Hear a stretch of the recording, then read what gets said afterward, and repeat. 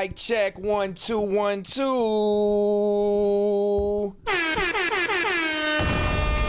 What is the deal, tribe? How y'all feeling? How we doing?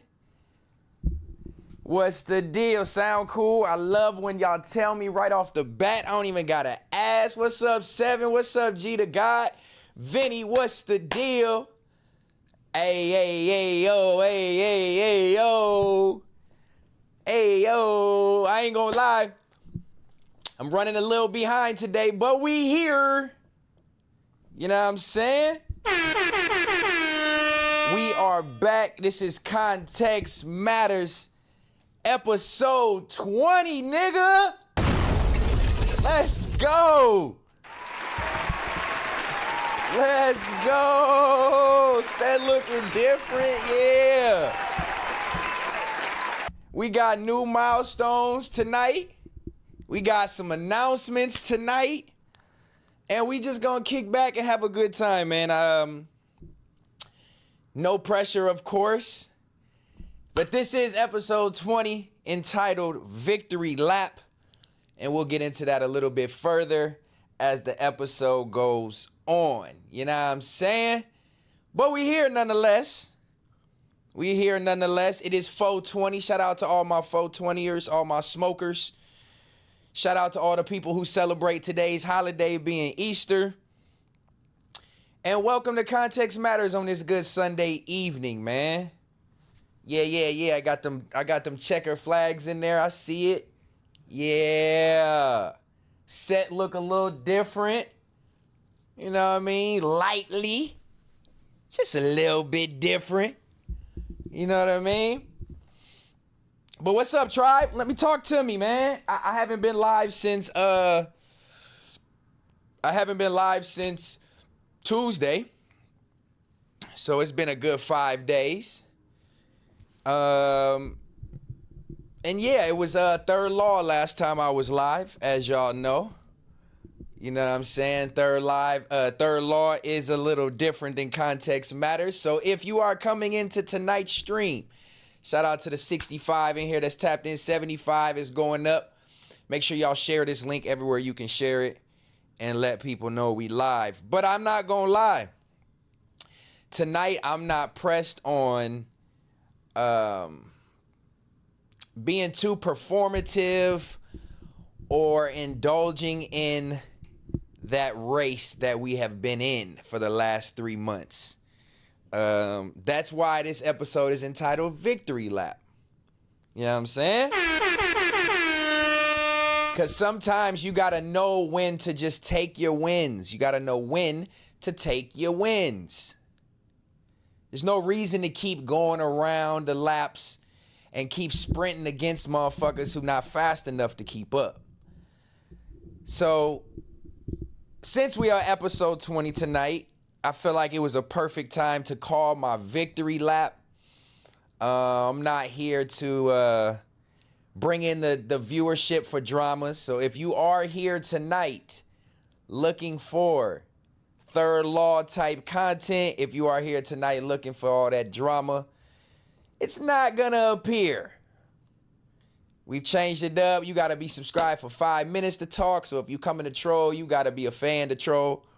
And yeah, we just gonna kick it and parlay. There's some news and shit that's been going on. I want to get back to business as usual over here. This is my first episode. Well, not first episode, but this is my episode back solo. As everybody knows, I did the MacWop episode. I did the Scotty episode. I did the Keem episode. And I had to just go back to the solo thing for a second just to let y'all know I'm still here. I am still here. Baby, can you bring me the water? Yeah, do that now. Thank you. And Miss Moneybags is here. All my tribe members, all my chat is here. What's the motherfucking deal? Where's the tiny episode? It's coming. I didn't want to overload with just interview or sit down after sit down after sit down. I didn't want the trajectory of the show to go towards. I'm zoomed in. You good? I didn't want the trajectory of the show, Context Matters, to be just about bringing in guests or bringing in people who aren't really my friends, right? I didn't want to be a fake friend and bring in other people who aren't really my friend. No, I'm just bullshitting. I'm bullshitting. No, for real though. All bullshit aside, yeah, I plan to still do that. I don't want people to think I'm wavering from that idea. I do want Context Matters to be kind of guest based, or where we can shoot the shit as a unit. But I just I didn't want to overload it with guests back to back. I did 3 in a row. I was hot. I was feeling good. Timing was right. So I went ahead and did those 3. And then we gon' introduce them slowly. I want the engagement to grow with the show, and not people just tune in just for that. So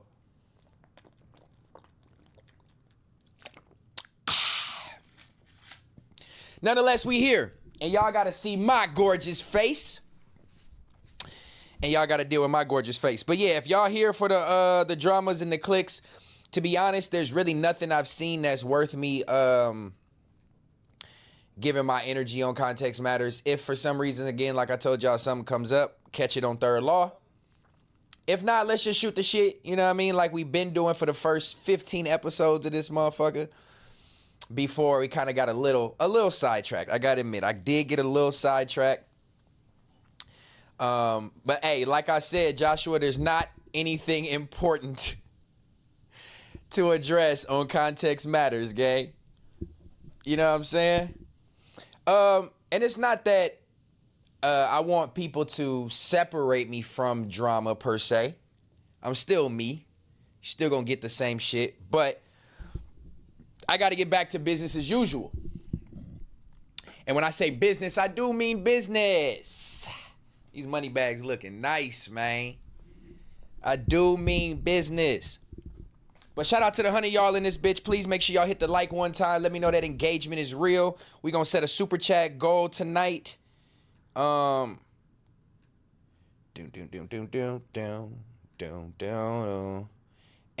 we gonna just talk some shit, man. There's news going on that I want y'all opinion on. There's stuff I just want to give my take on. And yeah, man. Good late night Sunday stream. Y'all know how we been doing. Ain't nothing different. We got the super chat goals up there. Street Profit, what's the deal? All forward motion. All forward motion, of course. You know what I mean? I got multiple shit going on. So we not just gonna make it seem like everything is about bullshit. We gotta talk about good shit too. But yeah, I'm gonna let a couple people pile in. As y'all can see, I did give me a little cut, you know what I mean? There's a reason, or not, isn't just a reason. What I'm gonna say is not just the reason why I got a haircut, but to make it sound bummy as fuck. I'm a hat guy. I've always been a hat guy, but I did get my hairline done. You know what I'm saying? And we got to show it off and showcase the evolution. You know what I mean? The maturation of being able to take that hat off. But we're going to let a few more people get in here before I make one of these announcements, foreshadowing into what I was just talking about. This is my first Context Matter stream, I think, without a hat. So, milestones. He said, bro, patting his weave. That's funny. Bro got a blowout flat top. Nah, these curls, try. You know what I mean? Don't make me get close. We might have to in a little bit anyway. But we'll showcase it all for all my fellas who, you know, want a little boost of confidence. You want that old you back?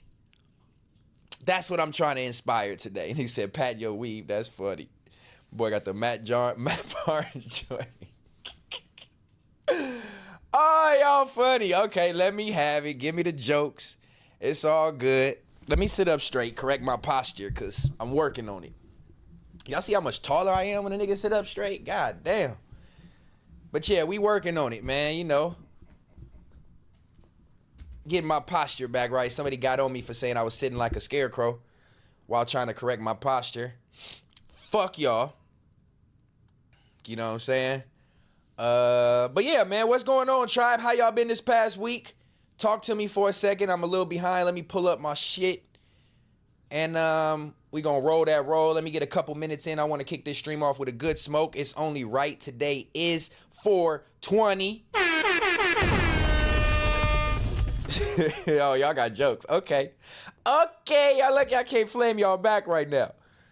It is 420, man. Shout out to all my smokers out there. If you are rolling up, please roll up and get prepared for a good session with your boy.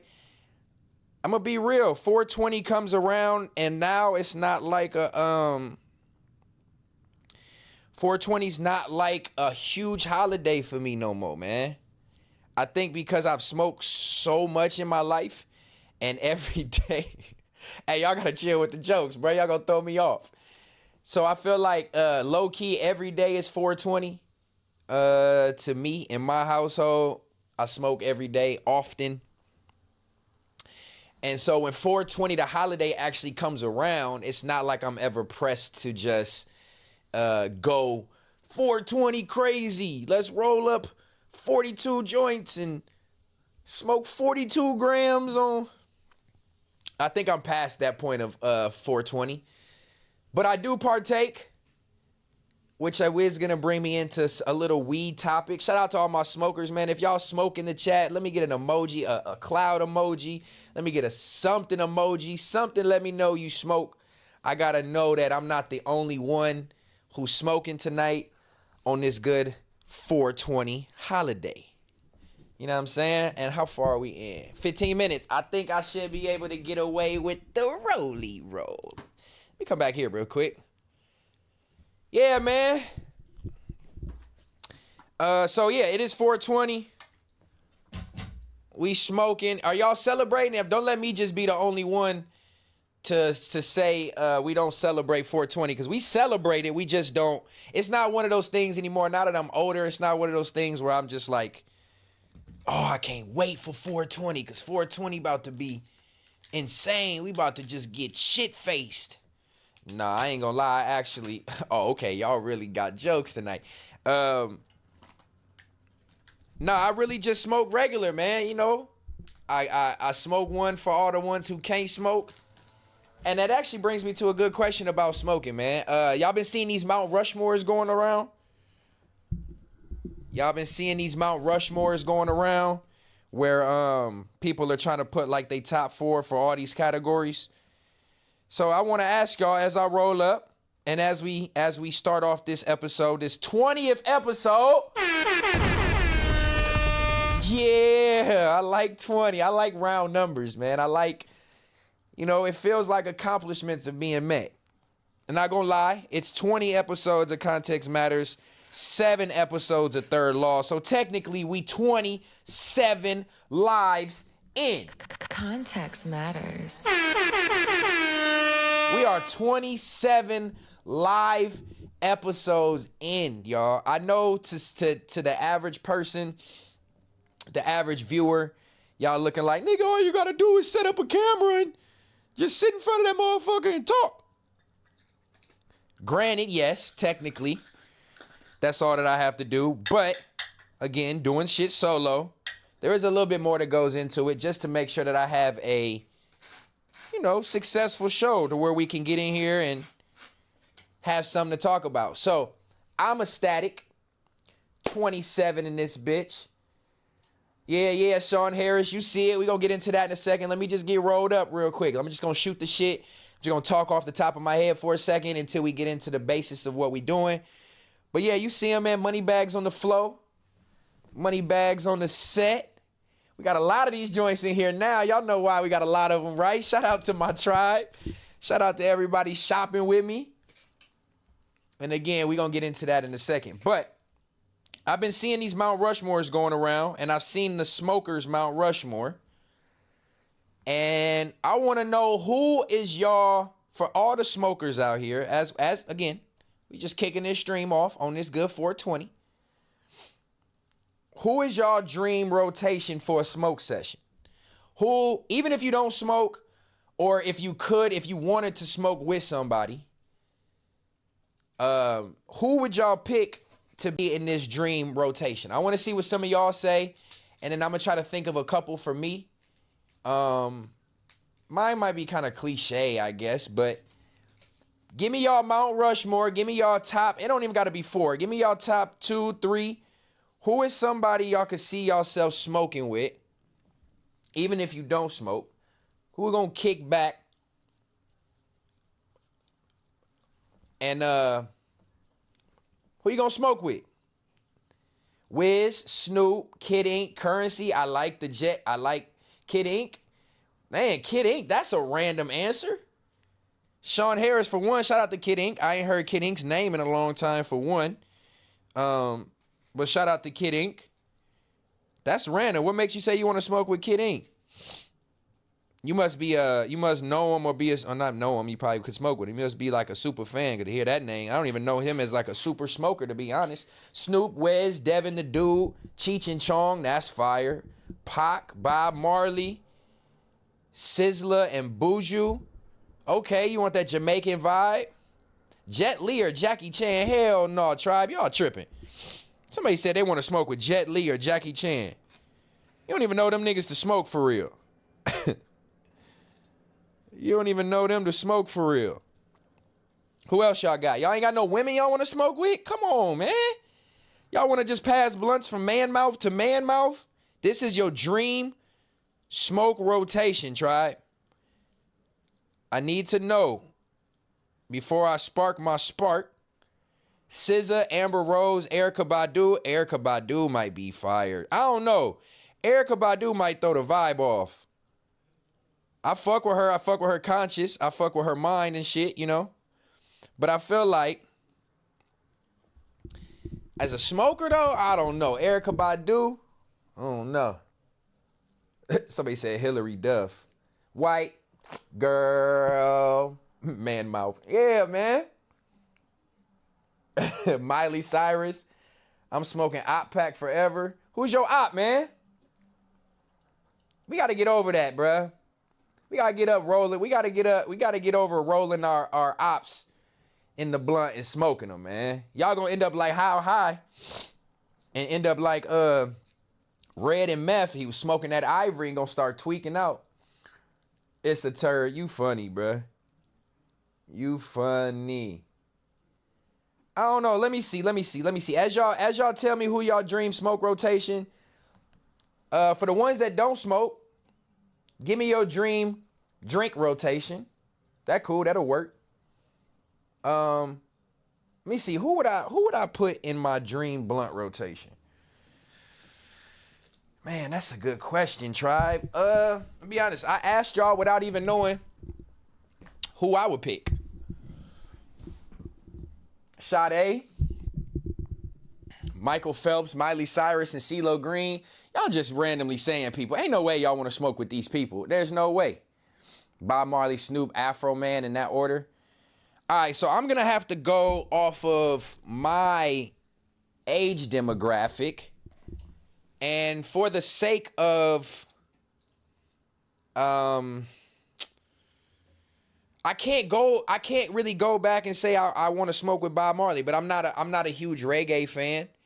Same thing with like Cheech and Chong. I know they legends, you know what I'm saying? But they don't really have an impact on me where I'm like, oh, I gotta do that. Like Willie Nelson, people be like, I gotta smoke with Willie Nelson. I don't really know all them people. You know what I mean? I'm for sure going Tupac. We gotta go Tupac. We gotta go Pac just for the sake of the conversation. I should have had the opportunity to smoke with Wiz, but that hasn't happened. I think I'd have to pick Wiz too. Wiz is definitely one that I'd have to smoke with.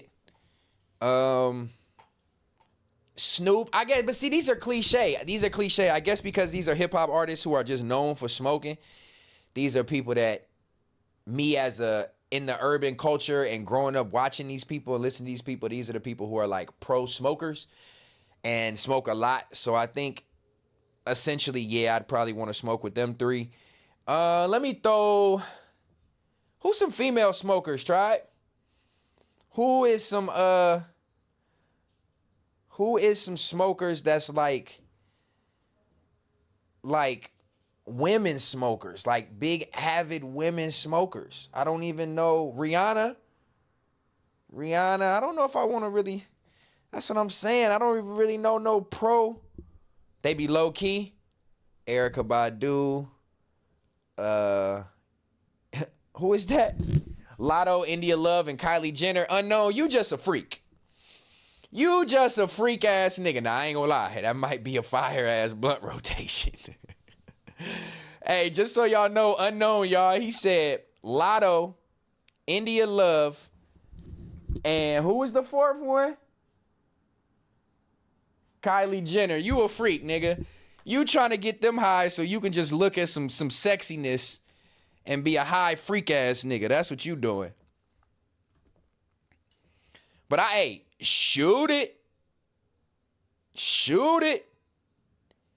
Whoopi Goldberg. Niggas saying porn stars now. Okay, y'all out of pocket.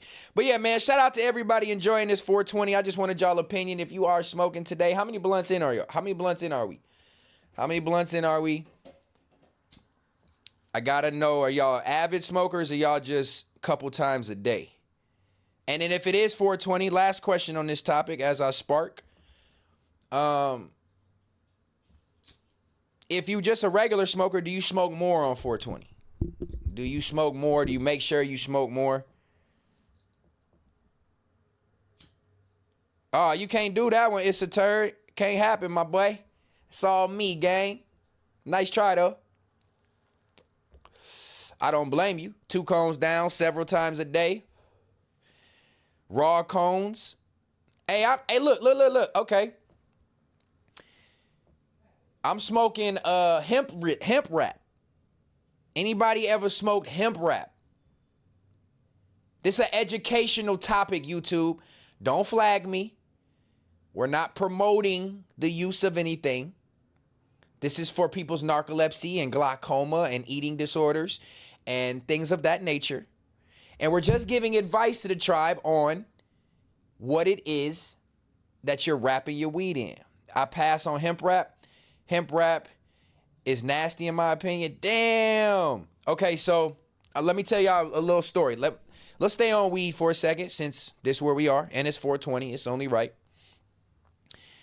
So I started smoking blunts when I was really young. I don't advocate for anybody to start this young.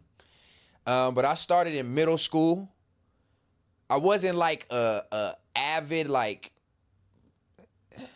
all the time. Obviously, I didn't have the means to do it. But this is back when you could buy nick sacks and dime sacks.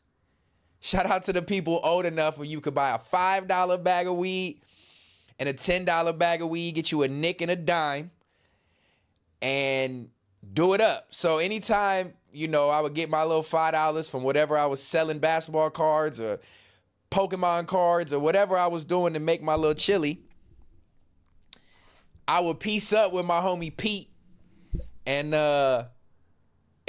we would go get little nicks and dime sacks. Keep in mind, this is back before there was Kush and Indoor and ZA and all the whole shit. We smoking probably Reggie or probably Corn, and this is I'm sure there was good weed out there, but I'm in Rockford, Illinois. I'm in the inner city. My access is limited. I'm fucking 12 years old, 13 years old. And my sister's boyfriend sold weed. So that's how I got my weed. I didn't have access to all the good shit. I was smoking look, 2 for $15. Look, y'all know.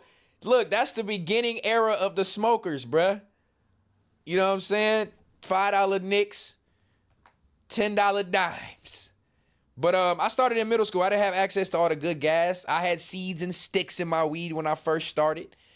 I'm not holier than thou.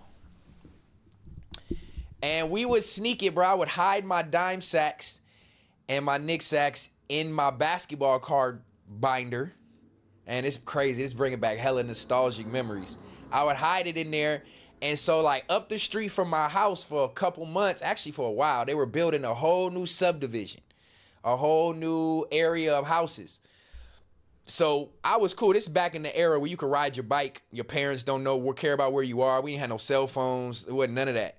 But they trusted that you was being responsible. People wasn't getting kidnapped and all that shit like that back then. So we would ride our bikes. Big memories. On my mama, blind to the BS. We would ride our bikes up to this new area, this new subdivision, like 3 minutes up the road. And we would go into the houses. This was our place to go smoke. We would go hide in the houses that was being built. You know, when you build houses that got just the bones and the wood, we would go in there and just smoke in there, ride our bikes around so we didn't stink, and then we would go back to the house. Nonetheless, this is that era where we started smoking, and we were smoking, damn, it had to be the individual cigarillos or cigarillos.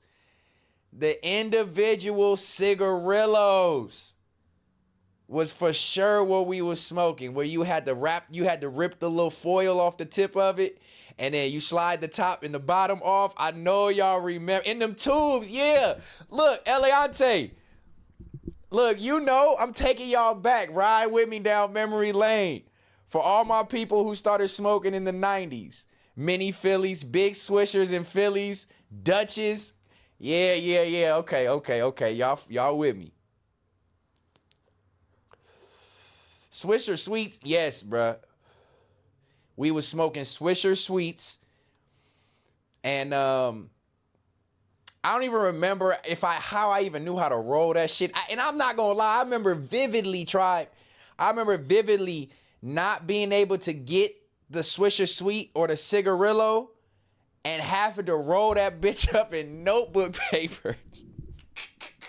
Context matters. Garcia Vegas, Game Leafs. On my mama. Dutchess, Philly. Okay, so y'all old enough to understand smoker etiquette when it was before all the flavors and all the styles of smoke came out. Dutchess, Dutch Masters. Y'all still smoking Dutch Masters? Don't say it like that. Don't say it like that. Garcia Vegas. Yep, them green joints. Them green joints. I did as well paper. See, look. I did it. I gotta be honest, tribe. I gotta be honest. I rolled weed in notebook paper. Babe, you smoking? All right. We all been there. But I started in middle school, unfortunately. Now, I wasn't like a avid smoker where we was smoking like all the time. It was like probably like once a week. Maybe we would try to like skip school and get away or do it late in the evening and whatever. I wasn't smoking like that. But I started in middle school. And then, how old were y'all when y'all started smoking? Let me know in the chat. How old were you? I might have asked y'all this before. How old were you when y'all actually started? Printer paper? Newspaper? No. I'm talking about notebook paper where you can't even lick it to stick and you got to like put a piece of tape on that bitch. Oh, shit. 13, 14, 16, 18 with Bone Thugs and Harmony 7, that's fire.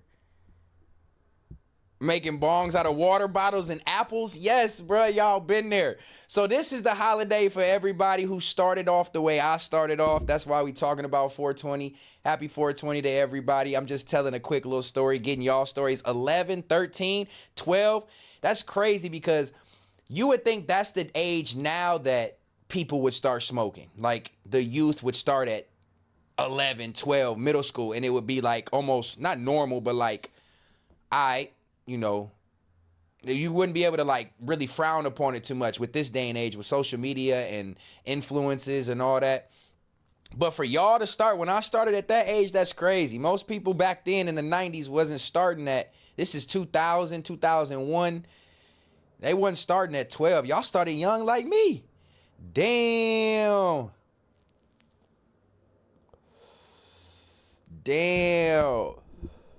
I've been smoking 25 years. Damn, bro, I've been smoking 25 years too, bro.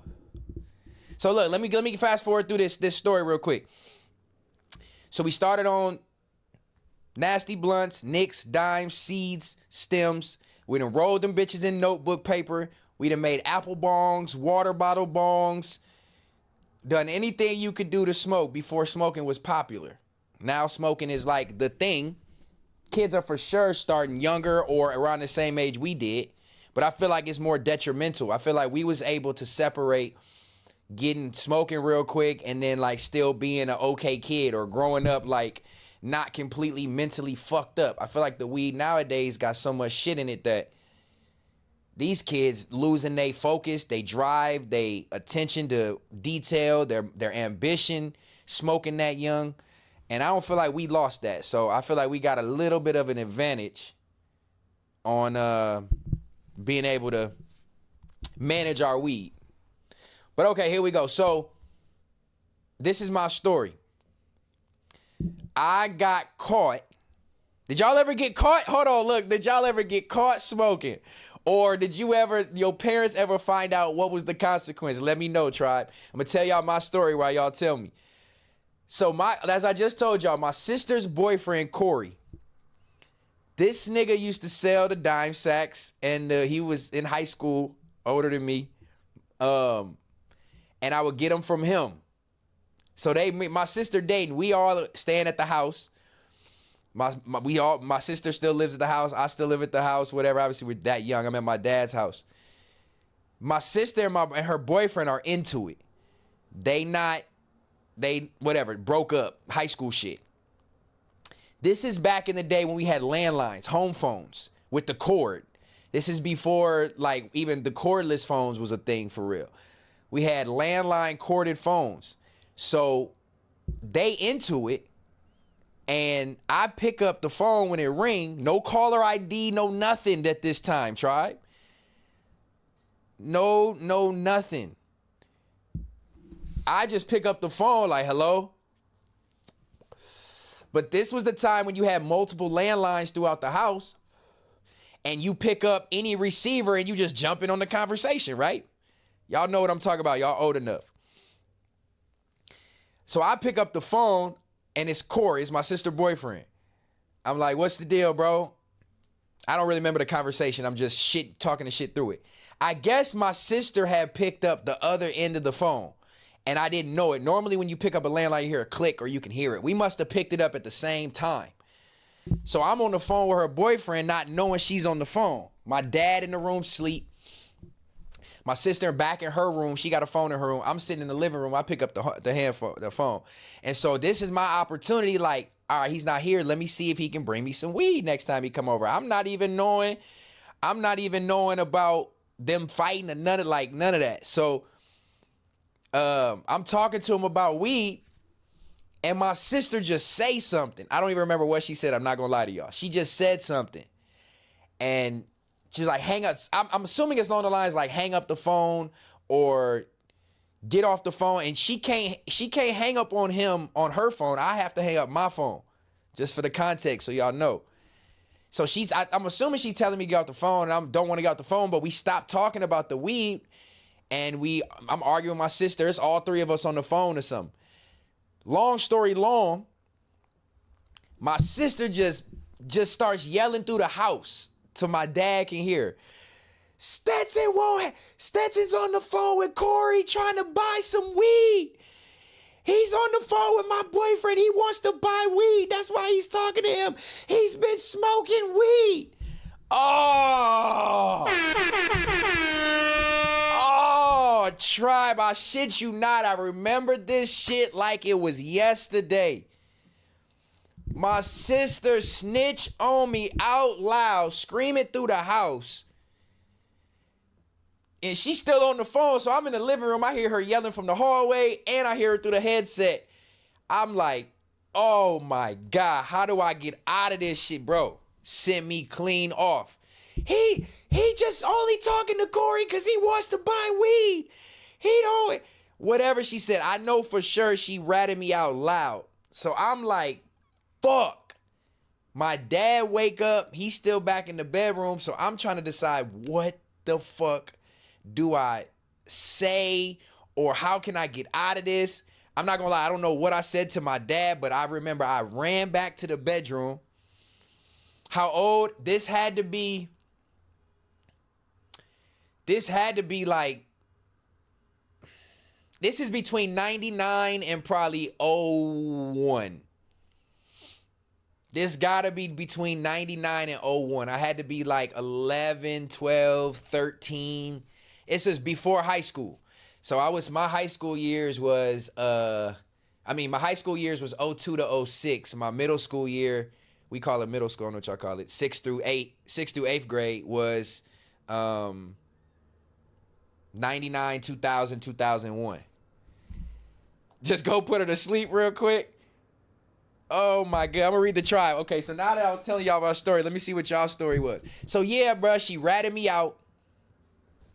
I remember running back to my dad's, trying to make up some excuse about the weed. He was half asleep. He didn't get super mad. He's like, we'll talk about it later. I don't really remember the details of the conversation, but that stopped me. That stopped me because I was scared at that point. I didn't want them to find it. They already kind of knew. I didn't want to give them any reason. I stopped for like 2 or 3 years. But that was my story on smoking, how I started smoking, why I'm here, I'm at where I'm at now. I done transitioned from blunts to papers to hemp wraps to the whole shit. And I'm a vintage smoker at this point. But look, let me see what y'all said. What a dream to have to be growing up in that era. I ain't gonna lie, I wish I grew up in the 80s more. I wish I was a little bit older. Let me run back on this. Let me see. There, they said 95. Damn, 7? Started when you was 18, had to stop because you went to the feds, was on probation. Yeah, see, so everybody, I feel like they got a situation that caused them to stop it first. I got ratted out by my sister. She ratted me out. I didn't get like punishment or grounded because like I guess they couldn't prove it. You know what I'm saying? Or like nothing taken away. I ain't get my ass whooped or nothing. But that for sure, that's when I first got caught. Gang said no caller ID. I'm telling you. I know about them phones. Remember phone books? Nigga, the yellow pages and the white pages? Oh, y'all finna take me back. Nigga, what? That's how you had to find a number. Since you clean off, you gotta start to swing. You should record for a mini film. What you mean? Record what, Ian? I'm talking to the tribe right now, so if you in this bitch, come holler at me in the chat. Let me know your smoker history before we get out this 420 topic.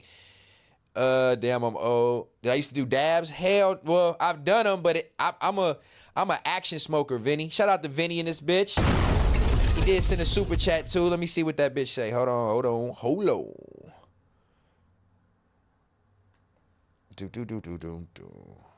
My boy Vinny sent a super chat. He said, shout out to the loyal tribe, Stedall, Johnny Bravo, glasses and no haircut.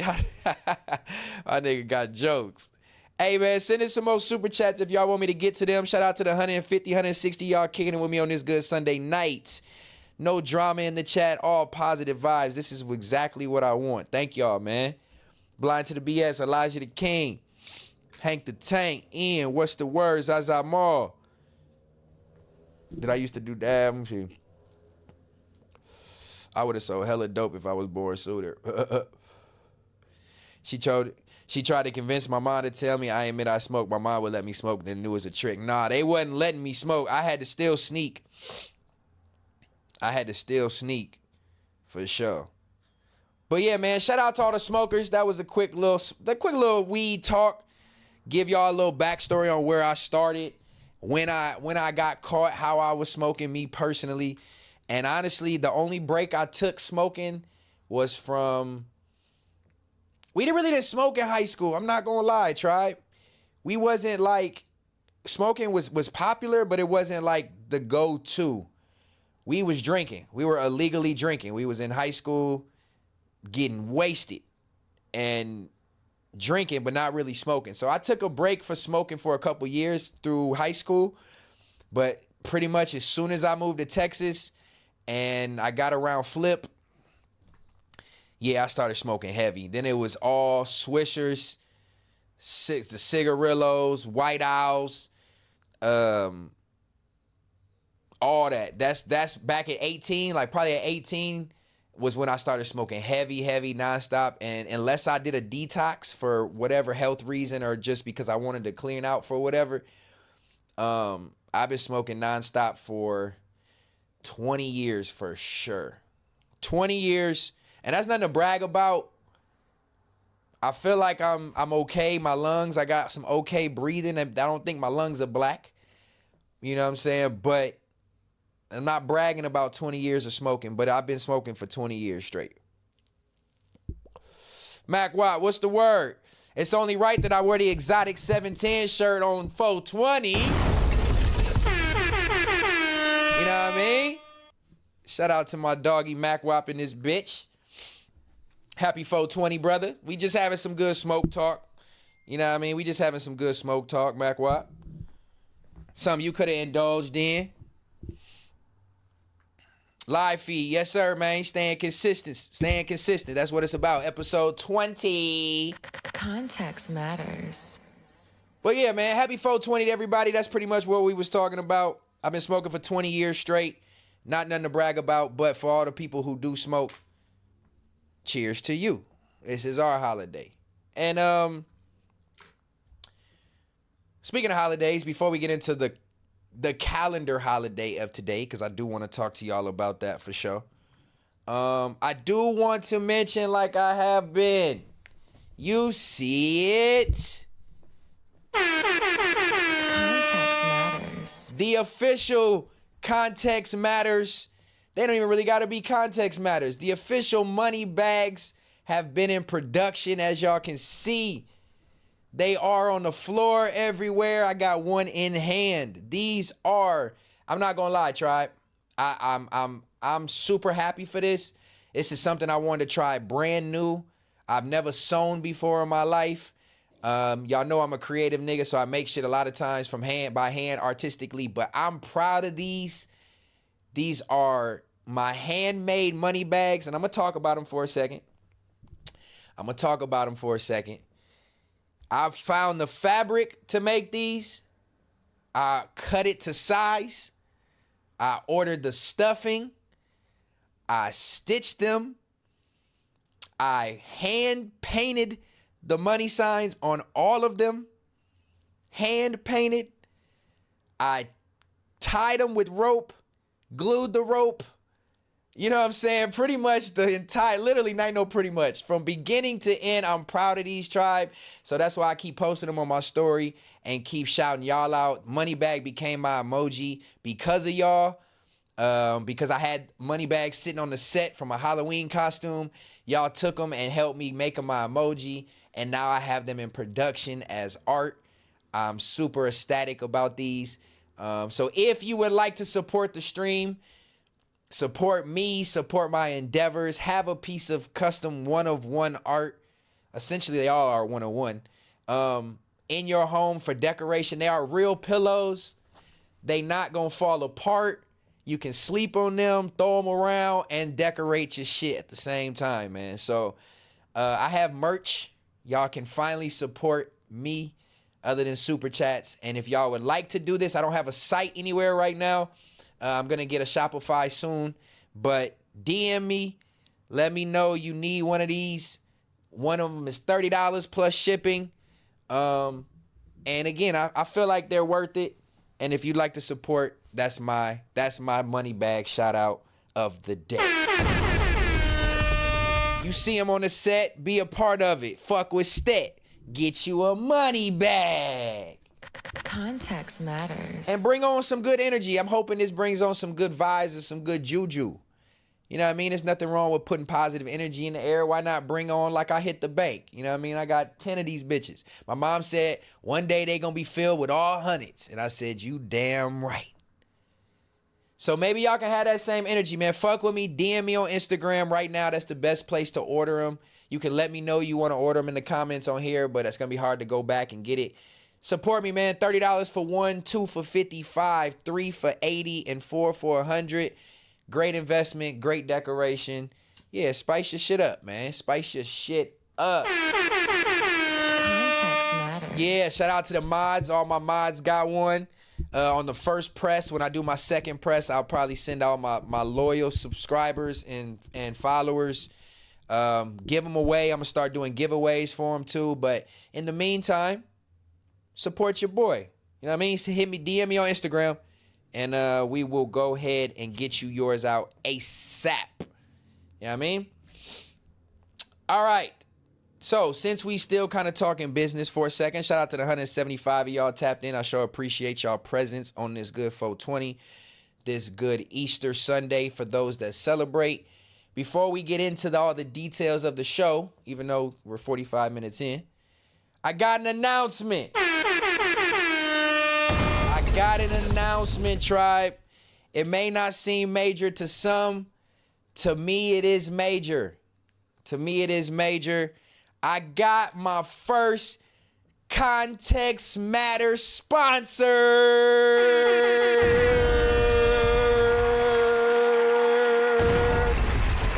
Yeah. I got my first Context Matters sponsor. It is one that I'm happy about for the simple fact that I'm an advocate for it. And I'm coming on this episode with no hat.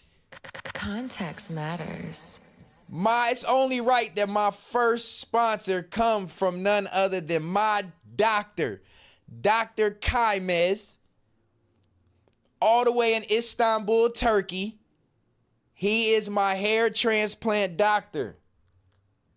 This is why context always matters for the story I told you about me going to Turkey.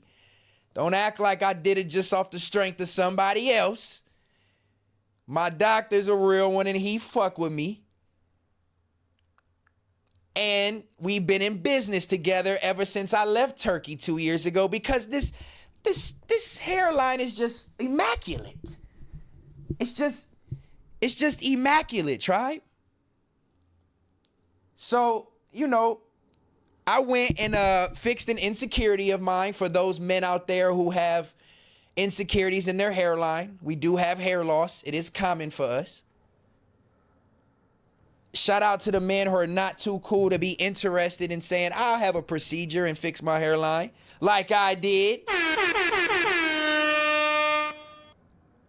I stayed in contact with my doctor in the doctor's office. We've been in business ever since I've left. I refer people all the time. I talk about it. I vlogged it to the world. I'm not ashamed of it. It is something that I am an advocate for. So why not have the stream Context Matters sponsored by Dr. Kaymez? Yeah. Context matters. So what we're going to do is we're going to get into a brief little commercial. And we're going to show you my visit for the first advertisement for Dr. Kaymez and his sponsorship of Context Matters. We are going to play my little teaser from my trip to Turkey where I got my hairline done and was treated like a king, like royalty.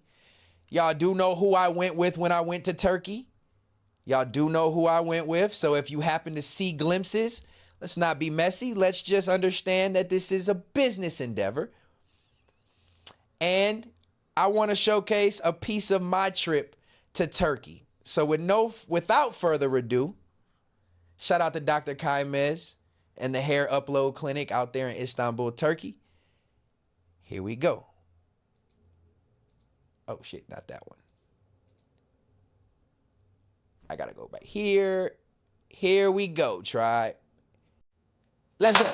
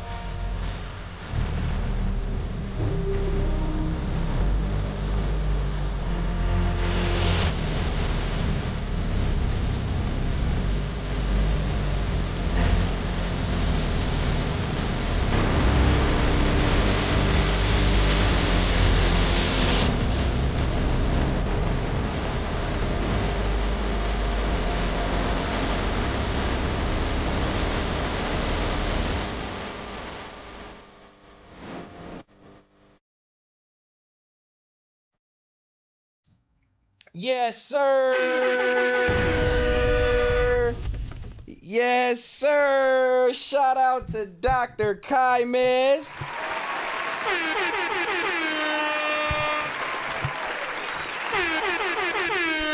Shout out to Dr. Kaimes all the way over in Istanbul, Turkey. He is the official first sponsor of Context Matters. Context matters. You know what I mean? And it's only right. I'm on stream with no hat tonight, man. That's how confident I am with my doctor. Let me tell y'all something about this real quick. Since this is the first night of his sponsorship, let me give y'all a little backstory. As y'all seen in this video, my hairline was fucked up. I was receding in the corners, mainly the right side over here. Was my main issue. I did add in a few pieces of hair into my beard. Not ashamed to admit it. I've told y'all this. I had a beard, but it was just... I had a beard, as y'all seen in that video. That was pre-surgery. I just needed to fill in a couple spots. So yeah, man. I was a little insecure about it. I was wearing a hat my whole life. Even at, well, once it started to go a little bit, and I'm like, fuck it. If I got the opportunity to fix it, I'ma just fix it. There's no reason to not, you know what I mean? If I can afford it, if I can make it happen. Women do surgeries, men do all kind of surgeries. People get their teeth replaced. People get all kind of shit. But as soon as a man fixes his hairline, it's funny. Well, to me, it can be funny. But I'm happy with my results. You know what I'm saying? I'm happy with my results. So shout out to Dr. Kaimes. I have not, let me tell y'all something.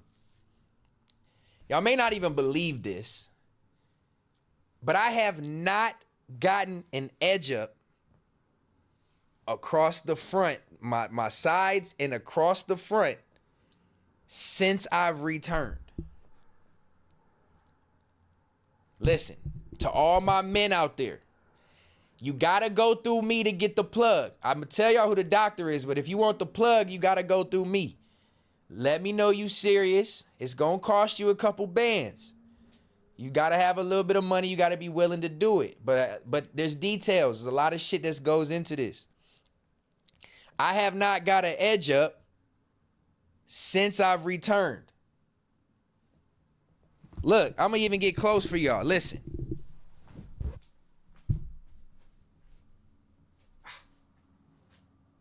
Look, y'all probably can't hear me, but check me out.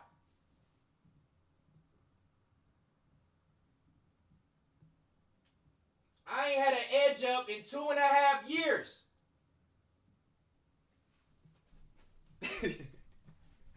Nigga said, bro, if you don't go sit down, hell no. Shout out to my doctor, man.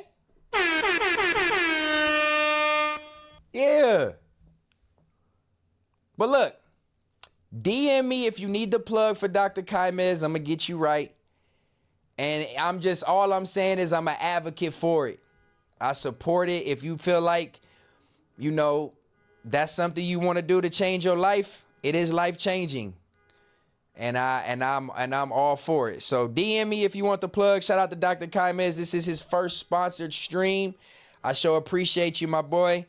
Yeah, man. Let's get to this money and let's get you some more patience from the United States, man. That's what we're here to do. Shout out to the 205 of y'all in this bitch. Make sure y'all hit a link. W to the booty hair. No. So further, as I mentioned, he'll be sponsoring the stream for a while. I'll talk about different things each stream according to the video and according to the procedure and what it comes with and pricing. I don't want to dump it all on y'all right now. I've already been talking about it for 10 minutes or more.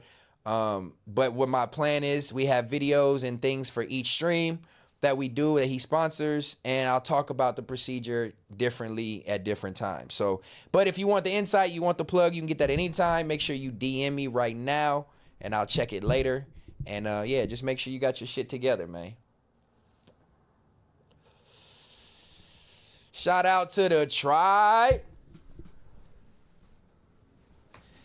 I'm fucking with y'all, man. My hair plug, my brother. Better ask about me out here. You better ask about me out here, my boy.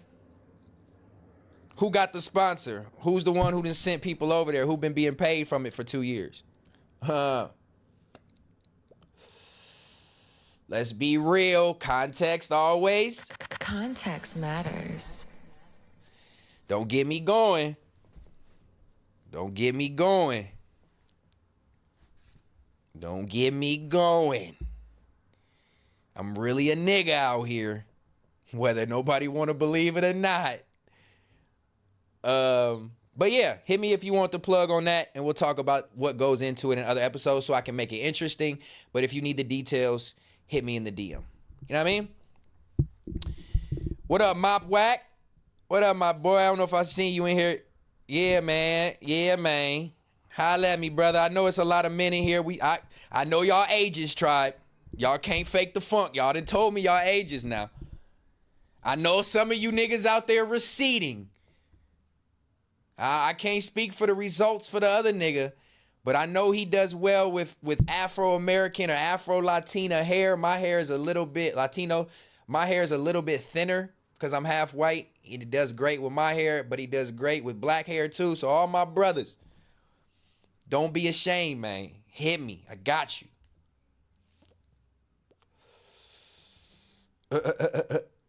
It's some young buck. Yeah, some of y'all young bucks losing y'all hair too. I don't know if it's in the foods. It is in the foods. It's aging niggas fast as hell. This food is aging these kids, bro. That's why these kids be full on body hair and mustaches and beards in middle school. Be 6'9", be 200-pound middle schoolers, bro. This shit is outrageous what they putting in this milk and this food. Outrageous.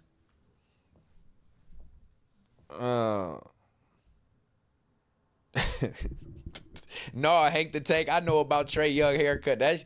He need the doctor too, and he young, but he might have a hair condition too, though. You know what I'm saying? It worked for that. It worked for that.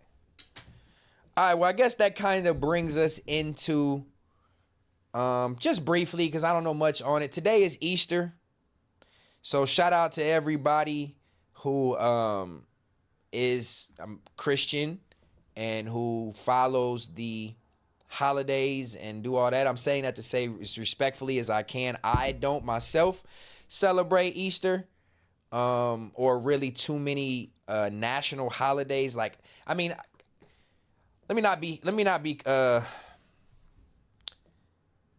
be completely like politically correct and say, well, not politically correct, that's not even the word I'm looking for. Let me not act like I don't partake. Like, I have nieces and nephews. I do have a girlfriend who on Christmas and things like that, you know, you still partake in the spirit of gift giving, I guess. But I guess I do celebrate certain ones. The Christian holidays, the pagan holidays, as people would paint them, I'm not really super religious. So I don't follow them for any biblical reasons. I do have a homie who's been trying to put me up on game about holidays, why he doesn't celebrate them. He grew up Jehovah's Witness, but he's not super churchy, but he's just, you know, he's familiar with the book. And he's been telling me, man, like, these aren't the real times. These aren't, like, this wasn't Resurrection Day. And then, like, Christmas wasn't the real birth of. And, like, because even, like, our calendar is out of whack. So as far as, like, the date even being a date, it's pretty much considered pagan because it's used as something for monetary gain or, like, a capitalistic profit, right? We live in a country where everything they have to maximize to get the dollar out of it. So they turn these holidays, from what I'm hearing, they turn these holidays into really being consumerist based, where they have to find a reason for on these days that are celebrated for you to spend a shit ton of money. Christmas, whatever, Thanksgiving, whatever these holidays are, the idea is to make money. And I've read something that they made billions of dollars just for Easter gifts. And the fact of, like, if Easter is really meant for the resurrection, then why is it a bunny hatching an egg? Like, and eggs, you paint eggs. Like, it's too comical for me at this point, really, to, like, bro, Hairline owns its own beauty salon on Slauson. Wolf Rose, that is comedy. I had to get interrupted to see that. My bad. Oh, my goodness. But so, when I look at with what I would consider my pineal gland being open a little bit, and I step outside the box of like a United States citizen or like a consumerist, and you start to realize what these holidays are really for and what they really don't symbolize, it just made me pull away from partaking in them like crazy, or like celebrating them like, oh my God, it's Easter, oh my God, it's Thanksgiving or Christmas. Like, that's just my take on it. So for me, I wanted to talk to y'all because I don't want to be the person who's on here acting like I know everything about these holidays. I even hit my homie today like, hey, can you give me some more context on why Easter is not considered the real resurrection and all that? He sent me a link and I was reading it, but it's really wordy and it's a lot. So I didn't get to consume it for real and digest it before I got on here with y'all. And I know there's people that do celebrate Easter and celebrate these holidays. So give me some ideas. What up, the team? I'm glad you checking in, man. You ain't never late. Don't matter what time you tap in, you here, brother. Appreciate you. Your friend is right. Good old pagan holiday. Study Saturnalia. What bunnies and eggs got to do with Jesus? Yeah, Vinny, I'm telling you, bro. I don't know what Saturnalia is. You're going to have to put me up on that. Charles Oakley, you got a good take too, man. I don't celebrate anything but my birthday. Damn. Christmas is really a Roman holiday. Uncle Biscuit said it too. Saturnalia. What? Oh, man. Y'all niggas got to put me up on game, bruh. Christianity and Judaism's the biggest scam of all time. As Charles Oakley said. I feel like religion is a way to keep us trapped and keep us in this ideology of like prayer is your only way to reach the afterlife in a positive light, I guess. Whatever you decide to call your heaven or hell or whatever you go by. I think it's just like it's like a cult in a sense, respectfully. And it's like when you follow a book, in my opinion, that's been rewritten a lot and doesn't really have its true foundation anymore, or to find the real root of things, it takes a lot more knowledge than a lot of people in these churches are probably putting in. So they're just getting the surface base. And to me, it looks like a lot of like zombie-ish activity. And I've never really been a churchy person, so I'm not speaking against it per se, but it wasn't never for me. And with the holidays following suit, it just looks like we've been told something for decades and centuries, and like that's all we know. That is all we know. We passed down what we learned centuries ago, and we pass it down and we pass it down and we pass it down, and that's like just what we're taught. You know what I mean? Like that's why if you are a conspiracy theorist or somebody with your third eye open, you're looked at weird, because it's like the masses have been taught this for centuries. This is all we know. We know Christmas, we know Thanksgiving, we know Easter, we know all the shit. And it's like, me being a person who likes to be able to see cold hard facts, or you got to be able to prove it to me to a certain extent, none of that shit really has been making sense to me, to just believe that there's nobody alive, right, that was around when this book was written. Respectfully. There's nobody alive over 120 years old in this country that can talk, probably, that can even tell you what was going on in 1900. So it's like, how much information, and we know what this country does with information in our history. They erase it and they try to paint over it, or paint it as something different. So what can we really believe anymore? You know what I mean? Like, that's my battle with religion and holidays that celebrate religion. And like, I'll partake in Christmas for the sake of like my niece and nephew, or if I have kids, I'll partake for the sake of the kids. My girlfriend maybe, but like getting Christmas trees and decorations and the manger whole little, I just never really resonated with me, to, especially as an adult, to be like, oh, that's something I need to make sure I partake in, or I don't believe in God. You know what I mean? So it's been a battle with me, but as I've gotten older, I've realized maybe this shit is all really a game, and it's really all like a facade of like distraction in a sense, consumerism, make you spend your money, make you kind of be blinded and believe, make your kids. I see, and I feel like, you know what? Now that I'm, man, Context matters. now that I'm talking this out loud, it all makes sense. And I know this is probably somewhere I can find it. So I'm not saying I'm the one who thought of this, but it's like every single main holiday or something to celebrate in this country comes with a cartoony kiddie attraction. Everything. You got Cupid at the beginning of the year with the little bunny shooting the arrow. I mean, the baby shooting the arrow. You got Easter. You got St. Patrick's Day with a little leprechaun and green good luck and money and pot of gold. And then you got Easter with an Easter bunny and Easter egg. And then you got whatever else leads up to them making bullshit ass September 11th a holiday just so that they can make it look like they didn't do it. Leading up into Halloween, costumes, kids, candy. To Thanksgiving, you got turkeys and pilgrims, and they mispaint Thanksgiving or what that really was. And then you got Christmas with Santa Claus and elves and reindeers and toys.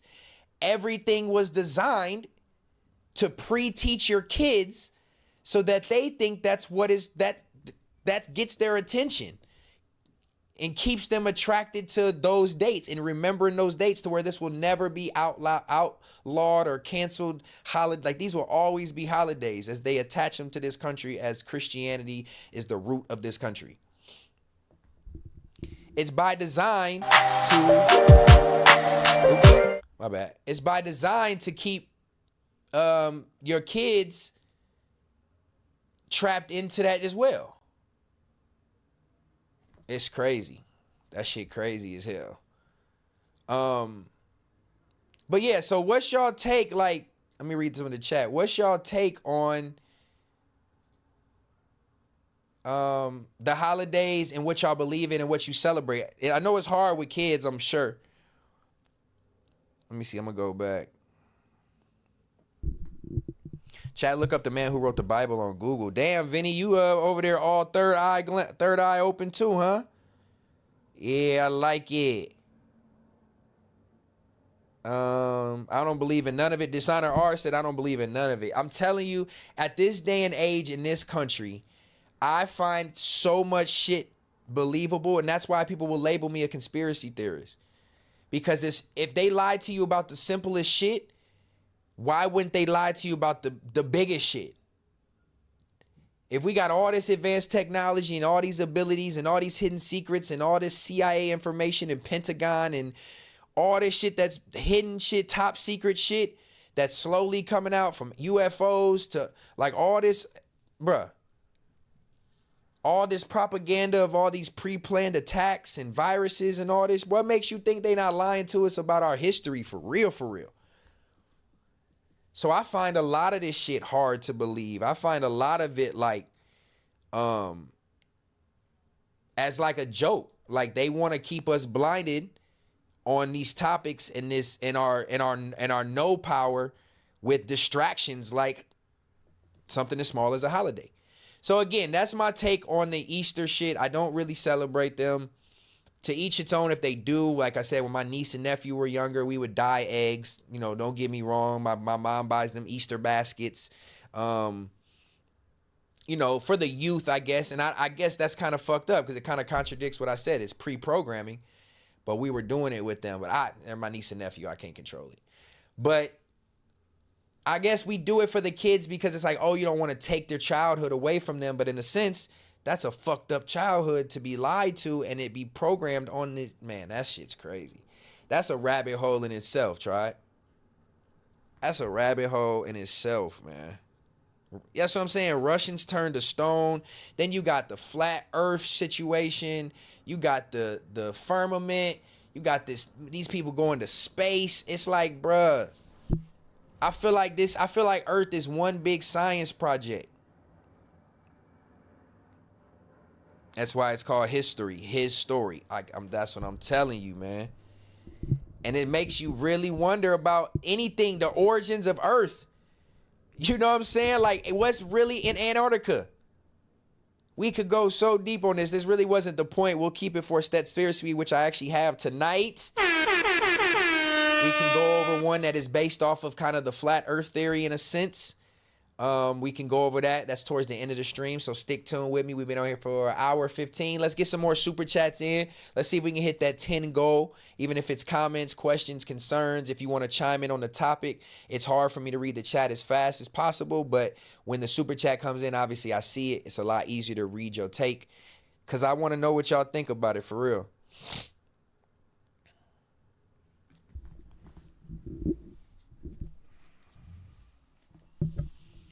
Yeah, man. So that's the take on the Easter thing. We ain't gonna sit there on that one too long.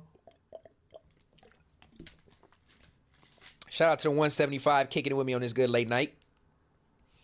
You's alls appreciate it. You heard?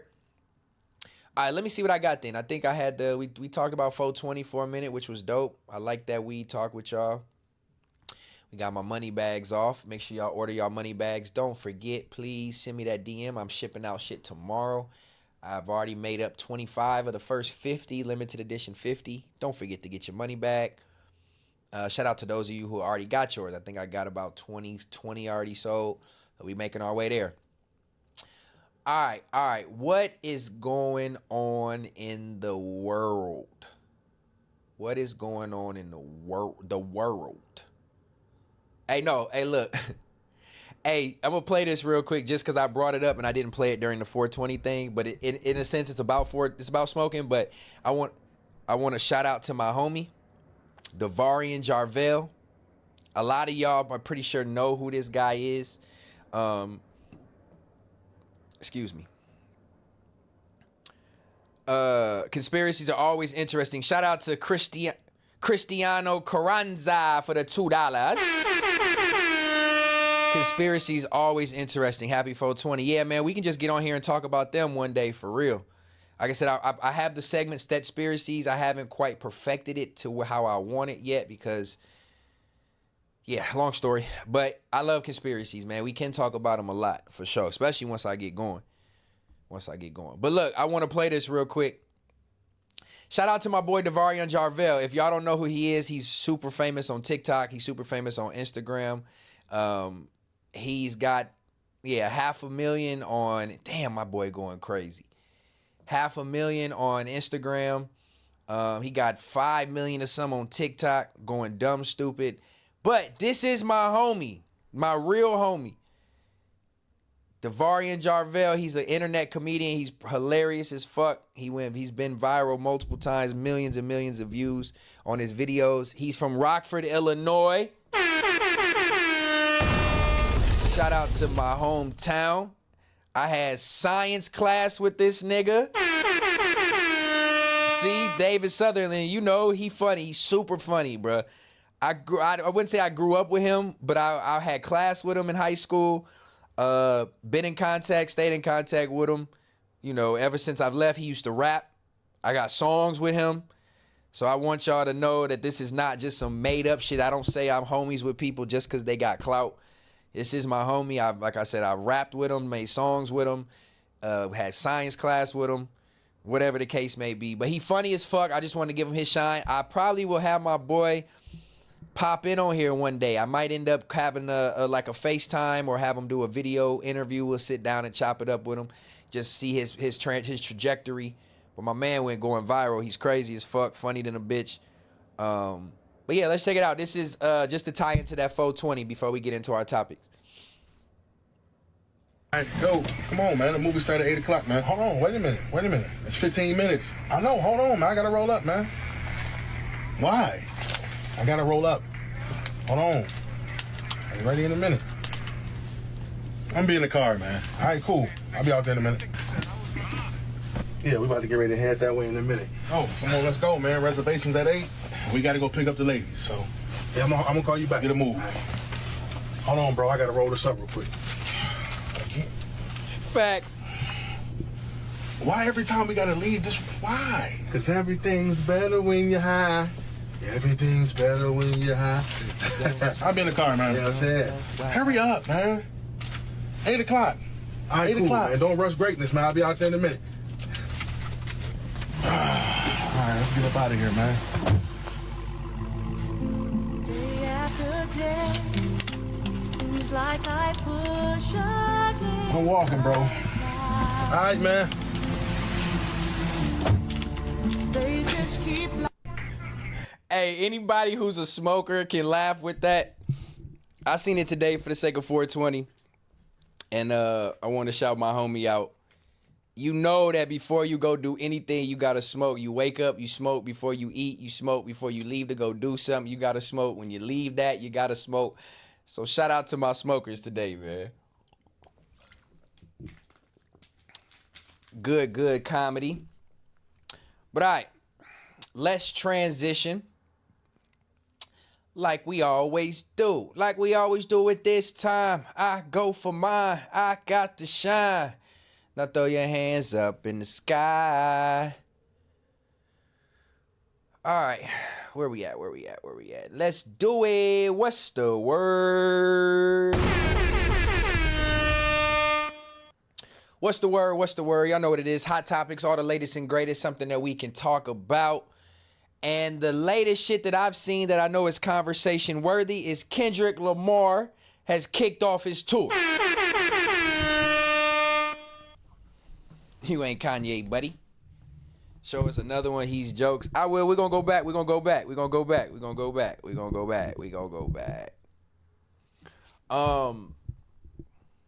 Yeah, man. Kendrick kicked off the GNX tour. I thought I had some clips, but I guess I didn't. Let me make sure. No, I didn't get the link. So let's see. He's doing stadium tours. I've seen the good takes and the bad takes. What the fuck? Oh, no, hold on. I've seen the good takes and the bad takes. What y'all feel about it?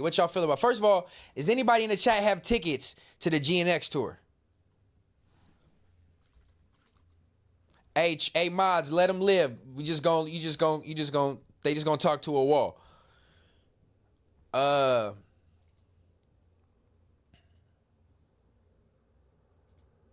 no, I ain't want to go there.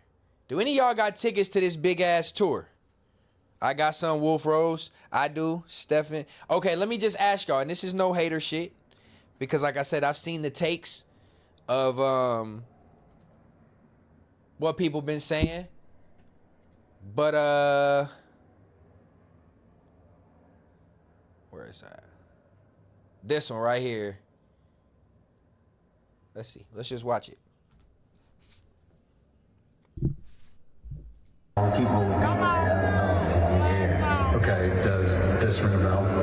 Drop, drop, drop, drop, drop, drop, drop, drop, drop, drop, drop. Hey, do you see this thing? Psst. I see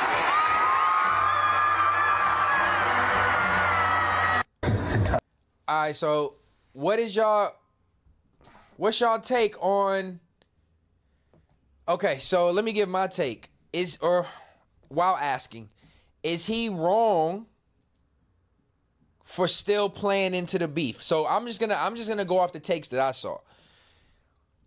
One of the takes that I saw, again, it's not me saying this, but people was like, Kendrick still has to perform the diss songs on tour, otherwise, which to me sounds crazy because he's toured without these songs, but now he has to still play into this beef and perform these songs on tour, whereas Drake, when he was on tour in Australia, he didn't perform any of the beef songs.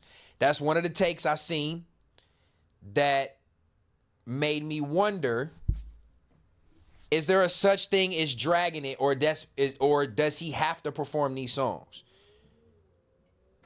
I feel like he's got to perform the songs because this moment is the biggest time in his career. And I feel like even though he's been successful tremendously in the past with other projects and things, he has to capitalize off of this moment. It's called the GNX, the Grand National Tour. The album was the GNX album, in which a lot of it, you could see he was probably sending shots at him. It's coming off the hype of the beef. Like, he would have to perform these songs. He performed them one of them at the Super Bowl. So it's like, is he dragging it or not? I feel like,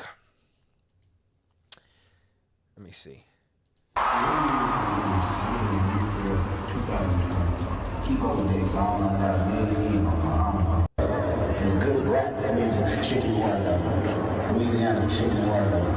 Come on, want chicken. I'm gonna order you something. See, people in the comments talking about he's corny trying to make everything about Drake. And I'm like, nah, because these are the biggest time in his career. He's still gonna capitalize off of it. And people are wanting to hear those songs. To be honest, a lot of people became fans of Kendrick because of the beef. So I feel like I'm not going to sit here and say, oh, y'all know how I feel about things, but I'm not about to sit here and say, oh, he shouldn't have performed those songs or he has to rely on them. No, this is part of his catalog. Whether they diss songs or not, he's got the right, in my opinion, to perform these songs. You know what I'm saying? I feel like he's still got the right to perform them. More so than, he had the right at the Super Bowl, but I feel like he could have missed them at the Super Bowl and then did it on tour. Whatever he chose to do is on him. But this is the biggest songs in his career came off of the back of this beef. We got to be 100% real. Whether he won the beef or didn't win the beef, however you feel in particular, the height of this, he got the Super Bowl. The height of this became the height of Kendrick's career. He's doing stadium tour. This is not a arena tour. This is a stadium tour. He's doing these numbers because of the hype that came from the Drake beef. We gotta keep it a bean. You got one of the biggest artists in the world going against the biggest artist in the world, and y'all gonna share fan base and share views. Y'all gonna double up, triple up on everything. Plus bring in new people who have no idea who you are. So we'd sit here and be dumb if we were gonna sit here and act like Kendrick did not get bigger after the beef. Drake got bigger after the beef. You know what I'm saying? Like I said, we got people that got hip to this beef from the Super Bowl. Probably people that was in the stands in the Super Bowl, like, what's going on? Why is it such a big deal? Why is old white people singing A minor? Like, they would never listen to these niggas' songs probably before that. So we would be dumb to sit here and say that Dot didn't get bigger off of the beef with Drake, and Drake low-key didn't get bigger off the beef with Dot. We'd be a fool to not.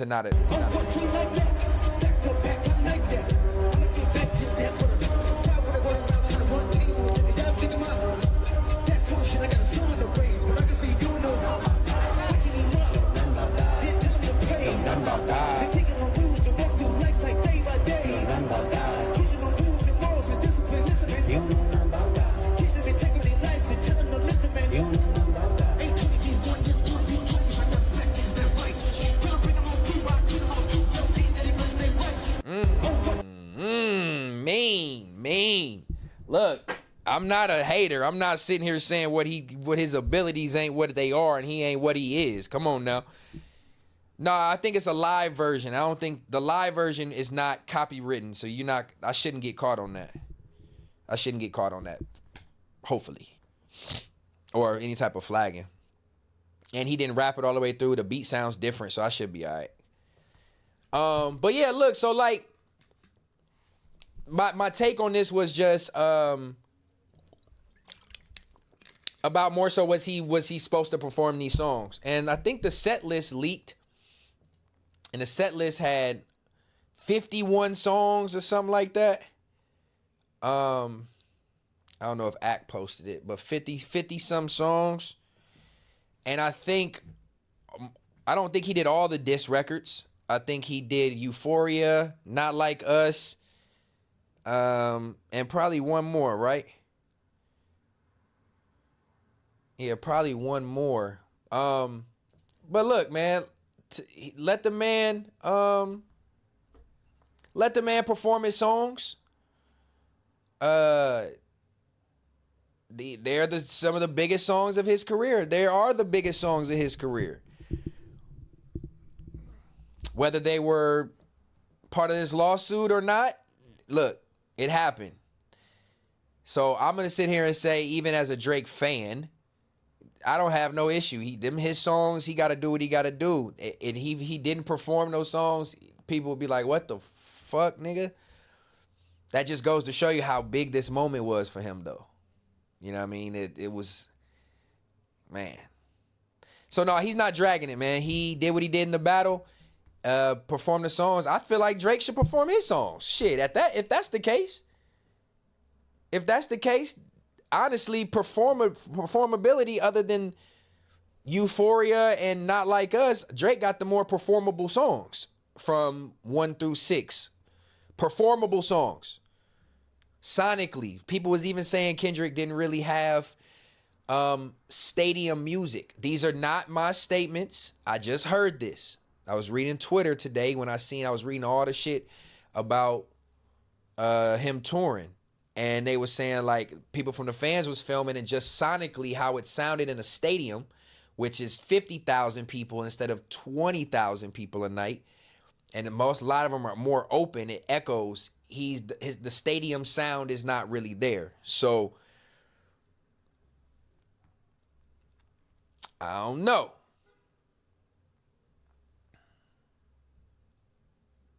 That's all I heard. Family Matters would go crazy live. That's what I'm saying. I feel like there's a lot of songs that just would sound good if Drake performed them live. Fuck it, perform them shits, nigga. They some of your biggest songs too because of this beef. We not gonna sit here and be one-sided. Drake got a lot of attention off of this shit. But anyway, GNX Tour is on the road right now. Matter of fact, let me check. Let me see. Cause I'm not one that'll be like, oh, let me go. But if the opportunity presents itself, I go. You know what I mean? I go. Let me see.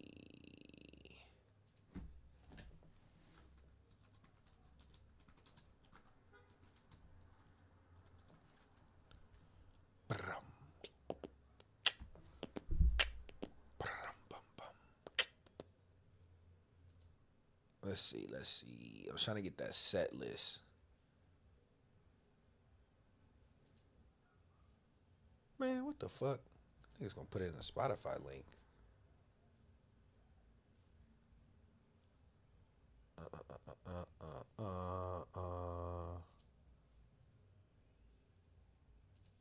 Let me see. All right, here's the set list. I guess it's not really a spoiler per se, because I mean there's clips going on, and then now we know the order, but there's 51 songs. Now I get it, he's not performing the whole song all the way through, but he starts off with Whacked Out Murals, Squabble Up, King Kunta, Element, TV Off twice. So he knows TV Off is what's going crazy for him. 30 for 30, Love Galore, Broken Clocks, The Weeknd, Euphoria. Hey Now, Say Now, Reincarnated, Humble, Backseat Freestyle. Ooh, that's a cold little stretch right there. Ooh, shit. That's a cold little stretch. Euphoria, Hey Now, Reincarnated, Humble, Backseat Freestyle. Oh my goodness. Family Ties. I heard he spit a new verse to the Family Ties shit. Swimming Pools, Mad City. Oh my goodness. Hold on. Man at the Garden. Then SZA come out in between. Dodger Blue, Peekaboo, Like That, DNA. Bitch Don't Kill My Vibe. Money Trees. Damn. And Not Like Us is the third to last song. Wow. Smart. You saved that for the end. That's smart. But yeah, shout out to everybody who got their tickets, man. I'm not no hater. Go enjoy yourself if you feel like that's the move. If you feel like that's the move, go enjoy yourself. But to the performing of the songs is one thing. How do y'all feel about the little deposition thing? That don't matter. He mimicked Lil Wayne and did the whole little deposition. Yeah, it don't matter. All right, let's move into some interesting things, and it's gonna kind of tie into what we were just talking about. You know, Kendrick pledged allegiance to Demar DeRozan. He's from Compton, and they locked in. Are we locked in? And Demar DeRozan just got into a fight. So I know y'all probably seen this. From what I've seen, it looked like he was at a sushi spot out here. Hold on. Hello. Not that one. This one.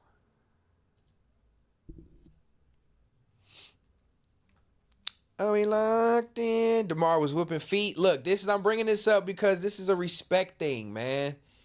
Let me go full screen.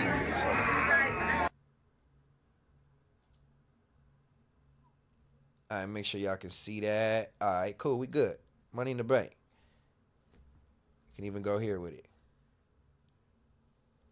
Bro, fees.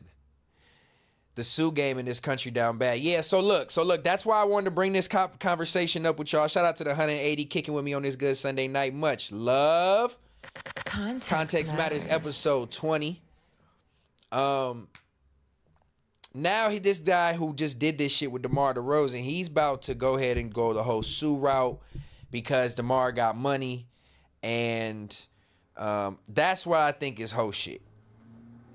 And on top of that, I think his actions was whole shit. You're not, first of all, I'm sitting down to eat. I'm at dinner. We not just walking somewhere where I can see you coming.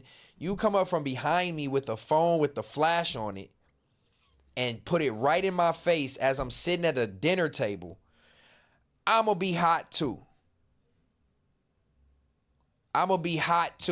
And supposedly this guy's an internet social media person, and you can tell now his whole play is I'm trying to get money. I don't feel like this shit gonna work. I pray, even for the sake of DeMar DeRozan, that they don't hit him with no lawsuit and it stick, because it's on camera. This ain't you got beat up because you didn't do nothing. You got beat up because you was not only in my pride. Well, he didn't touch him, and that's considered public property. Well, maybe not. It's a restaurant. It might be private property. But still, nonetheless, I don't know the legalities on it. But I hope this man don't get away with this and get no case. He got a case of the ass whoopings is what he deserved. Watch him.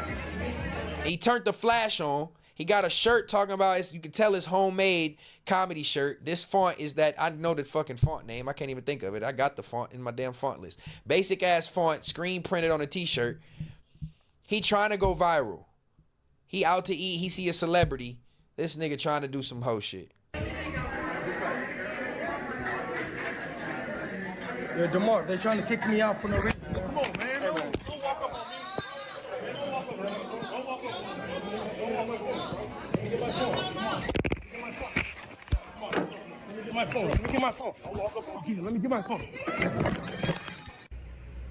Look at this nigga.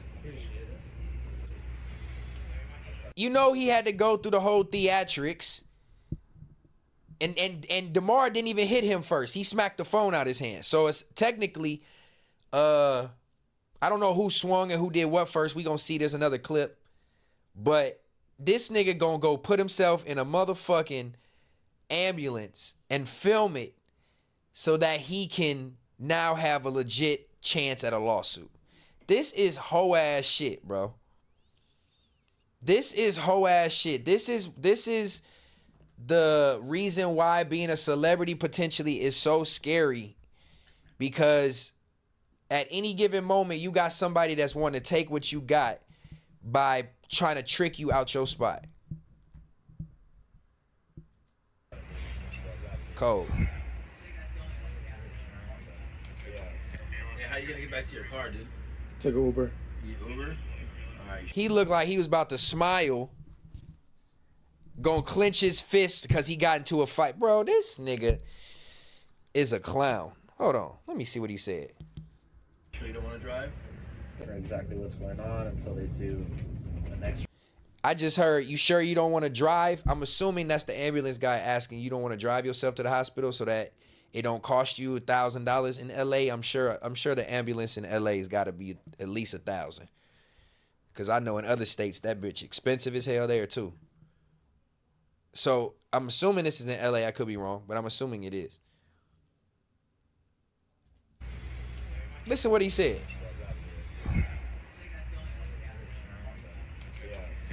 how you gonna get back to your car, dude? Take an Uber. You Uber? Oh, okay. Sure you don't want to drive?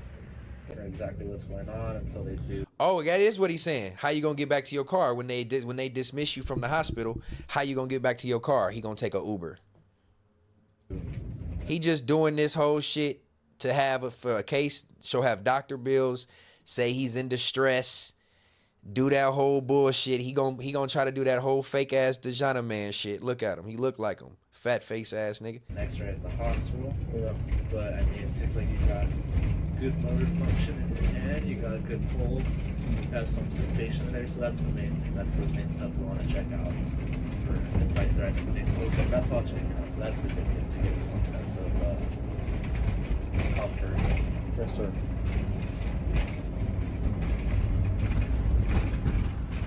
And he's filming everything, bro. I hate this is the shit about fame and celebrity nowadays, to me, that is such a fucking turnoff, and it's so disgusting that this is literally the definition of doing anything for clout and attention. You go fight, you put a camera in a celebrity's face. Not necessarily he was trying to provoke a fight, but he said, yo, Demar, they trying to kick me out, something, with a bright light in his face. You're trying to go viral. Your shirt is saying you're trying to go viral. This is the problem with clout, thirsty, hungry, attention hungry people these days. They won't stop at no means to get some attention. This nigga in the camera flexing his hand, spinning it around at the ambulance man to prove he. Look at this nigga, bro.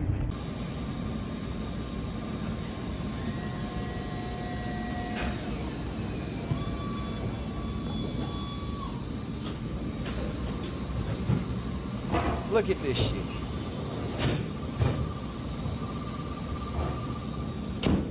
Just a heads up, automatically, both ambulance will take down a lot of further to respect the providers and specific obligations also. Okay. I can stop the photo right here? Yeah. Okay. What the fuck is that? Pause. What the fuck is that at the end of this video? What the fuck was this shit? So, but look, I got another clip of him. Oh shit. This is the actual fight. Yeah, I don't know what the fuck that shit was at the end. Hey, yo. Nah, for real, I don't know what that shit was. All right, look, so this the full fight, though. Hold on.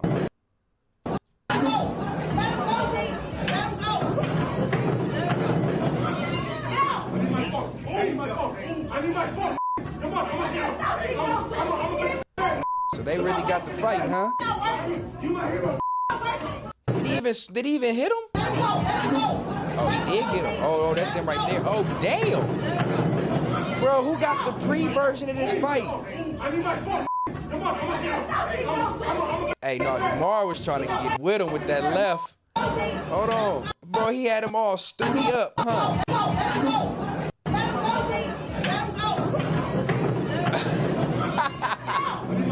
Hey, he looked like one of them wrestlers that try to kick out of a pin.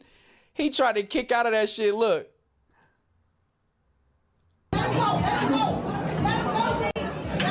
Let him go, D. Look. 1, 2.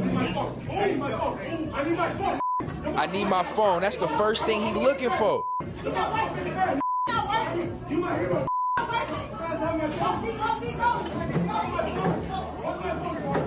You're my hero is goofy as fuck.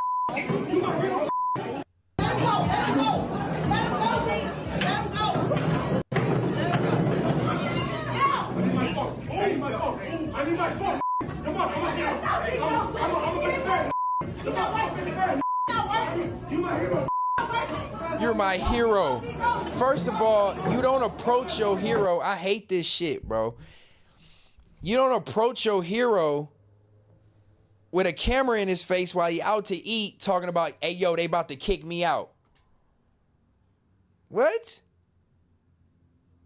You cap, bro. Let me get my phone. Let me get my phone. Let me get my phone. That's nasty. That's nasty. So how y'all, I'm not, what you say about DoorDash? He probably picking up DoorDash in there. That's fucked up. Well, it ain't fucked up. Like, we ain't gonna degrade DoorDash drivers at all. I would drive DoorDash right now. Nigga, you gotta learn how to hustle, man. You niggas is too cool. I guess I'm old. I'm an old nigga. I know how to hustle. Yeah, let's not shun DoorDash drivers or nothing. Like, that's a bad thing, but people do anything for clout. That's sad. And he gonna try to sue. We've heard that story. Making up shit and doing a whole bunch of shit to sue. We've heard about that story, haven't we?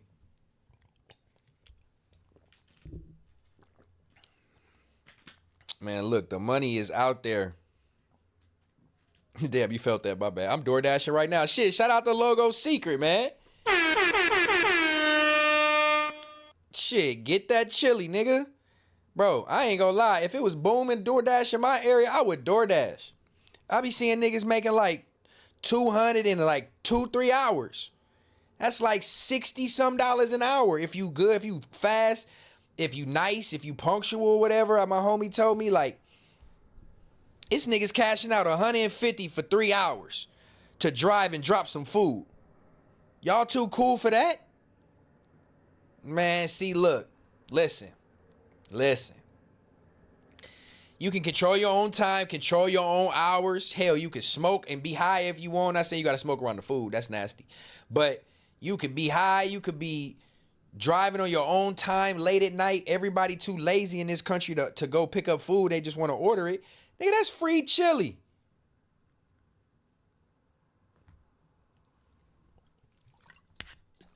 No, don't paint that narrative, Charles. He ordered the money back. Tafase, he good with me, man. Don't be paying. He may be busy tonight. Look, I'm not shunning nobody who get their money how they get their money, especially if it's in a rate like that. It's not like we talking about a nigga like just going to work at McDonald's, even though McDonald's paying good ass money now. But it's not like it has a negative stigma. You going to pick up somebody's food and drop it off at their crib. You ain't got to talk to nobody. You ain't really got no boss. You ain't got no time to work and all you got to do is be on time when you get the food. You don't got no schedule. You can do it with your kid in the car. You can do it with your homie.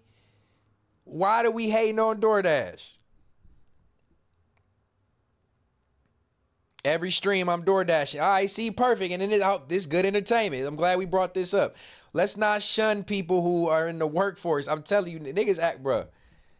We talking about some DoorDashers really making 50, 60 an hour to drive and drop off food. You ain't got to talk to nobody. You ain't got no boss. Nothing. That's crazy. Same thing with like the Amazon Flex shit. I tried to get on Amazon Flex. LA booming with it. Nigga, side hustles is the way to... Look, the average millionaire has 7 streams of income. Alante, I'm glad you brought this up. This is a talk that we need to have because we shun. This is a topic that I didn't have on here, but this is why I like engaging with y'all. If it's a necessity in the country because of the laziness necessarily, or the you're at work, or the timing, whatever reason it is that you want to order food instead of go get it yourself or cooking it yourself with it, that's on you. Whatever that reason is. But it's a topic we need to have. Like, niggas shun people for door dashing. I can't say that I would do that because Like I said, the average millionaire needs 7 streams of income. Why not make all your bill money driving a couple hours a week to where your regular money or your other money pays the rent? Like, why not have why are we can't shun no shit like that? Amazon Flex, DoorDash, Uber Eats. What's the one with the grocery? You go grocery shopping. That's a little bit more strenuous, but man, look, I be doing all that shit, nigga. If I had enough time in the day, especially been the key to like success in life, I feel like is controlling your own time. We all know time. Well, if you don't know, in reality, time is our only luxury. Like in all reality, time is our only luxury. And if you can control your time to the point where you don't have to be on nobody's clock, or you can take a nap whenever you want, or you can go to the bathroom without having to ask somebody, or you can miss an extended amount of days from work because you choose to, that to me is the definition of freedom. It's not always about the financial aspect of things. Let me switch this up just for the sake of.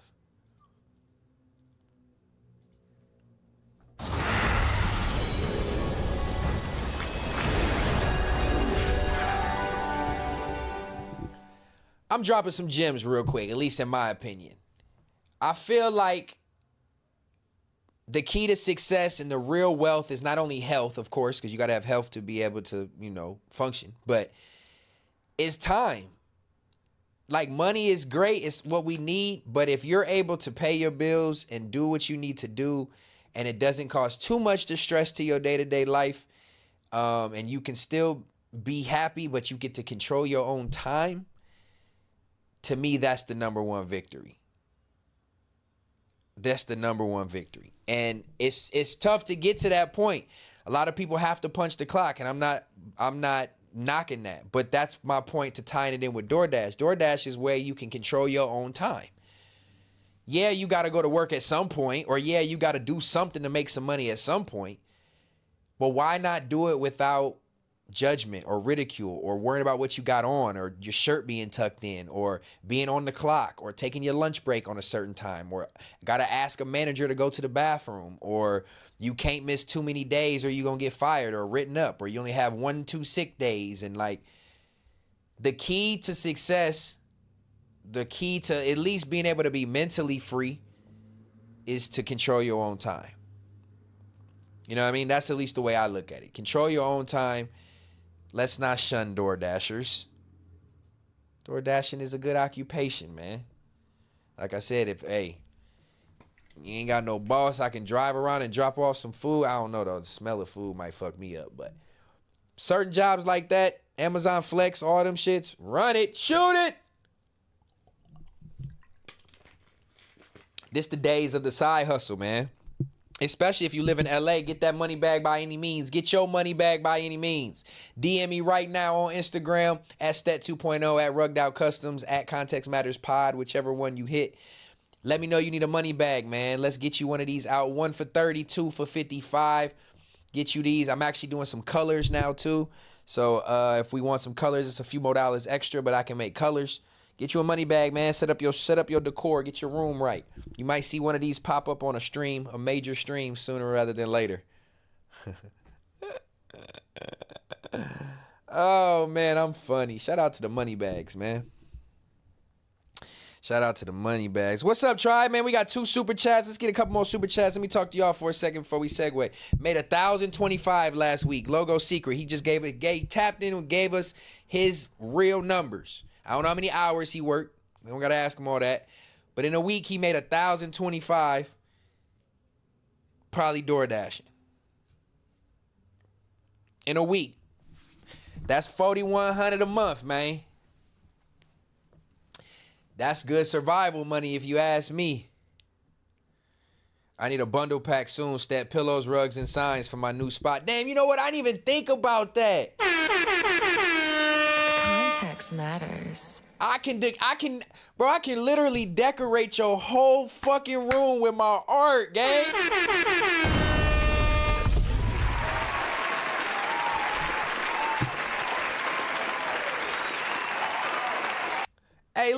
not only can I get you a sign or some art or a painting or something custom for your wall, I can also get you custom rugs for your floor. I can make you custom pillows for your bed or your couch. You know what I'm saying? Since niggas say I'm in my living room. I'm in my girlfriend's living room. Why don't you get some couch pillows? Some bed pillows. And I can decorate your whole room. And on top of that, if you need a set built, I can build you a set. Shout out to Lil 8 Ball. Much love, bro. Shout out to my sponsor, Dr. Kaimez. Yes, sir. We moving on up on the pod side. I'm corny, I know. It's all good. I embrace it.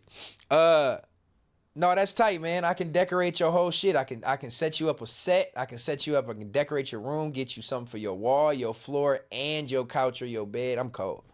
I had to toot my own horn for a second. Somebody just said he want the bundle pack. Pillow, sign, and rug. Whoo, get the bundle. Get the Stet Out Customs bundle. That's fire. Shout out to you, bro. Yeah, man. Make sure y'all get y'all a pillow, rug, or a wall. Or a sign for the wall. And send in them super chats for sure. All right, what we got next, man? What we got next? Speaking of money bags, and see, I love how I can segue in this shit, right? I love how either it just naturally does it or I'm just cold like that. I don't know. We gonna segue right into this because we talking about working and we talking about hustling. Why can't I find a lick like this? God damn. Why I ain't got the right friends? I ain't got the right friends, bruh. Ain't nobody got the lick that you... Man, look, this might be a big risk.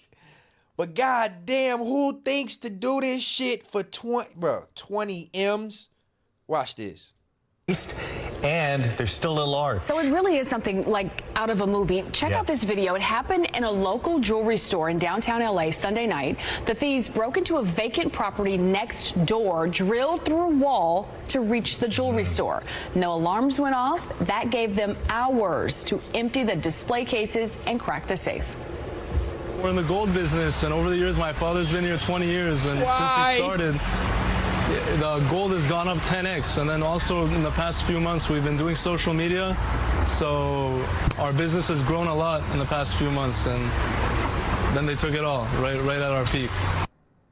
Now the owner says, hold on, look, I don't condone. Let me just go ahead and say, I don't condone taking from people, right? Especially private owned businesses. Now, like if you at the self-checkout in Target or something, or you want to put a little something in your pocket from a major company, I ain't gonna turn a blind eye to that, huh? But when it comes from actually taking from people out of their pocket, actual people, or robbing from a friend, or like, that's where I draw the line. Like, major corporations is one thing, but I don't know how I feel about this. Obviously, I don't feel like taking from this mom and pop's jewelry store in downtown LA is the right thing to do. Of course not. But then on the other hand, that's a hell of a lick. No, JT, they said they didn't have insurance. So speaking of the money bags, they got in and took everything. Grape Sound. Check this out.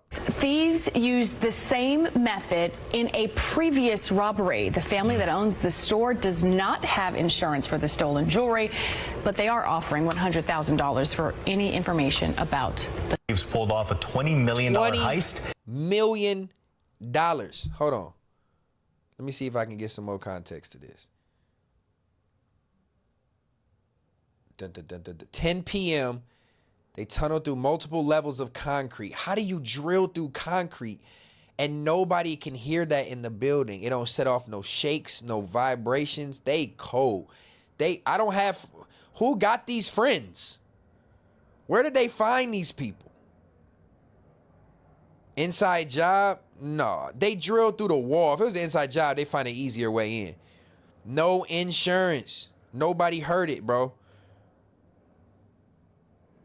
It'd be different if they had insurance and they knew there was only 10 million worth of jewelry and they got out for 20 million. They wanted to close up shop and double they whatever, hit a lick on the insurance company. They said they had no insurance. They were able to disable the cameras, disable the alarm. They were able to get it on both sides, into both of the safes. Then they got in the safes. They probably had 5-6 hours in there is what it say.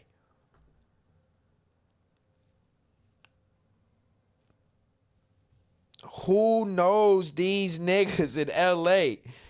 20 million?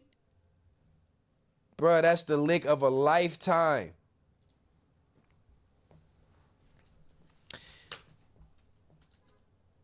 Oh, actually, that's too obvious. I mean, too basic. Hold on. Let me find it.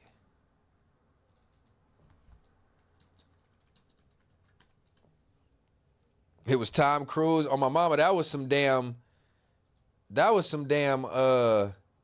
Ocean's 15 shit. That was some Ocean's 15 shit. I don't know how. Oh, that's the one I already seen, huh? Oh.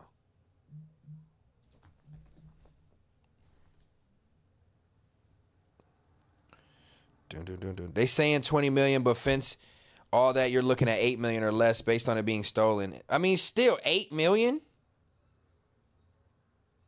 Yeah, if you have another link for it, you can email it. If it's more detailed, but I don't know. I think we got as much of the details as we needed.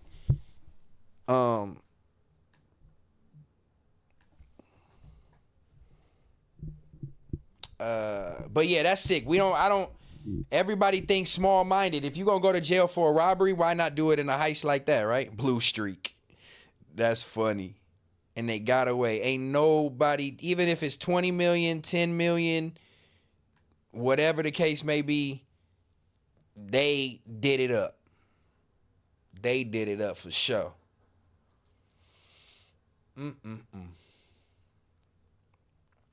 All right, it's gonna transition me right in. We staying in LA. We doing it. Where we at?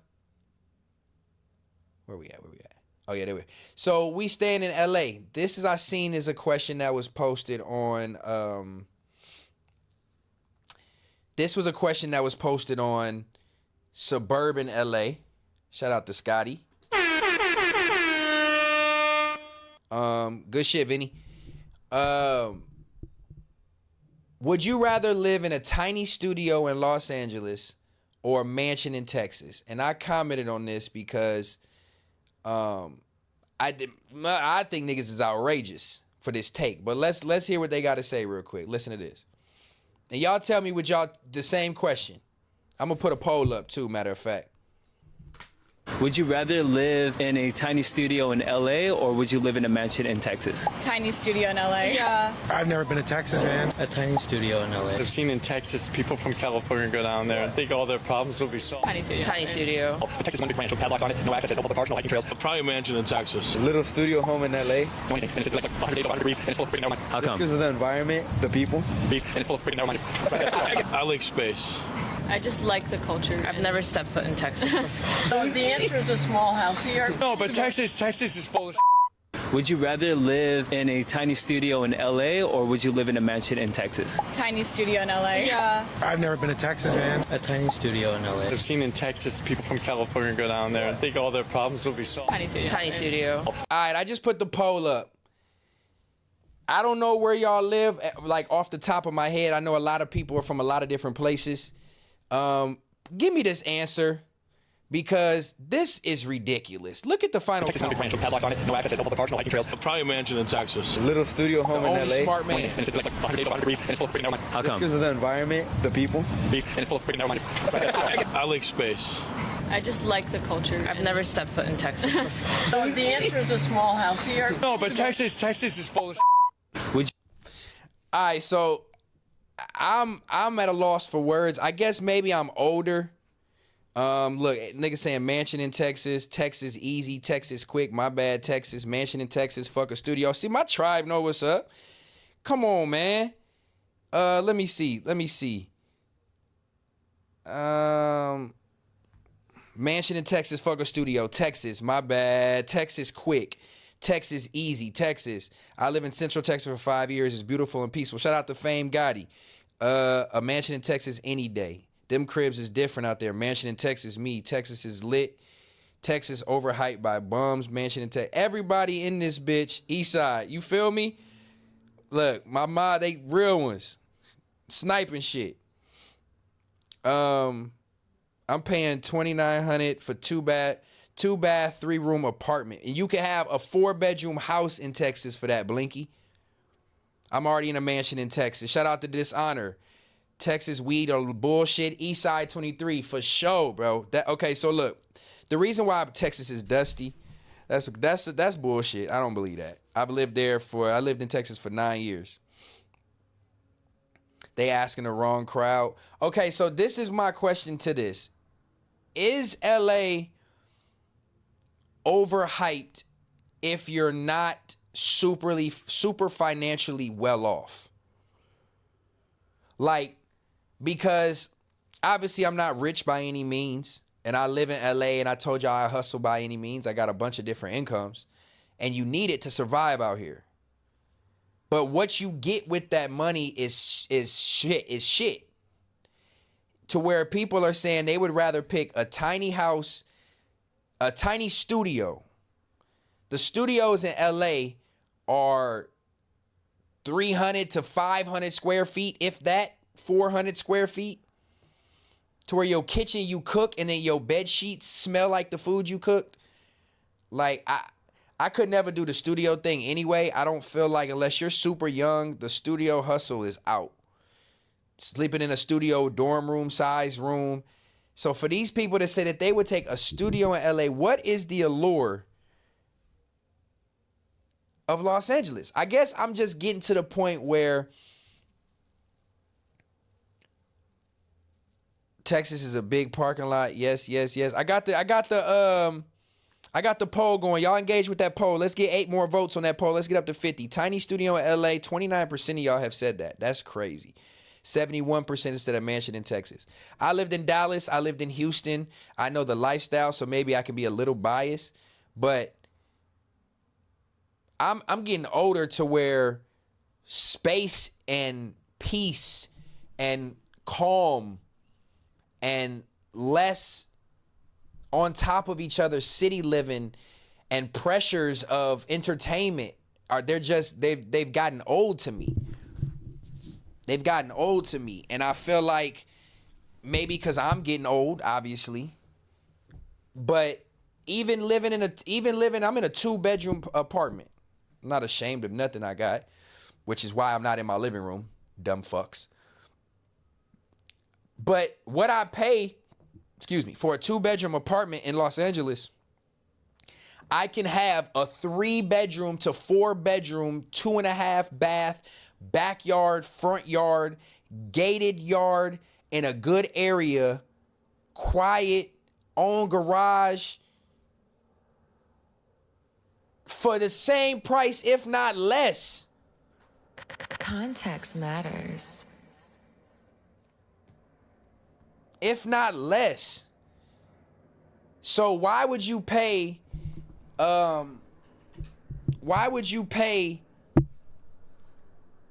what all that money in LA if you're really not essentially utilizing LA for what LA is for? Because LA is great. It's a great place. I'm speaking of transplants. If you live here, it's different. I'm talking about people who move here to pursue something, or people that are just living in Los Angeles to fit into a look or image, or if you're here to network. You know what I mean? The transplants who come for different reasons. I'm speaking to them. Eventually, it's like, if you're not living wealthily, is that a word? If you're not living wealthy and financially in a different tax bracket, Los Angeles really doesn't provide you the luxuries and benefits of what you have to put up with to get. For instance, if you want to go to a nice restaurant that's in downtown LA, 9 times out of 10, you're going to go see a bunch of bullshit. It's going to be nasty. It's going to be right around the corner from a bunch of homelessness. The streets is dirty. It's like there's very few areas in LA that just exude luxury. And in order to be around those areas, you got to be financially well off. Otherwise, living in LA wanting to have this luxurious lifestyle is normally not possible. That's why motherfuckers is like, okay, they're still chasing down the grind. They'll have their studio apartment while you hustling. But once you get older and you got relationships and kids and stuff, like as a transplant, LA runs its course. LA is going to run its course eventually. I've been here 10 years, done a lot, seen a lot, but I'm just at a point where I'm looking at the greater picture of bang for buck and quality of life. And I feel like if you're not making $250,000 a year with a family or $250,000 a year, LA is tough to live super nice. You know what I'm saying? $1,800 for my studio and it ain't LA. That's what I'm saying, bro. That type of money in Texas is you can get land and home and pay a mortgage. You know what I'm saying? And I got 3 dogs. I want more. Me and my girl, we want to grow fruits and vegetables. We want to eventually have kids and have space and not take them up and down elevators and in apartments with neighbors. Like the end goal essentially is like for to this point, why are these people, I should be talking on guests, but I want people to know what I'm talking about. Why are these people sacrificing their happiness and well-being or comfort for the sake of location when we live in a day and age where the digital media and digital networking is even higher than in-person networking? That's where I'm at with it. It's like whatever you do in LA now, because of the internet and because of the interaction, you damn near can do anywhere other than just be out in person at public events and interact in person. Which granted goes a long way, but you can catch a flight if you really wanted to. We live in a day and age where most people don't even socialize for real when they're out. So living in LA and going to the clubs thinking you networking and being out, motherfuckers don't even talk to each other. Motherfuckers too cool to really exchange phone numbers. You know what I'm saying? So it's like, what are you really moving to Los Angeles for at this point? Because it's Hollywood, because there's other celebrities out here. Is it a look? Again, these are just me getting older thoughts now that the way the world is moving. And I just feel like, I guess I'm assuming it's age more than anything. I'm not going to lie. When you're younger, I can see the hustle and the vibe and wanting to be around the vibe all the time. But when you get older and you kind of on a different mental wavelength and not really involved in the entertainment as much, it's hard to want to be here and pay what I'm paying for the type of luxuries you get for your buck. Where now that I'm older and what I want out of life, I can get more value in Texas where I have family, which helps, of course, but you can get more value and more space. Like, why not have 2,200 square foot house with a yard and for the same price as you pay for a 2-bedroom apartment? I'm on 6 acres in country with built crib. I'll never live city again. Man, Eddie the Dave, that is my end goal, bro.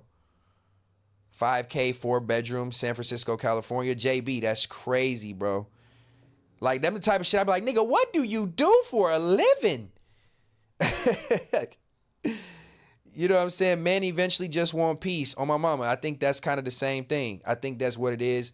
I'm a California girl. I feel it, 7, but I feel like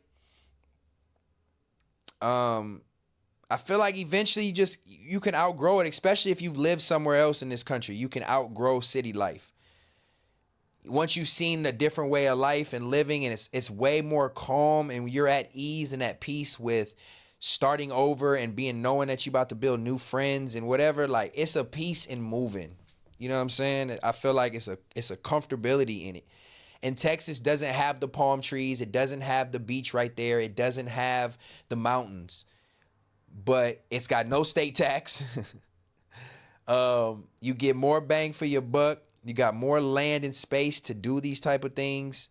The weed legalities suck, but the gun laws are good. So you got to give and take.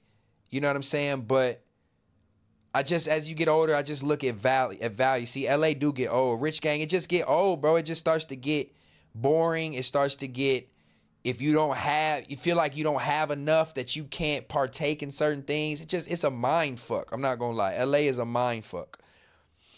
JB, I'm a landlord. I did that job too, JB. I know how it is. You got good discount on that rent then. Or you're a landlord somewhere else and you get paid good for it. But I just look at it like, nah, Grizz, nope. My lady ain't from here. She's a Midwest baby too, just like me. She's never lived in Texas, but it's been on our radar. You know what I'm saying? And again, just bang for your buck and value. Yeah, I understand that. Hence runts. If you're not born in LA, you wouldn't get it, and that's where I think there's a different. That's where the take is different for me. I can't speak for somebody who's been living here their whole life. I think it would be tough to move anywhere else, because let me set the record straight. Los Angeles is the best city in the country, maybe other than like San Diego, for your all-around environmental benefit. Weather all year round, views, beach access to snow and mountains if you want. You got the desert right here. Like, in my opinion, LA environmentally is the best place to live. Even when it comes to, like, if you had a lot of money, LA would be a great place to live. But traffic, graffiti, homelessness, trash everywhere, smells. LA can't grow horizontally anymore. Everything LA has to grow vertical. We got 2-story Targets, 2-story Walmarts, 2-story department stores right off the street because they don't have space to build horizontally, laterally. So it's like LA really has no potential to grow. LA is going to always be like this for decades and decades and decades.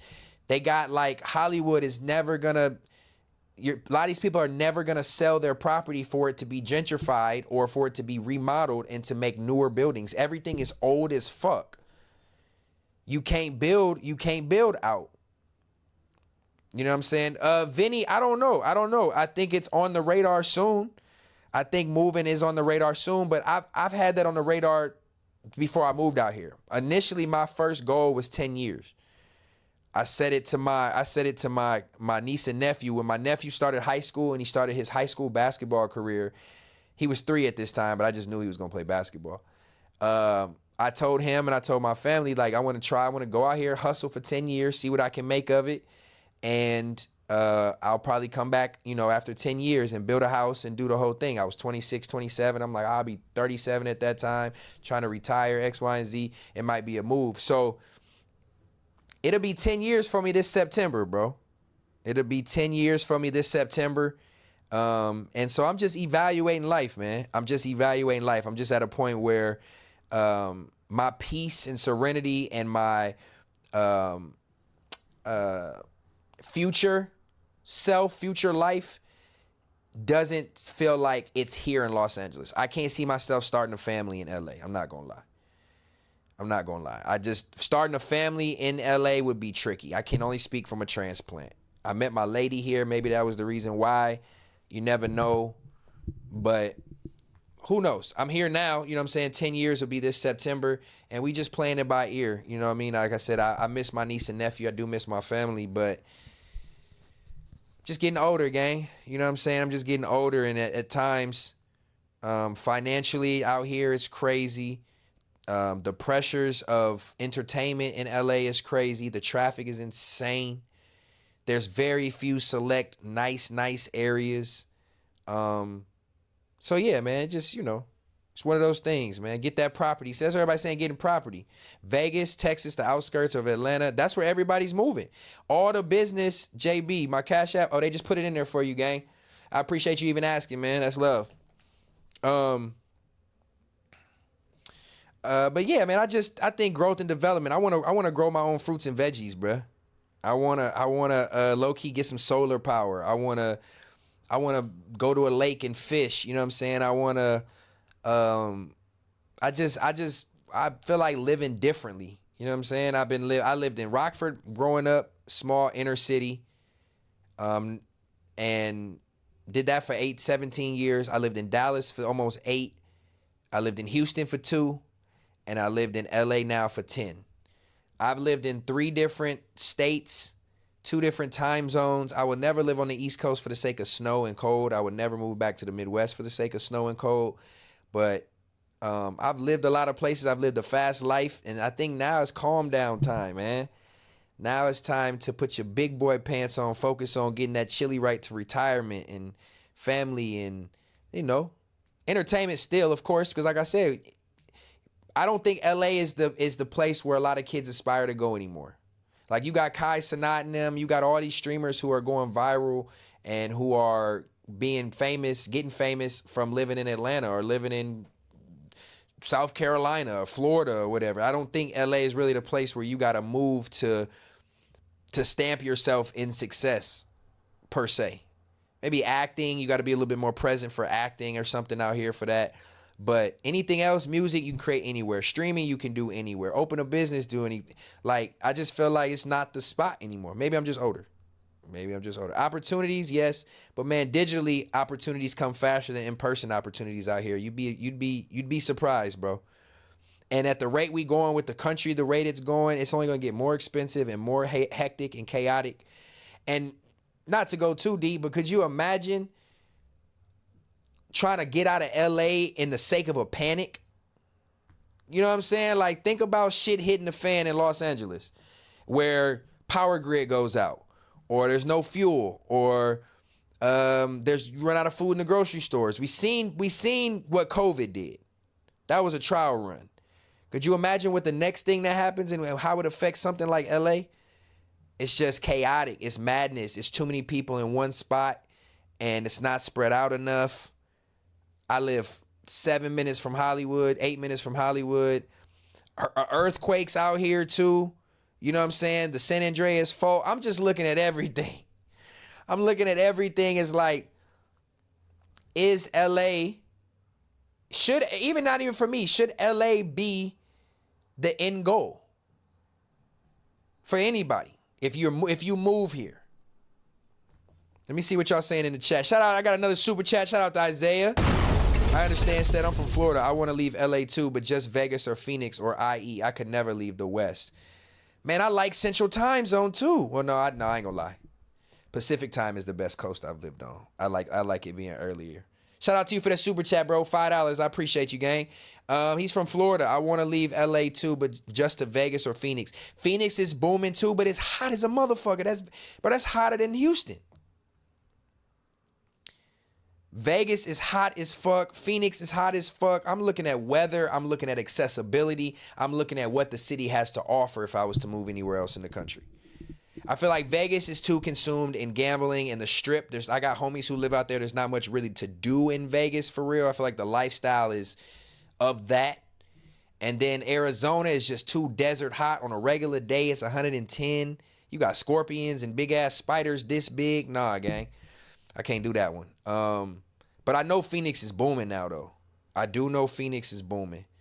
I don't go to the beach like that, though. No, Vegas not, bro. The next Hollywood is going to be Houston, bro. Watch.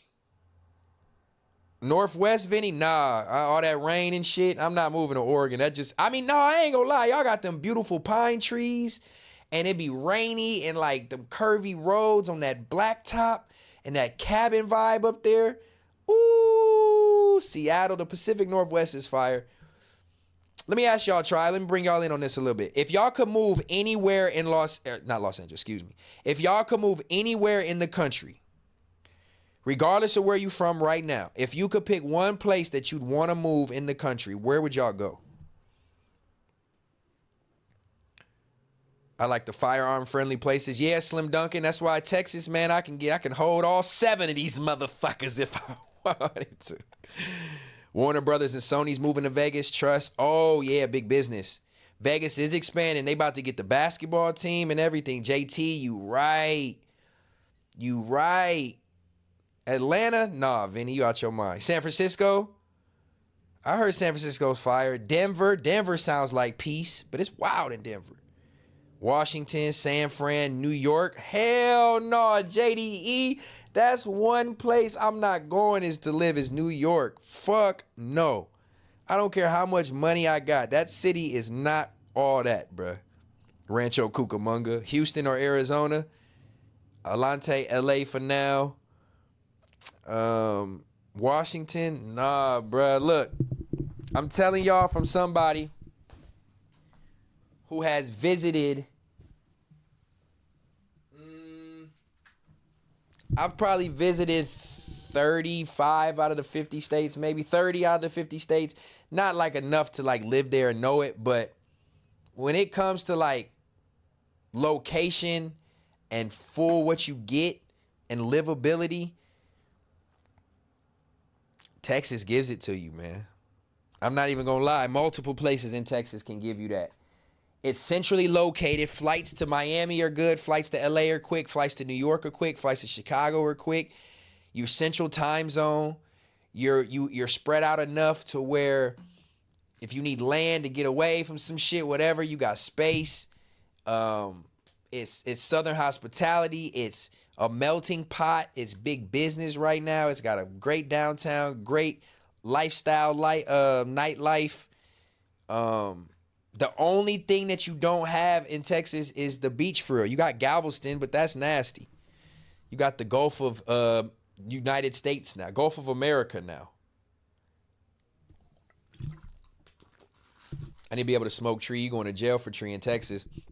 Nigga, but how often, I mean, yeah, you can smoke tree, but niggas ain't really smoking tree everywhere. Like, you just gotta, yeah, I mean, I ain't gonna lie. The weed part about moving to Texas is one of the toughest things. Even just getting, even what kind of access to what weed you got, I need that Cali. So I'm gonna have to have my Cali plug send me that shit. And then, you know, no beach and all that. Like, I don't know. Austin's a party town. It's a college town. Yeah. And they gun friendly. But like, I couldn't live in Miami. Miami is too party life. Miami gives me Vegas vibes. Like, if you're not going there, you going there to not raise a family, not party. You know what I'm saying? And especially, like, if you older and you're not in the dating scene, a lot of these big cities really don't bring you no value, bro. They don't bring you no value. Miami is definitely chaotic, bro. And it's expensive. That's what I'm saying. I'm not living in Florida. Niggas is crazy. Y'all, Florida man is a real thing. I'm not messing with Florida. Man, I don't know. So yeah, I'm just saying that to say, I think, like I said, we was talking about where y'all would want to live and people choosing to live in Los Angeles over a mansion in Texas. They out they fucking mind. Y'all know what these mansions give y'all. Hold on. Let me show y'all something.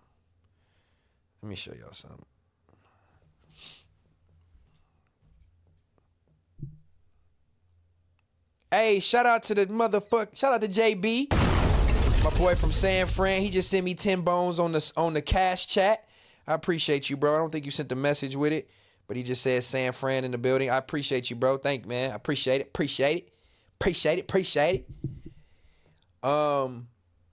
What was I about to say? Miami's the best city in Florida. Blah blah blah blah. Man, oh, that's what I was about to do. Let's look at this real quick, bro. My homie just sent me this because I was talking to him about this shit, about the Texas thing and like mansions and all that.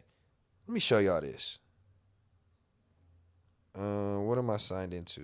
I'm signed into the Context Matters Instagram. Let me see something real quick. Hold on, y'all. This is what I want to show y'all. I don't think this is 100% accurate as far as price. I'm not going to lie. I don't think this is as accurate on price. But show y'all this. Damn, I wish it wasn't so small. If I zoom in, it's not gonna give it to me. Yeah, see, I always fuck up when I zoom in. Listen, I don't know. This is Heath, Texas. So this is near Dallas. Not considered Dallas itself, but it's close to Dallas, DFW Metroplex in a sense. You right there. I don't think this price is accurate. It says $299 plus for this style home, but this house is probably no more than $1 million, but which sounds like crazy. But this house anywhere else in any other state other than some of these South states that's livable is gonna cost you $10 million. Look at this shit. I can't play that. Look at that. And these niggas said they would rather have a studio in LA or a mansion in Texas. And this is just by choice. They said a studio in LA. Oh my God. Oh my God. Oh my God. This is just a quick little look. This is just a mansion. This just crossed my path. My homie sent it to me the other day. Because like I said, look at all that yard back there. Look at that kitchen for my girl. All this space to run and get away. Bruh, look at this master bedroom. Oh, look at this bath. It ain't even the most fire crib in the world, but it's just the thought process of that, bruh. You can live like that and pay a mortgage the price of that in big cities that you can rent a 2-3 bedroom apartment. It's just, man, I guess it's coming with age, y'all. Don't let me convince y'all to do nothing, but it's just coming with age, man. And being in big cities, people is crazy, bro. People crazy nowadays. I just want to be like, let me move out the country or move out this motherfucker. Hey, speaking of that, look, it's crazy how all this shit just stays right on topic. Wild as fuck. This was a dope story I seen, especially to be a black family. Y'all check this out. Because this is low-key, this is the way I wanted to go. I know I'm talking about moving out of LA and it's a long topic, but it's a good conversation. My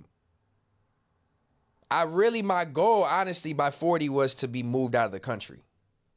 My auntie moved to Africa, Wolf Rose, for real, bro. I'm not gonna lie. That's kind of leading me right into this. This black family, which is fire with 2 young kids, decided, I'm tired of this punk ass country. We could live like kings and queens elsewhere financially and be treated much better. I'm getting the fuck out, getting a better bang for my buck. And just teaching and learning a bit new cultures. Shout out to this family. Check this out, y'all. Now is the perfect time for us to go ahead and get up out of here. Our kids and all of us, we're all super excited. But first thing first, we have a 12-hour flight from Houston all the way to Turkey. That's right. Once we landed in Turkey, we had a very slight layover. Yeah, shout out to Istanbul Airport. You know what I mean? If you need to holler at me to go over to this airport and land and get your hairline done, make sure you DM me, fellas. Women, too, if you got balding in here, them edges been ripped out from your wigs, they do transplants on women, too. If you need a hair transplant, you got some bands to spend. It ain't crazy. But are you ready to do it? DM me. Go to Istanbul. Over their airport was very nice, very luxurious. But trust me, that layover had everybody laid out. After that layover, we had a 9-hour flight flying right into Thailand. Ooh, that's fire. She moved in, tapped in with the Turkish Crips. That's comedy. Yeah, New York got people living in the classroom for $2,500. Instead trying to get us to move with them. Lil Will, I ain't trying to get you to move. I'm just trying to put y'all up on game. Just think about what I'm saying, y'all.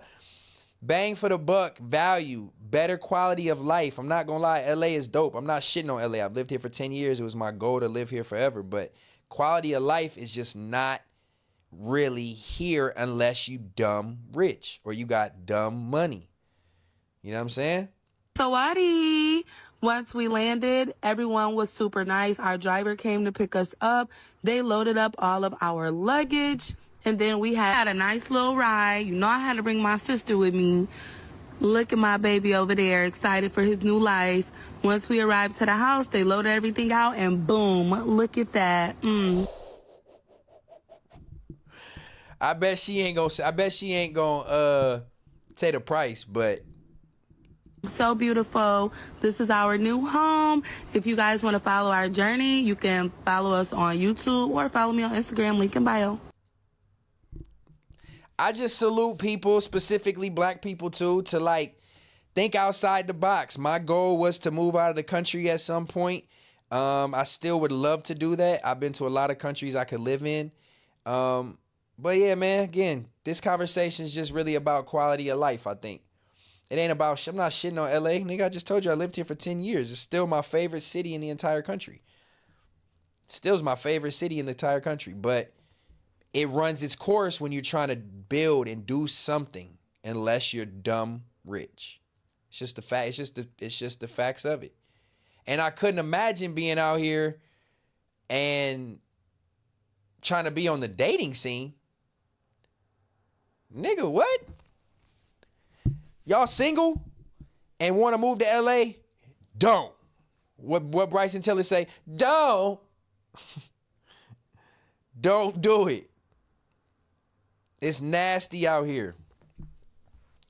I'm in a relationship for 5 years, but I see my homies, I see the dating scene, I see the mentalities of these men, single men and women, especially in the dating demographic.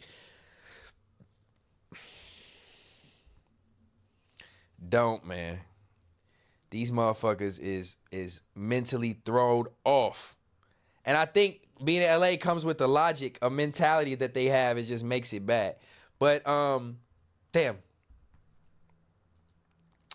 Leads me right into another topic, tribe. We vibing tonight. Shout out to the 200 of y'all still rocking with me on this late night as we're talking about time zones. It is almost 11 o'clock Pacific time out here on the west side. We appreciate you. In the Midwest, it is, what time is it? Almost 1 a.m. Shout out to my Midwest people, my Central Time Zone people rocking with me.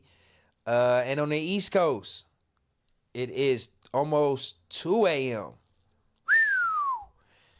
Y'all love, man. I appreciate y'all checking in with me on the late night per the usual. I'm not going to drag it too long, but we got some good conversation tonight, so I'm fucking with this. I'm fucking with Context Matters as usual. Context matters. And what we building for 20 episodes. But shout out to... What the fuck is the third law?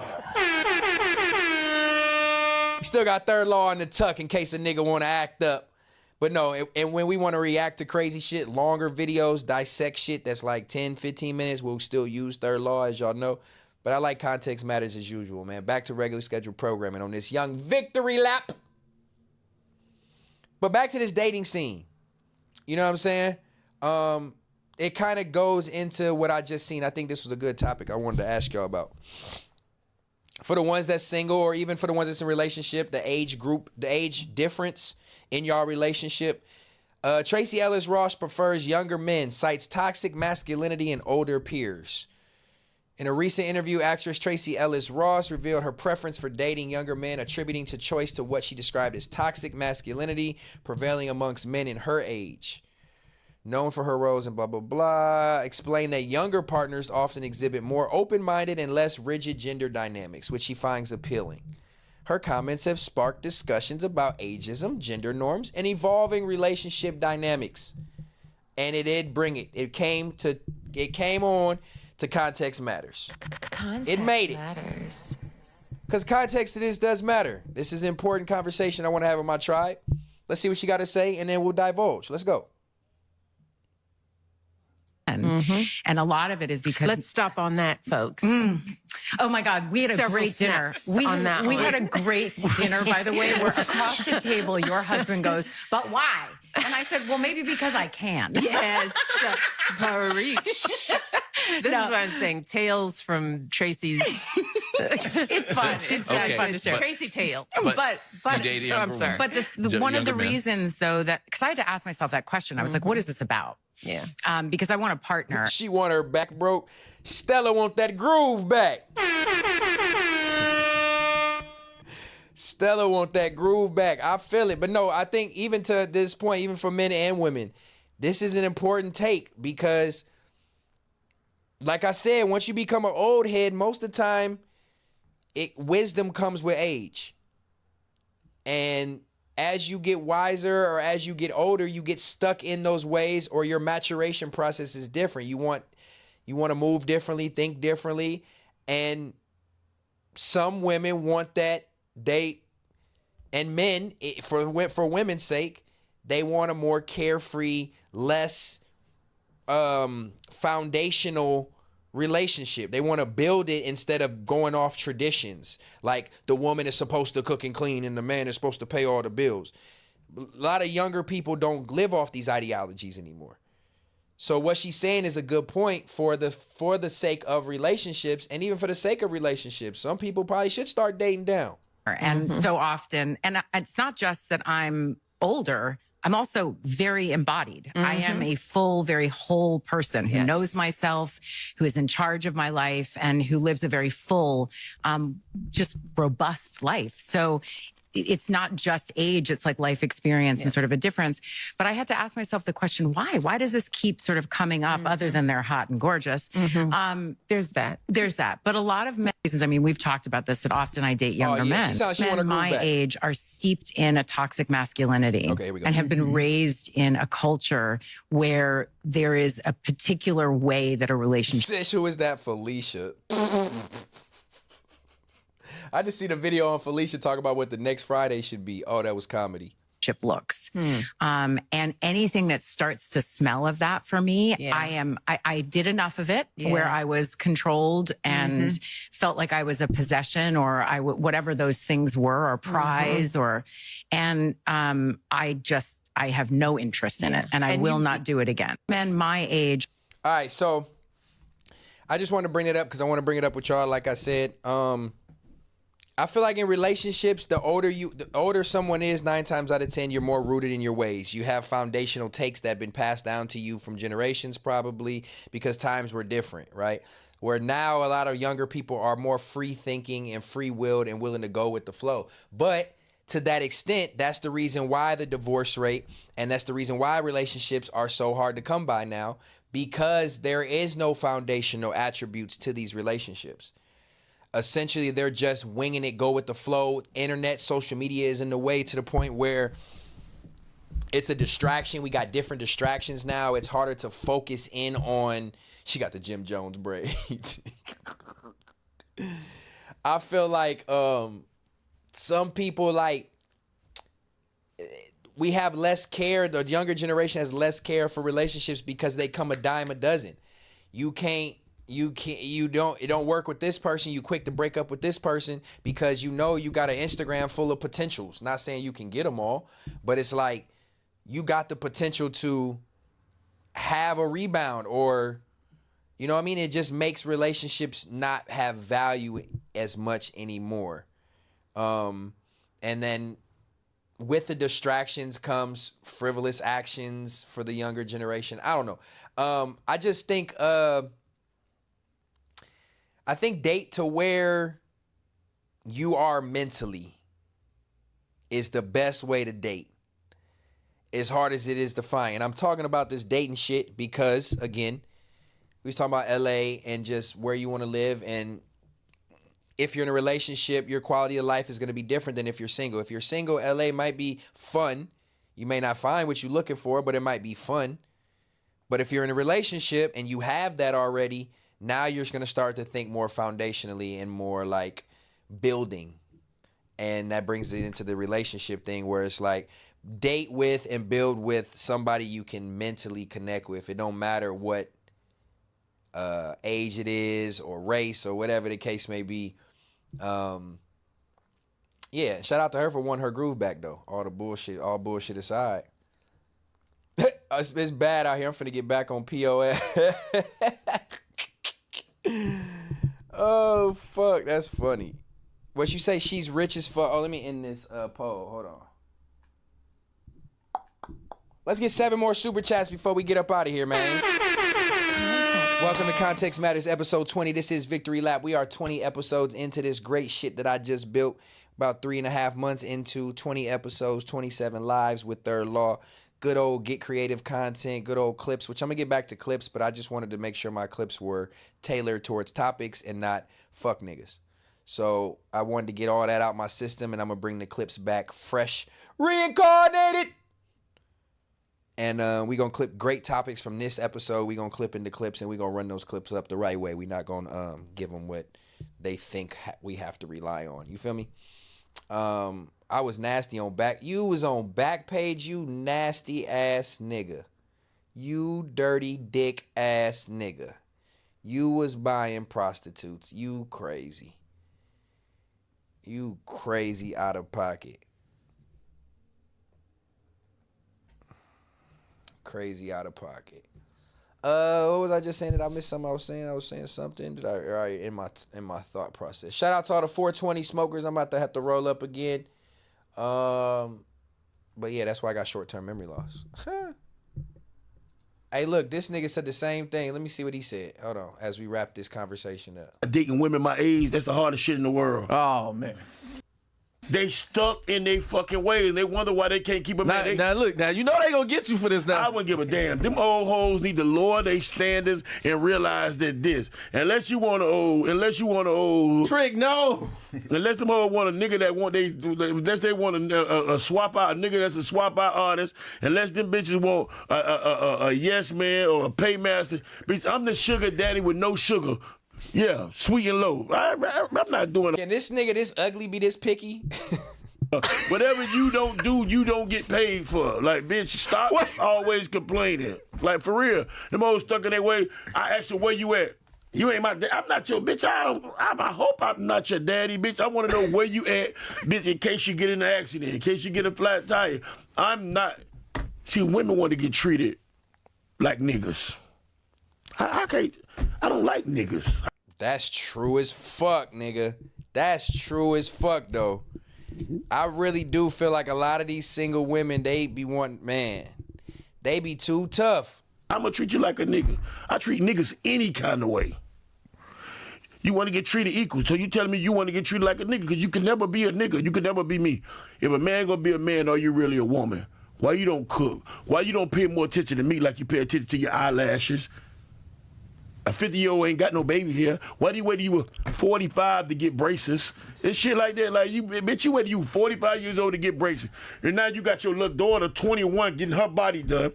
23, and she 23 years old, and she got her titties done. You ain't even have a baby yet. That shit gonna drop. You got to get them done again. You understand what I'm saying? Like, ain't no 40 years old. You're 45, you ain't got baby hairs. So what age do you normally like? Is it like 25? Nah. From 22. This nigga nasty. This nigga about 50-something. No, not 25. From 22 to 35.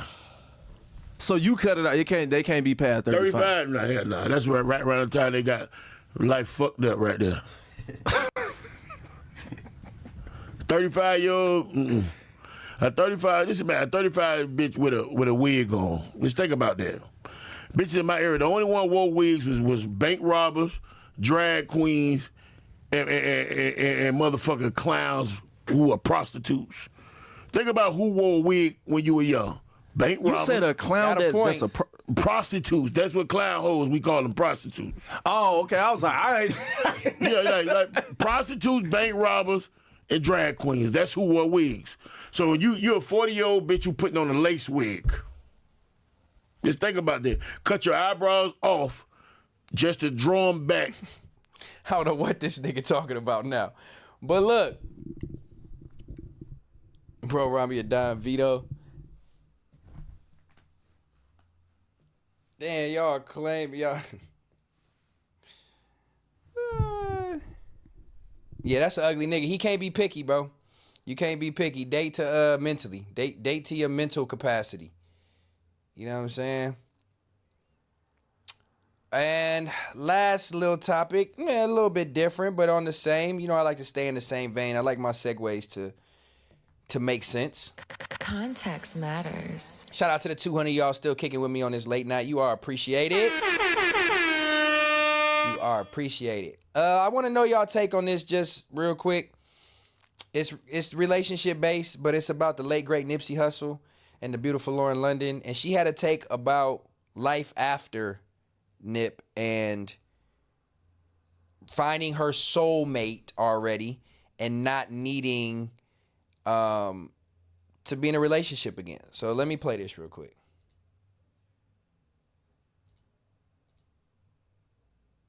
I am not without pure love. I might not ever be married, but I experience pure love. And that's with You Nip. experience it now. With Nip. I got that. I got to see that on Earth. Woo. I don't need to do that again. I like to feel enlightenment with God. Now, like I said, I don't know when I'm 50, 60, 70. But 37, I'm good. I'm good. See, I'm 37, right? So I can relate far as age-wise. But I couldn't imagine wanting to be alone forever because what you think you felt, not saying she didn't, but what she felt at that time, she doesn't really know if... That's tough to say. I guess I can't tell nobody who their soulmate is or whatever, but I just feel like I don't even really know what I feel in this situation, to be honest, because I don't want to make it seem like she's not in her right to feel that way.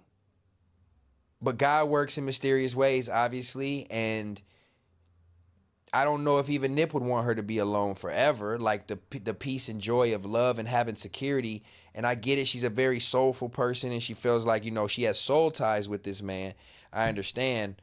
But I think that's a stretch. I think you might be limiting yourself on the potential future.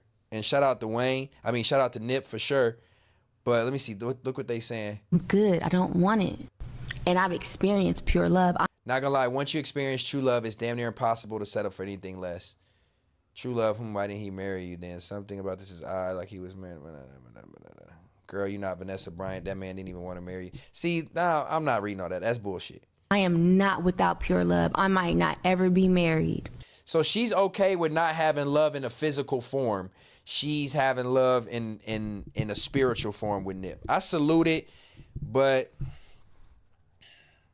being alone, I couldn't imagine. I know women are more emotional creatures and want that consummation and want that love and affection. Her wanting to be alone, knowing who she is with the access she has, wanting to be alone for the rest of her life. That's going to be a tough shoe to fill, and it's going to be hard for her to look past him in any sort to accept somebody new. But being closed off is tricky.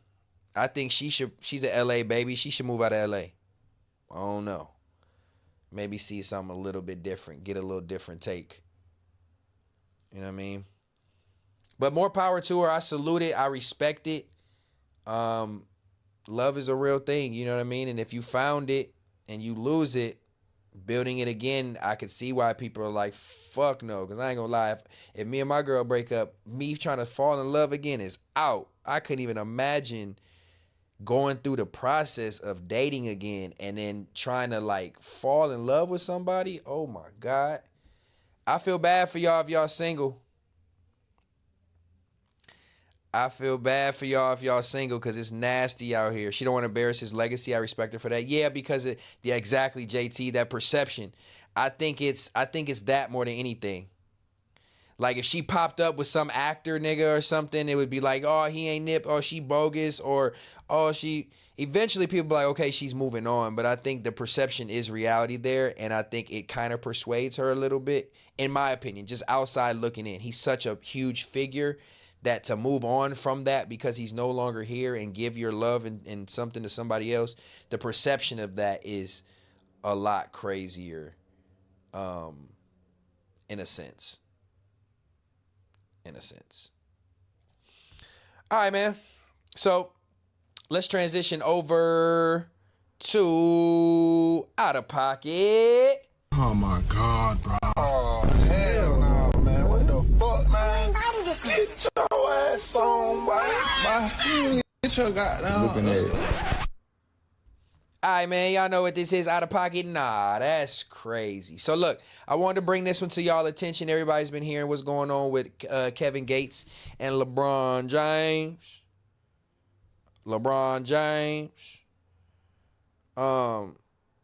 Whoa, that's a weird comment. You can leave it, I guess, but that was a weird comment. Yeah, man, Kevin Gates, LeBron James. So this man, Kevin Gates, decided to speak on LeBron's relationship. And then LeBron responded was with a sub response.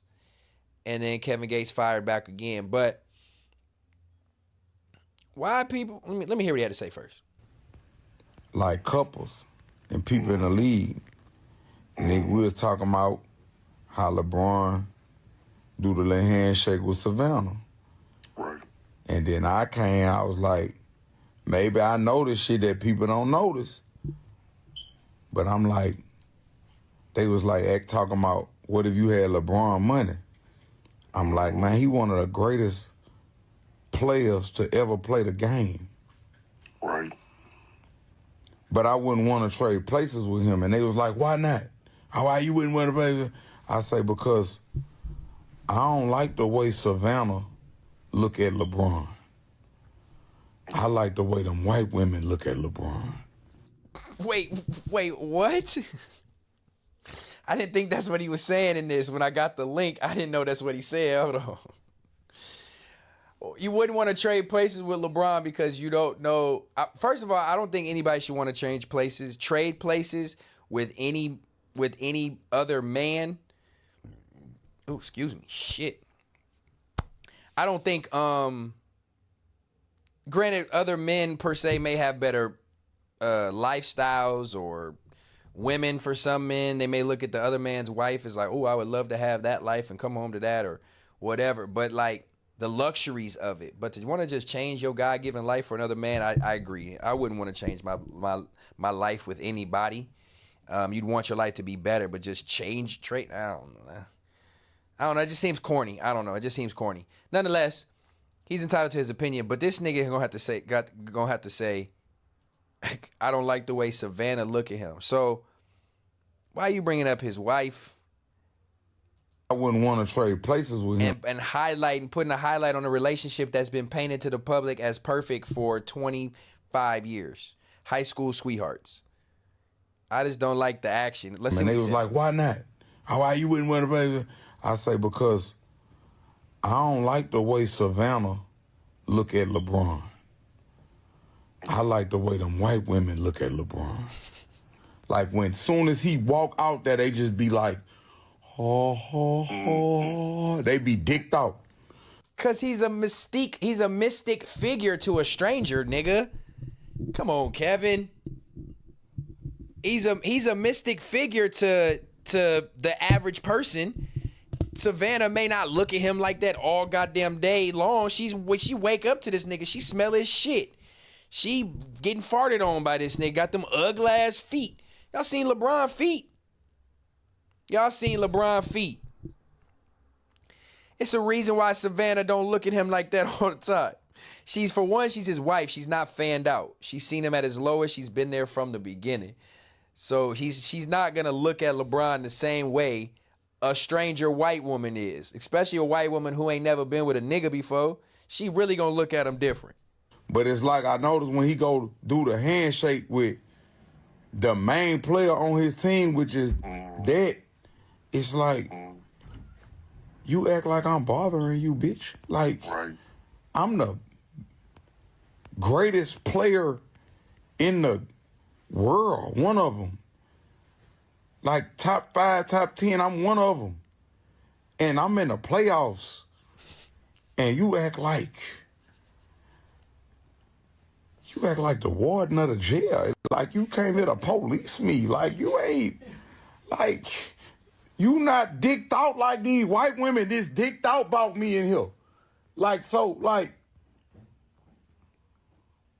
I couldn't do it.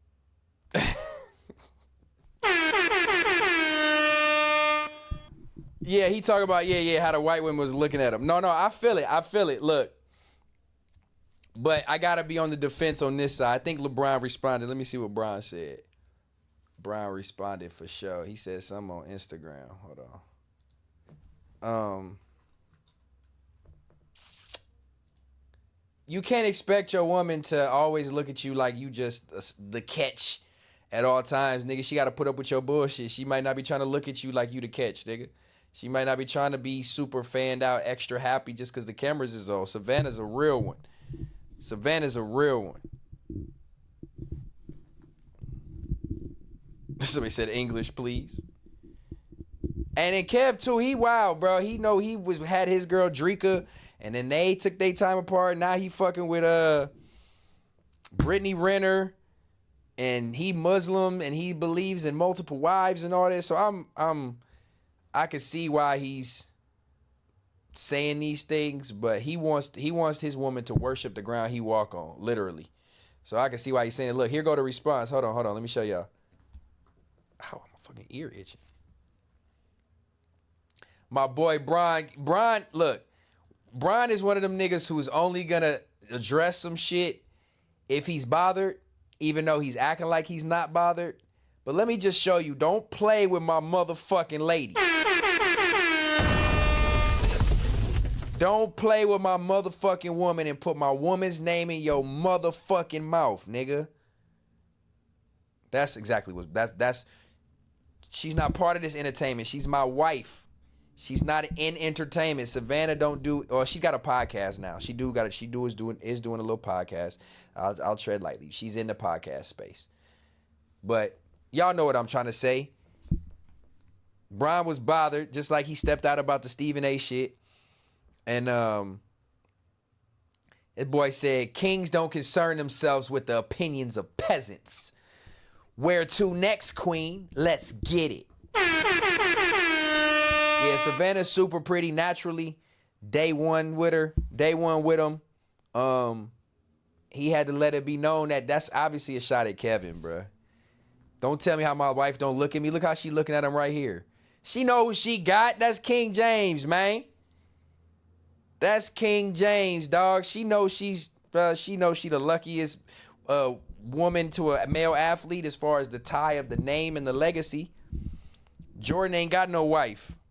Vanessa, you know what I'm saying? She's still around. Kobe's wife. But that's a cold tie, man. That's LeBron James. Let's see what Kevin Gates replied back, though. Hold on. Say no name. Say no name. My bad, excuse me. How y'all doing? You heard me? I'm on my way to have coffee. Coffee spelled backwards is Eve. And before we've had our coffee, we don't give Eve about anything. But I just caught what he said. Coffee backwards is E fuck. And we don't give E fuck. Before we have our coffee, we don't give E fuck about what y'all talking about. Hey, this nigga funny though, bro. I'm not gonna lie. Kevin Gates funny than a bitch. And y'all think Brittany Renner really cosplaying? I don't think so. I think so. I don't know what to think. She covering that body up for her man now. That nigga funny. We don't give E fuck. Hold on. Ain't gotta say no name. Say no name. My bad, excuse me. How y'all doing? You heard me? I'm on my way to have coffee. Coffee spelled backwards is Eve. And before we've had our coffee, we don't give Eve about anything. But I just want to say one thing.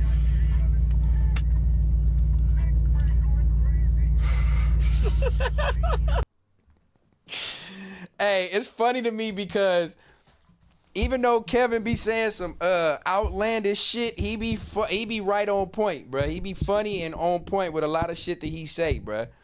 He like a Kanye type nigga. He just gonna say it how he say it. The truth hurts, but it heals.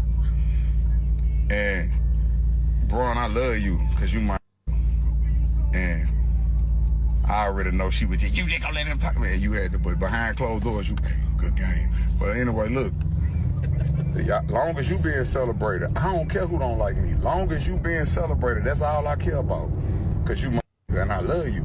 So I don't care if I gotta fall out with somebody I love to get the results. We're gonna get the results. But if anybody need, I'm a life coach and a guru. Y'all 24 hours. Ain't gotta say no 24 hours. You smile. You smile at that black man. That's funny. You smile at him. Hey, cause you know one thing. Today is Easter. You know what come with Easter, huh? It got a lot of bunnies hopping around out here. They about to take a trip on their favorite rocket ship. So they got some bunnies on. Hey, look, to Brittany Renner's sake, I ain't gonna lie, bro. That nigga funny, bro. Laughter be the best medicine. Laughter, motherfucker, have a bitch changing everything. That's funny. You hear her cracking up in the background. It's funny, though, because he literally, that was after the game, after the playoff game, or before the playoff game, after he made his statement. And she is smiling at that nigga with all kind of lust in her eyes. That nigga funny. But nah, though, I love y'all. If y'all need, if anybody else need life coaching advice and things of that nature, y'all go to my, I got a text line at the top of my bio, you heard me? Sometimes the truth hurts, but it heals. I love you all. This is Kevin Gates. Bring you through this message. Context matters. Truth hurts, but sometimes it heals. Ooh, I like that, Jim. Truth hurts, but sometimes it heals. Oh, my mama, she pressed LeBron to make that post. No, I think Bron is a man of his lady. He always talk about his lady and big her up. I think I don't think she pressured him. You better post something about, nah. I think he saw the picture and thought it took the opportunity. I don't think from the outside looking in, I don't think they got that type of relationship. It don't look like it. But again, we're all speaking from a viewer standpoint. You know what I'm saying? All right. I got another one for y'all before we got a couple, actually. Yeah, we vibing. Shout out to the 200 of y'all tapped in on the late night. We sure appreciate you.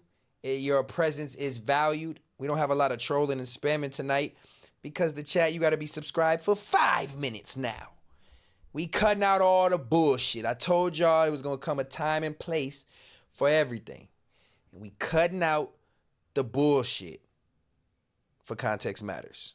I'll see y'all on Third Law with all that shit, though. Shout out to the 200 of y'all tapped in for it on a late night. Okay, so look, let's go back to some hip-hop. We kind of were on hip-hop with Kevin Gates, tying the two with athletes. But let's go back to hip-hop. I like this take from Lady London. Y'all know who Lady London is? Real bad one. Oh, this isn't out of pocket. Let me fix this. She's not only a bad one physically, but she's a bad one when it comes to rapping. I fucked with her take right here. She tied music with sports the same way we just tied music with sports. Tonight's going off perfect. I'ma eat good when I get off this motherfucker. I'ma good when I get off this motherfucker. I'ma smoke good when I get off this motherfucker. So yeah, tonight going good. I appreciate y'all, tribe. Let's take a look at this real quick. We're tying hip-hop with sports and sports analogy at least. Let's see what she had to say. Does it change for you? Does it look the same? Does it feel the same? Hip-hop is such in a weird place, I think, right now. I won't say weird. It's just it's changing. It's always the movement in it. And this may get me in a little bit of trouble, but I would say rap is the only sport where the people who good don't get no playing time.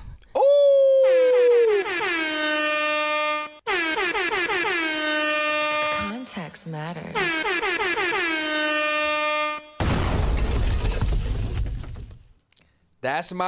Look, I co-sign this take.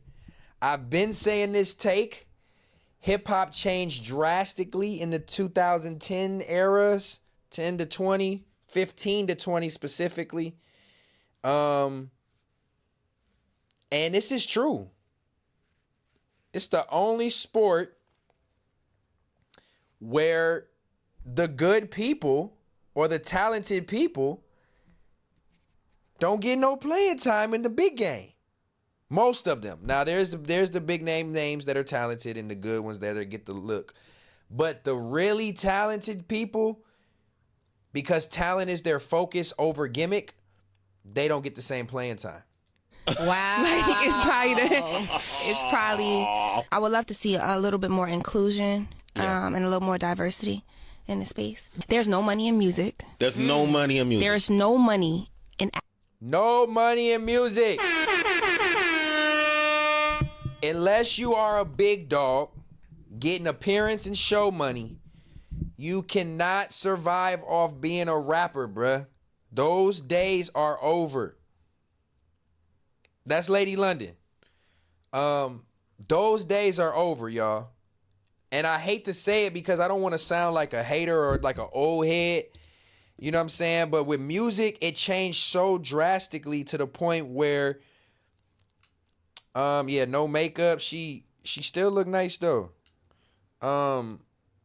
Music has changed so drastically, even financially, to where it's so oversaturated that the value of the artist has depreciated, even to the point of like your physical presence or your demand as an artist. There wasn't as many artists and shit back in the day like that, so you had to pay the booking fee. You had to get this money for this. You had to use this artist as an endorsement or whatever. Rap now is so oversaturated and bullshit. There's no real money in it. And that too, if your lifestyle is of a rapper and you want to be a rapper and fit this lifestyle or live in Los Angeles and be a rapper, you're going to blow through that money and it's not going to show anyway. So it's like the most talented artists don't get the best look to get the most money. So the most talented people are struggling for crumbs and trying to make it in an industry that's dead. If you're not in the top 20 artists, chances are you're not solely living off of your music income or your catalog. These niggas will tell you these stream numbers ain't paying the bills. Especially when you got people that you got to pay and people that's a part of your camp and you whatever, like. So the whole get rich quick scheme for rappers now, it's not. I don't think it's there. I know there's quick money with like TikToks and you get a catchy song or you make a couple 100,000 bands quick and run it up. But the longevity in rap for money is gone. 1 million streams is $2,000. Being a YouTube creator, getting 1 million views will get you more money. Exactly. Yup. Vinny or a pub deal. Yup. You got to have a cult you got to have a cult following and sell product with your raps on top of marketing and big budget. Yeah, that's what I'm saying. To be a rapper now is not the same. It's not just the raps, bro. And just the raps is not paying the bills. So if you thinking about, this ties everything back in. It's so cold tonight on Context Matters. If you thinking about moving to LA or you want that fast lifestyle of being a rapper or being an entertainer and moving to LA, you're not gonna see, bruh. There's no money. It's a dead end trap. It's a trap. I'm not trying to discourage nobody for that move or trying to pursue that, but if rap in itself is already a dying thing, so you tie that in with high expenses and pressures to be and all that, and then the anxieties that come with it and the depressions that come with it, it's just not a smart thing to do. And I actually like that this message is getting out there because we need to stop lying to the youth thinking that hip hop is just the way out financially. We can't keep feeding, and even like NBA, like the realisticness, there's only 450 NBA players every year. And a lot of them are repeat from the year prior. In the years prior. So there's only 80 new NBA players every year that maybe get to stay. And there's 800,000, 8 million, 80 million kids who have aspirations to make it to the league. And even in rap and entertainment, you can make it with no talent. Obviously, we see it. But can you survive off no talent, and can you make that your longevity? Can it be a stepping stone and take that money and invest and do other things? Yes. But longevity in music, financially, even with talent, is so hard because it's preached to be the way out. It's the easy thing. We see all these rappers with these racks and these bands and all this shit, and we think that our youth thinks that, damn, that he just got all that for doing X, Y, and Z. Like, that shit is a facade, and it's leading our youth astray to a certain extent. We need more people like her to sit there and tell us there's no real money in rap, to where you think that this is what you have to do or should do to make it out. It's not a bad thing to feel that way. I'm not shitting on nobody who feels that, but that shouldn't be the thing to make it out is rap. There's no money. The talented people don't make no money for real, bro. Actual music, because in the digital era in the era that we're in now, streaming era, Yeah. I want people to understand it takes 80 streams on Apple Music to make $1. You have to listen to this song 80 times. Just curious to you right now, having gone through that renaissance and now, 80 times to make $1. wow. So if you understand that, Who's listening to the same? Yeah, shout out to LaRussell. He's one of the, but LaRussell works hard and he's talented and he's like, he has the personality. That's what I'm saying. If you're just a rapper, you're not gonna make it in this day and age successfully or financially. Now it comes with what else can you do? What else can you provide? Are you more than just a entertainer talent? You can make $75,000 to $100,000 a year indie. Who says who? The average indie artist is not making $75,000 a year, bro. Would Stet advise rappers these days to sign a deal or remain indie? A deal is essentially the machine. You can sign a deal, but don't do nothing long term. Sign a deal to get the eyes on you, get the money behind you, get the marketing to get you known, and when that deal is out, you move on, and hopefully you're able to sustain indie. But again, that's what I'm talking about financially. Independent means you fund everything. The $1 million music videos, them fucking photo shoots, them clothes, the wardrobe, your travel, all that's funded by you. So if you're not making money off of your talent, you don't have the money to sustain being an artist independent. You have to sign to a label and pay it back and be in debt forever, but keep up this image and this look and be able to afford the nice rich things. But to be able to go above and beyond, you're not going to get that on a label.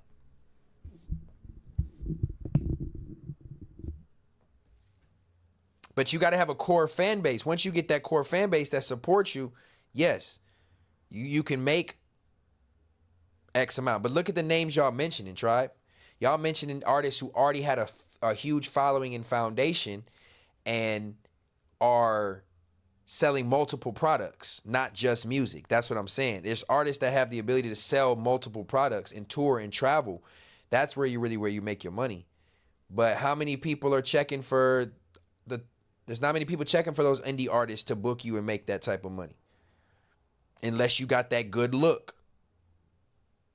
1,000 fans who pay $10 a month is $10,000 a month. That's $120 a year. Okay. 1,000 fans on a product that's $10 a month. That's why streaming, I think, is becoming the wave. And rappers are doing that because it's a residual income that you can bank on. Most artists don't have a way that you can get a residual income or a passive income every month. They don't have product like that. Unless the label puts it together, in which they take a cut. So most indie people or people coming up like that, unless you got a team to help you do that, that makes it tough. I'm not saying it's not possible, y'all. I know it's possible. But that's what I'm saying. It's very select few. You gotta tie your stream. Yes, bro. You gotta get 1,000 paying fans at $10 a month. Yeah, that's $10,000 a month. Y'all, can I get 1,000 people to pay $10 a month for a subscription? Fuck right. That would be the goal. But you got to have something that's subscription based. I think that's why a lot of rappers are adding in streaming, because it's subscription income. It's guaranteed money without having to leave your house, without going on tour, without doing nothing. It's next level, low key. You see what I'm saying? Yeah. That's what the machine is. That's why you get people to, like, all the bots to listen to all your stuff a million times. That's how you get it up. But if we just looking at the streaming numbers, we're not in a place where music itself grosses from streaming. So you have to have physical copies purchased. You have to have merchandise. You have to tour. You have to do brand partnerships. And you have to establish yourself beyond your artistry. So what? I didn't even see that clip, and I literally just said everything exactly the same thing that she said. This is the typical response probably for people who, obviously the consumers can see it, but people who are creating, they feel it. The creators, the musicians, they feel, damn, my music ain't enough. You get discouraged. Now I know I'm talented as fuck, but I can't get that big push because I don't have all this other gigs and gadgets and gimmicks, and I don't have the money and means and team to help me do all this. It gets discouraging.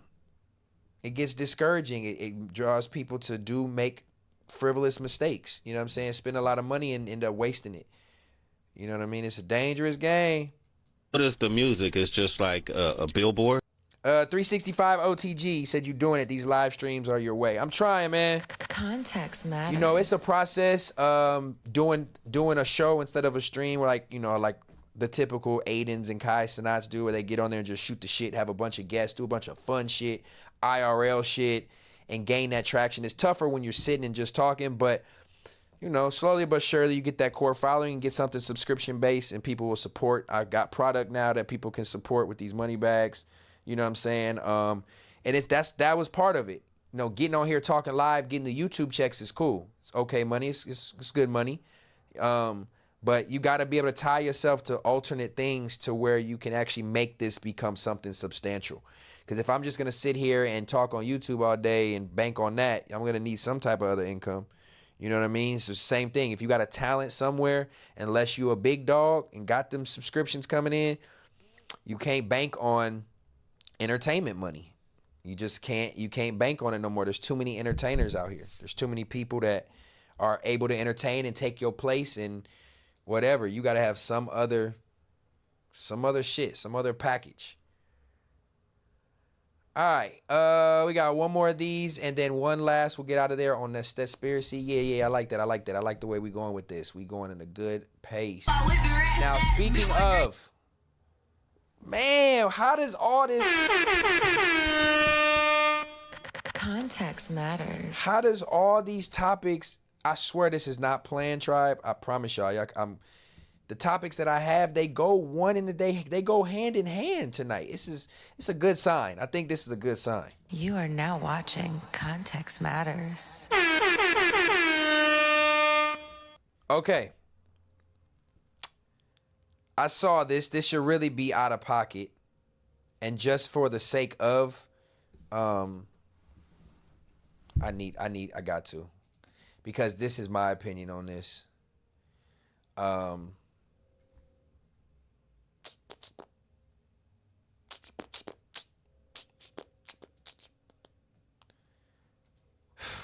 This is out of pocket, y'all. I had to put this on the screen so that y'all know what I think about this before we even get into it. This could be a cold conversation with y'all, because y'all might have a different take than I do. Hey, Bushido Zay, I don't know if I've seen your name in here before, but let me acknowledge you, gang. I appreciate you being subscribed, typing in this mug. I know you don't want to give up the sauce, but do it yourselves would be cool, like videos. Yes, I got Get Creative on the channel. If you scroll down, you can watch Get Creative. I got some of my vlogs where I show some of my art. You can tap in with that. I got more coming that's kind of like explaining how I do certain things. But yeah, make sure you tune into that. I want to make sure I provide product and content like that too. All right, this is out of pocket, y'all. This is out of pocket. This is where we have to show some type of maturity and understand that we are misleading the youth, and we are, even the younger generation as parents sometimes don't make the best decisions when it comes to the access and things they do and provide for their kids. And here's a perfect example of some shit that's out of pocket, y'all. She said, took my son, my niece, and his friends to the studio to make a song for his birthday. Right? Seems innocent. But the content, the actions, let me just play it.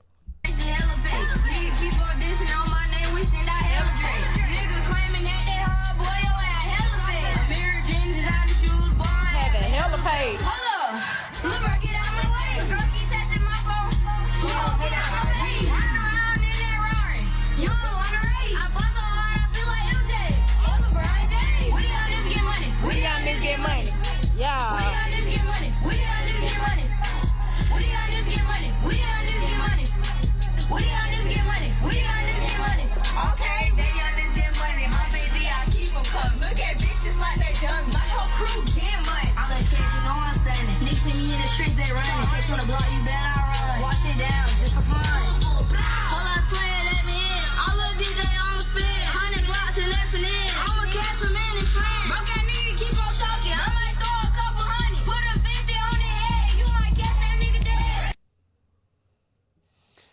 I'm not gonna lie, y'all. I literally have not watched that all the way through. Darnell Darden. We can't do that, bro. We not. That subject, I'm gonna play it again. That subject matter, that content, what they talking about, the mom in the back hyping it up, letting them say these cuss words, or they talking shooting shit, they talking bitches and throwing money and doing drugs and effing ends, and bro, come on, bro. Not only that, like, that's the type of music that people consume nowadays, that flow, and that's nasty, dog. I'm so glad I'm not a part of music anymore. I'm not even gonna lie, I'm so glad, because this is sad, bro. Let's watch this again. Listen to what he's saying. I'm about to poison my own fucking mind. That's what I'm saying. Vinny. Oh my God, Vinny, you just hit it on the head. This is my point about motherfuckers who want to make comments about music and what it takes to make a song and talent and lyricism and rapping abilities. I don't motherfuckers listen to music like this. You got 8-year-olds making the same style music that 40-year-olds are making. Same lyrics, same flow pattern, same beat writing, same every fucking thing. I don't want to hear nobody ever criticize me or content-based, substance-based, topic-based music that actually makes fucking sense, that requires a talent. Because you got fucking Jump wasn't even written by them, nigga. So that don't matter. But you got young kids rapping like grown men the same way. And this is the music that y'all fuck with and y'all like. I'm not saying y'all, but I'm just speaking to the masses right now. This is the type of music that people consume and enjoy. And it's so easy and watered down and bullshit that 8-year-olds can do it.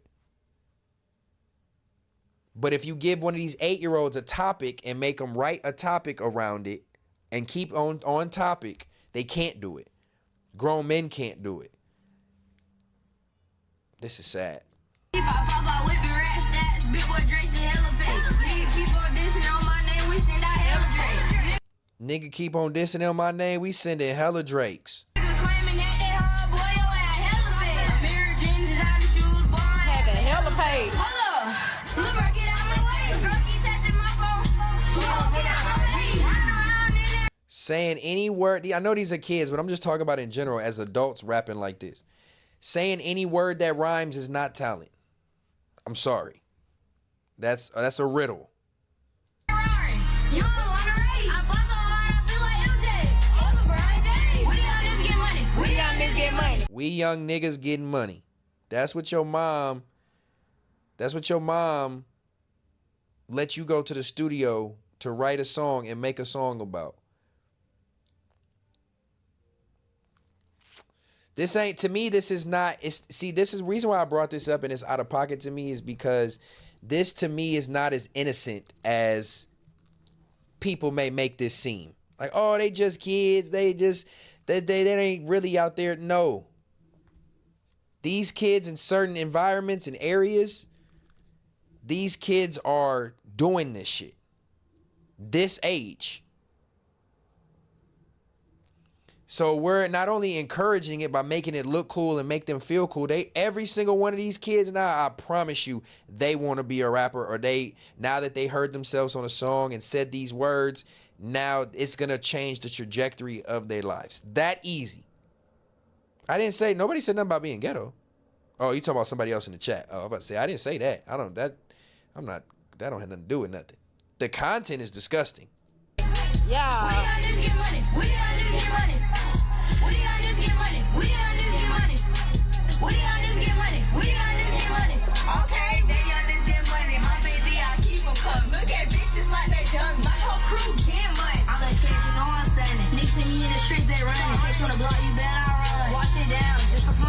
walk shit down just for fun. He's like 10, 12. We young niggas getting money, spending and putting money on people's heads. JT, that's what I'm saying, bro. This is out of pocket. This ties into everything I just said about hip-hop and the state of hip-hop. This is the same. These are 10-year-olds that rap just like adults. What makes the adults talented, for one, and what makes a mom, this is a double whammy. What makes a mom encourage this? This is the problem with society in this situation. To push this on, granted they're doing this already with their friends and talking like this, but to make, I don't know, man. This is really bothersome to me. This is bothersome to me for somebody who takes pride in, like, at least trying to be a role model to a certain extent, or be able to be somebody that a younger person can look at for a positive example to a certain extent. Yeah, I have my faults and do certain things that kids shouldn't see. I'm not perfect or do. But like when it comes to the message that I give off, and like this type of shit bothers me, because not only everybody knows the children are the future, but we got babies raising babies, and this is the type of shit that is being put out and pushed to the masses, and like this is the shit that changes to the trajectory of kids. You know what I mean? And it hurts me to see this now, that especially because I know how detrimental music is to our society, and how much music is the soundtrack and the book and the menu and the guideline and the newspaper and the whatever. Music is everything to these kids, especially around this age. And people don't realize that if we're going religious and biblical, like the beginning of this stream, the devil was the angel of music. Music is the easiest way. Sonic waveforms is the easiest way to subconsciously program people. Let me say that again. Music and sound waves are one of the easiest ways to subconsciously program people. Why do you think every commercial has a beat behind it? Everything is, music is a way to, I can't even express it how I want to say it, but we're sonically attached, right? When you see a waveform, it's a waveform. If you see it vibrate water, it does certain ripples, right? So certain music, that's what Sinners is about. Damn it, I didn't want to know what Sinners was about. Damn it. We're going to see that this week. I don't say nothing, no spoilers or nothing. Shut your ass up. I heard it was good. Yeah, what happened to Kids Bop? But no, all I'm saying is, without going too deep on that, the music is, especially in our community, is the soundtrack to the life. It's been that way, which is, it's not, we don't get a fair shake with hip hop, because hip hop has always been a soundtrack to the way of life. So what we're going through, what we're experiencing, what we're seeing is what's been put on wax, and it just happens to be violent or traumatizing because that's what the culture had went through.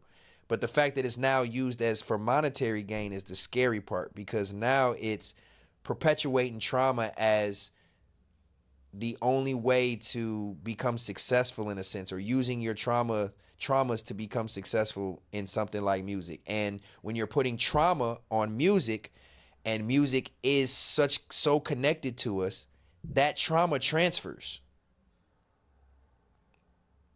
That trauma transfers. So when you hear somebody else rapping about traumas that you may be experiencing or feeling, you tend to act like that, think like that, move like that. That is your soundtrack. So when you do something like this with kids, and you put this in their face as something that's accessible, as a goal, as something you can reach, and you're not doing it in a positive way, you're putting trauma from kids who know nothing about this trauma per se, walking down niggas and putting money on niggas' heads, rapping about it, inspiring other kids, inspiring themselves, motivating themselves falsely to push off a bad message and pursue a career, like we just said, that does not have the ability to let all these people make it out.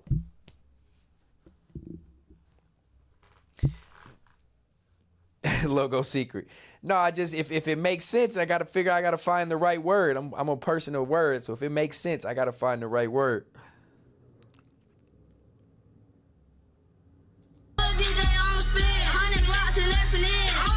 Don't internalize, but we're not talking about us as adults. Even adults are not wise enough to not internalize these subject matters. What are we talking about? There's even adults that can't separate the fact that this is entertainment and we should just keep it pushing. They can't even do that. So how can we expect kids to do it?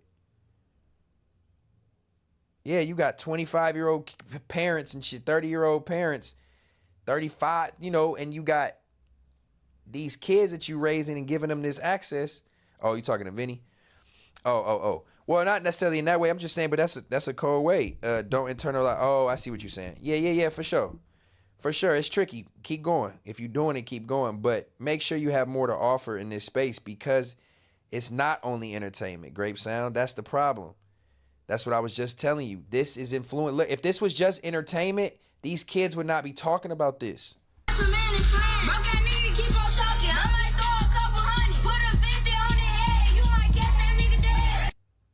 Put a 50 on his head, you might catch that nigga dead.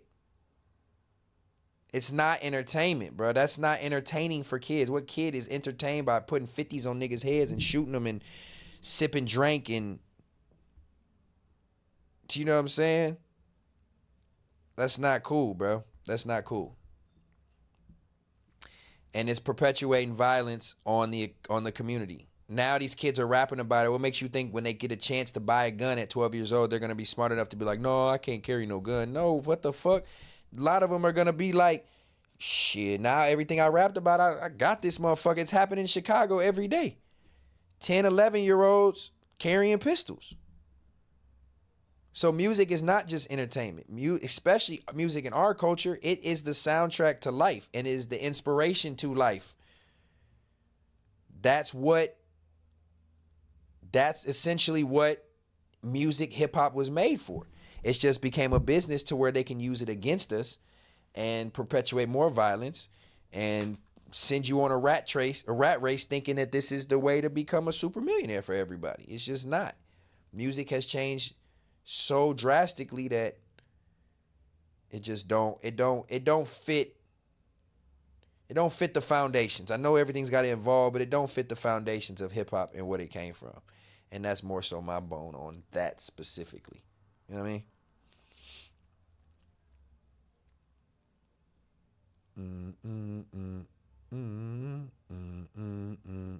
That's what I'm saying, Logo Secret. It's too easy.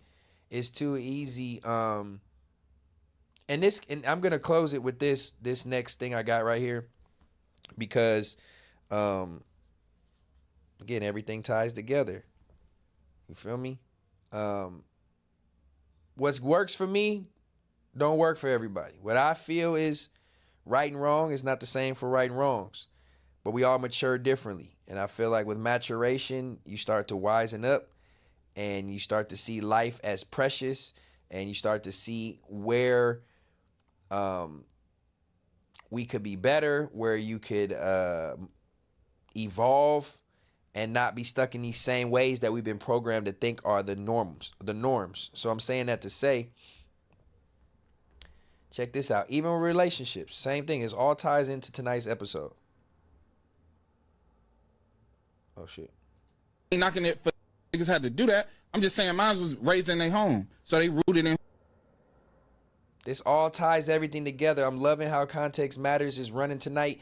If you fucking with Context Matters with episode 20 on this good victory lap, make sure you hit that like, drop a comment in the chat, double back, drop a comment on the video, send a super chat, send us Cash App chat, whatever you got. Shout out to 200 people in this bitch still rocking. It's almost 3 a.m. on the East Coast. You know the tribe is alive and well.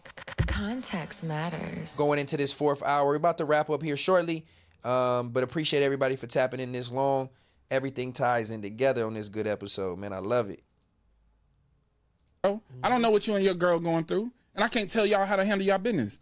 Sit here and talk 50-50. I'm gonna stay out of the conversation. My girl ain't never worked, but my kids ain't never had a babysitter. My kids ain't have to go to Head Start at 3 years old. I ain't knocking it for niggas had to do that. I'm just saying mine was raised in their home, so they rooted in who they are. That's what I believe in. I believe you get your values from your mom. Why not have your mom around you all the time, your grandma around you all the time? I don't have these conversations with because that don't have nothing to do with me. Yeah. If that's what you want to do, that's how you rock, that's how you get down. Get down. Keep the internet. Nigga. It's a relationship. It's 2 people or 5 or 10. You want to haram. Thank you. That's on you. Keep that off the internet because all that do is get something to argue about because everybody gonna have a different stance on it. Because love affect everybody a different way. Was raised different. Niggas come from broken homes, come from violent homes, loving marriages. None of us gonna see the same way, bro. Right. Fuck out of here, bro. I don't want to hear that. Matter of fact, we can go 50-50 in the street. Let's get it. Let's talk about that. Go 50-50 on a business with your homie. Go 50-50 the bail. Go 50-50 on something that means something, bro. Because niggas want to do is they want to engage with women. But they don't want to engage lovingly. Because you can get a lot out of a woman's by fucking with their emotions. You've been in a relationship, you know how shit go. Yeah, you know, sometimes it's not even what you say. It's sometimes not saying anything at all get you cussed out. Fact. Oh my you see what I'm God. saying? Niggas are playing off of people's emotions for attention and engagement. I don't rock with that. Because you manipulate, you exploiting your own people. You might as well sell crack.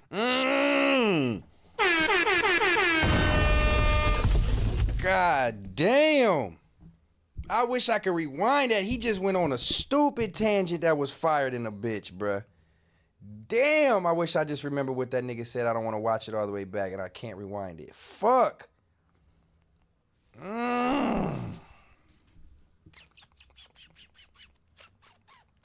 Damn. Fucking with people's hearts, but how people grew up. Nigga might have seen their parent, their mama ass beat off. Nigga want to sit here and talk down like, oh, why you stay? Now, how you think that's going to trigger another?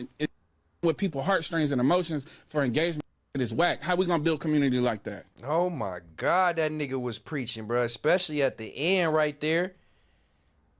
Ooh, Vinny TV looking ass. Relationships is subjective, bro. I don't know what you and your girl going. Damn, I wish I could get back to that spot where he just dropped that gem. But nonetheless, he was right, bro. Like, man, he said too much, going through. Bro. And I can't tell y'all how to handle y'all business. Sit here and talk 50-50. Man, I'm not listening to it again, but he said got me fucked up. I'm on you, nigga. You was trying to roast me earlier. Yeah, but look, we are not the same. It's a preference. You can't judge somebody for what they want. But I was saying that he said the point in there about when I tied that to music, about fucking up shit for content, fucking up shit for the sake of like the allure. And that's what's going on with this music and with these kids, man. The allure of that lifestyle, the allure of a hip hop artist is now being that detrimental to the youth. You know what I mean? That's essentially the tie for that. It's crazy, bro. Be wise with your kids, man. Be careful with what you promote them to do.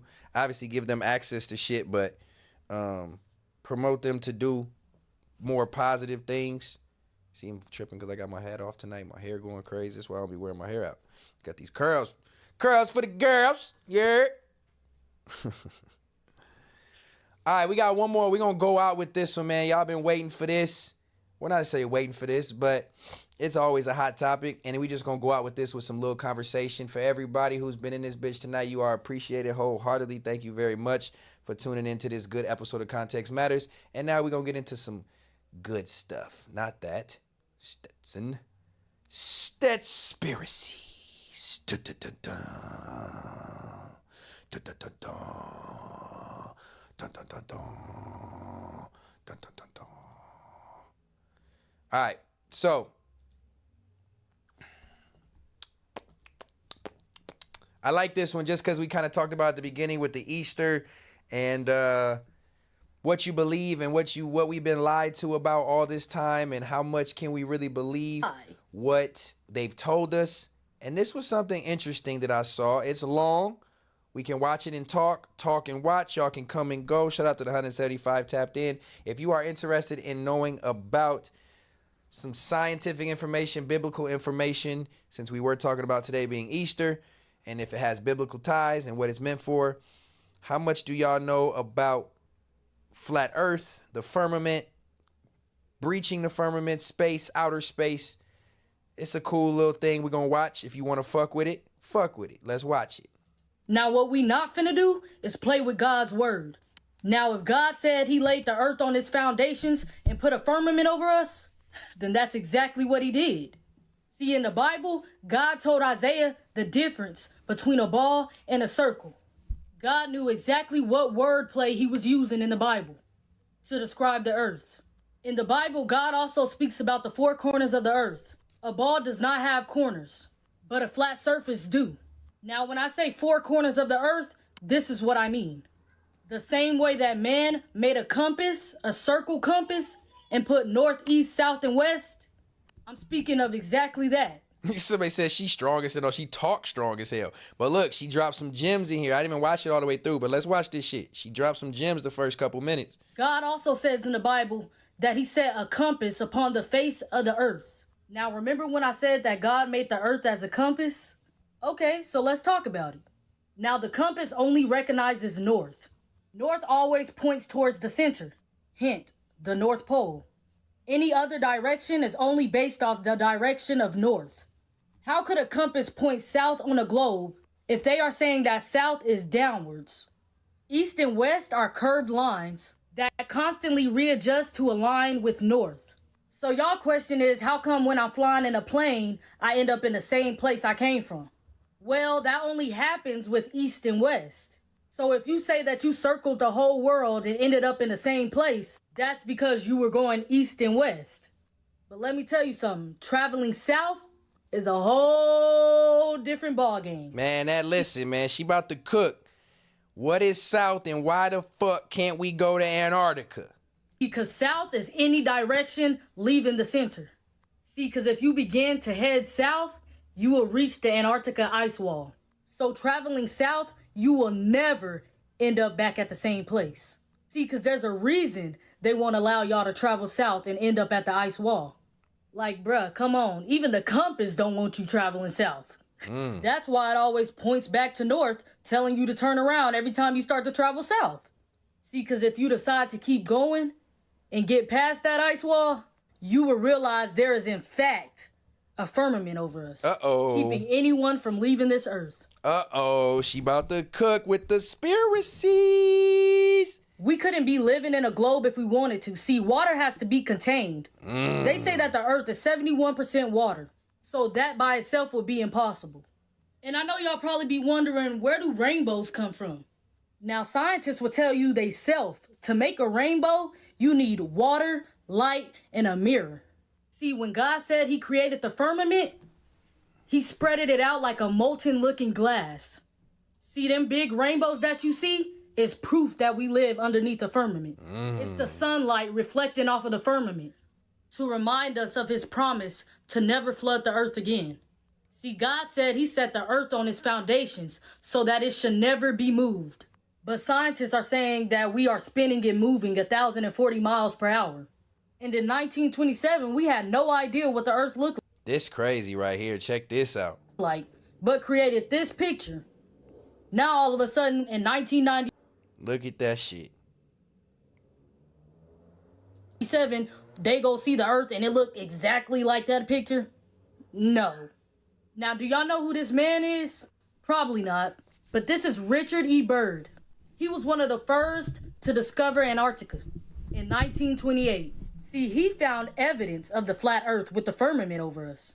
Even in his diaries and writings, he said it. See, he traveled all the way to the four corners of the earth. See, and when he found this discovery, what did our government do? They all went down to Antarctica 3 years later to claim a piece of it and to keep the truth hidden from us. That's why the Antarctica ice wall today is just like Area 51. Nobody could go there. Why is that? Wait, why is that?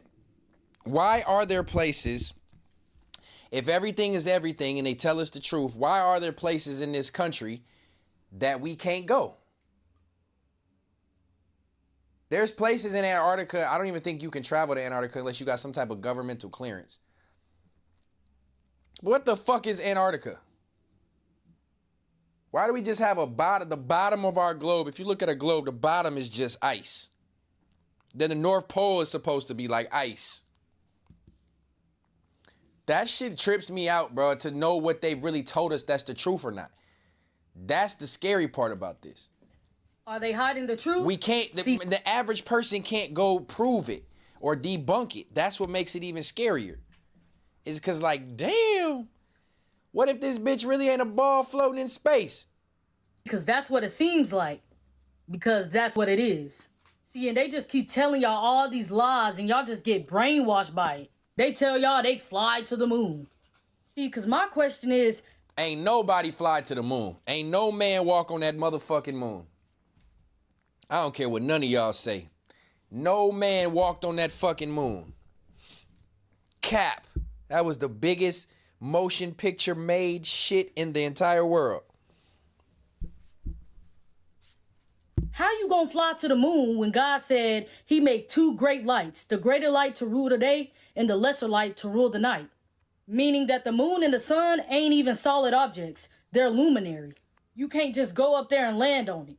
Like, come on, bro. Everybody know that landing was fake. The flag up there waving. You could see a shadow on the moon. Y'all talking about the stars as outer space. But in the videos and in the pictures, there's no stars in space. See, because y'all gonna have to do more than that to convince me. Nah, for real. Why can we see stars from Earth? But when they go to space, you don't even see stars in them videos. Why do we look up in a clear night and see a bunch of stars, but when they go to space, it be pitch black? You don't see shit. Are stars a reflection off of this firmament? I don't know. Because in Romans 3 and 4, God said, let Yah be the truth and every man a liar. But I know y'all gonna ask me, Anaya, how do sunsets work if the earth is flat? See, in Job 9 and 7, God says, who commands the sun and it does not rise? See, on y'all's globe earth, y'all believe that the sun is setting and rising, but in reality, it's all just about perspective. For example, have y'all ever heard of a vanishing point? See, because in reality, the sun and the moon are not setting and rising. They are rotating. See, because the farther that it's getting away from us to rotate around the earth, it's seeming as if it's going down. And the closer that it's getting from making its way back around to us, it seems as if it's rising. It's all due to perspective from where we're at.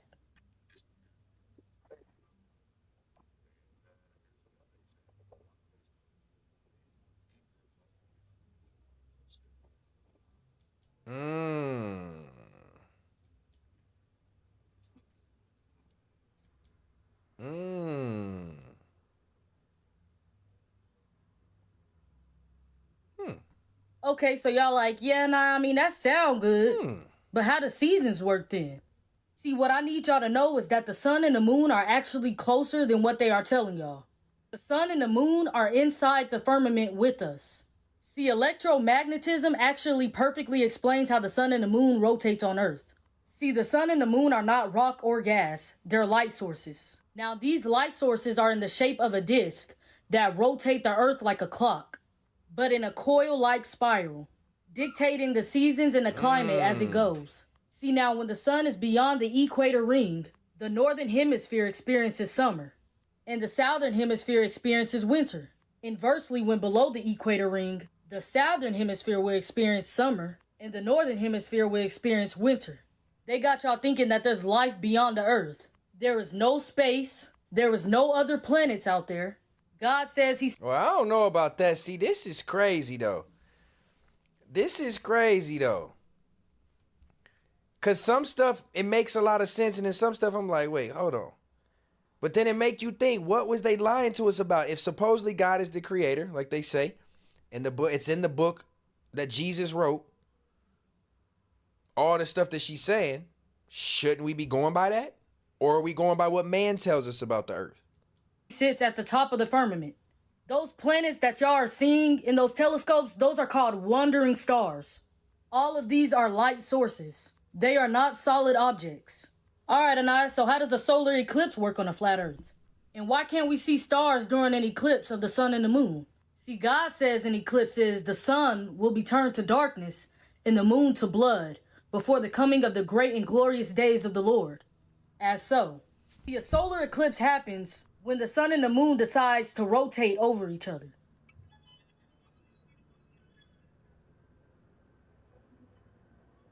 as so.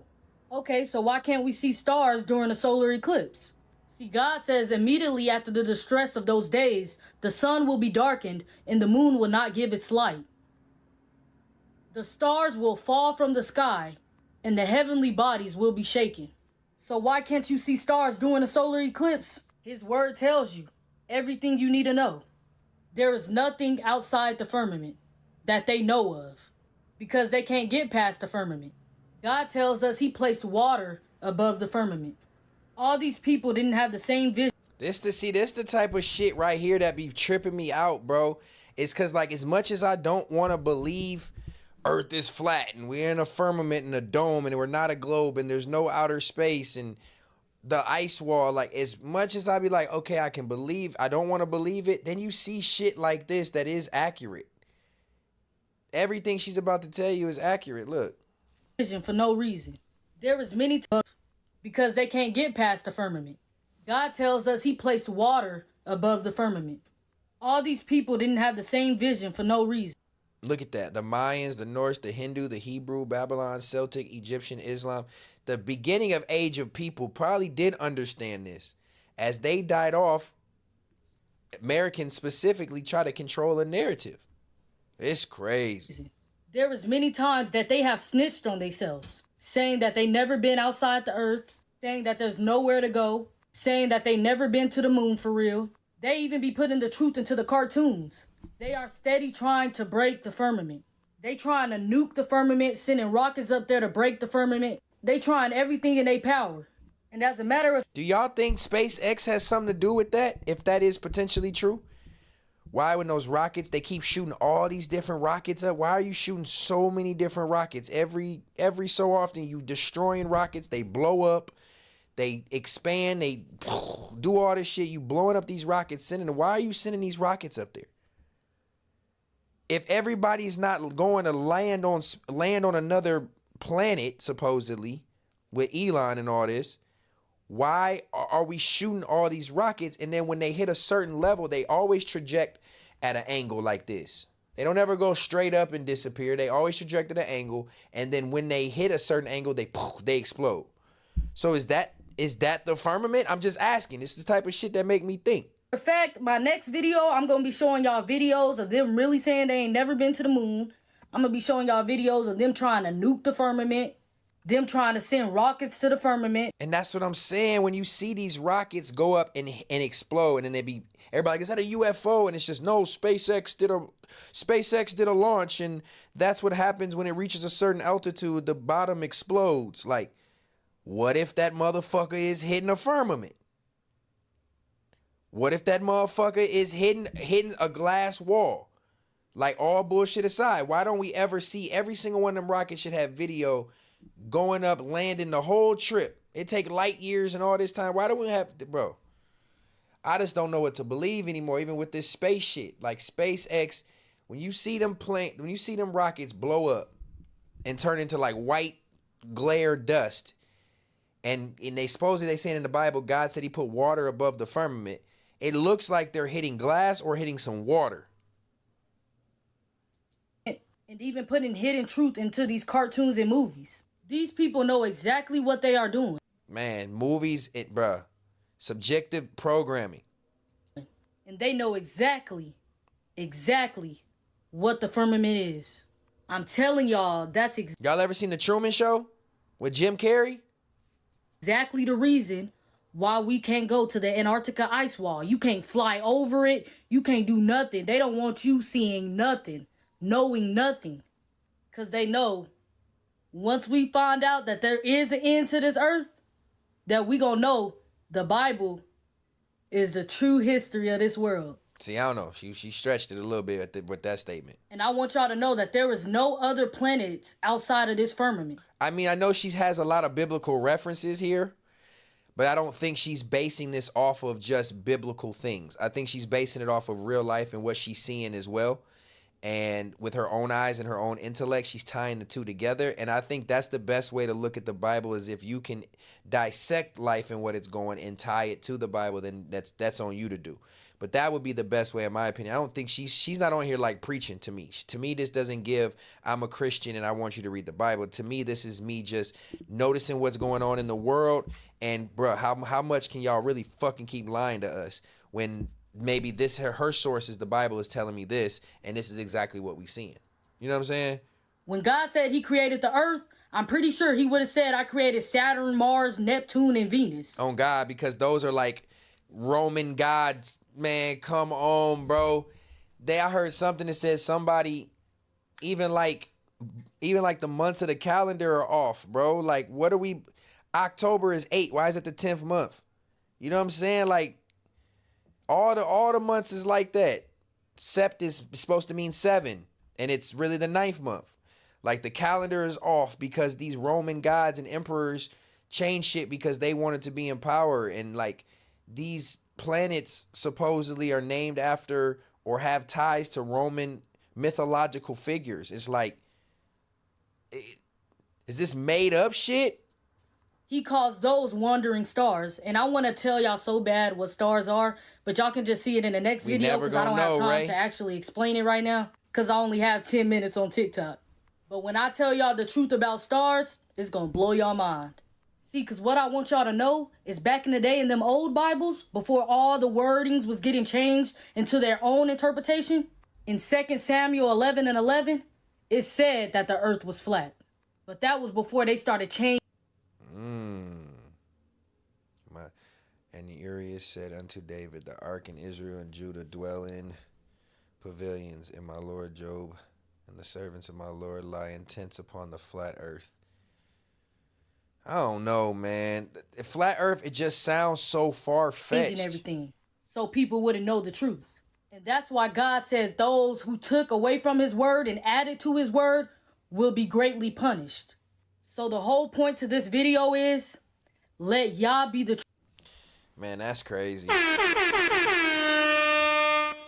Alright, so this is my Stetspiracy. We're going to end it with a little conversation, and then I'm going to get the fuck up out of here. I appreciate y'all tapped in with me, man, giving y'all some of that good content that you can use and be entertained by at the same time, man. Just something to pass the time for you. You know what I mean? I hope it was a great stream. But look, nonetheless, how do y'all feel about this? Let me read the chat a little bit. Let me close this.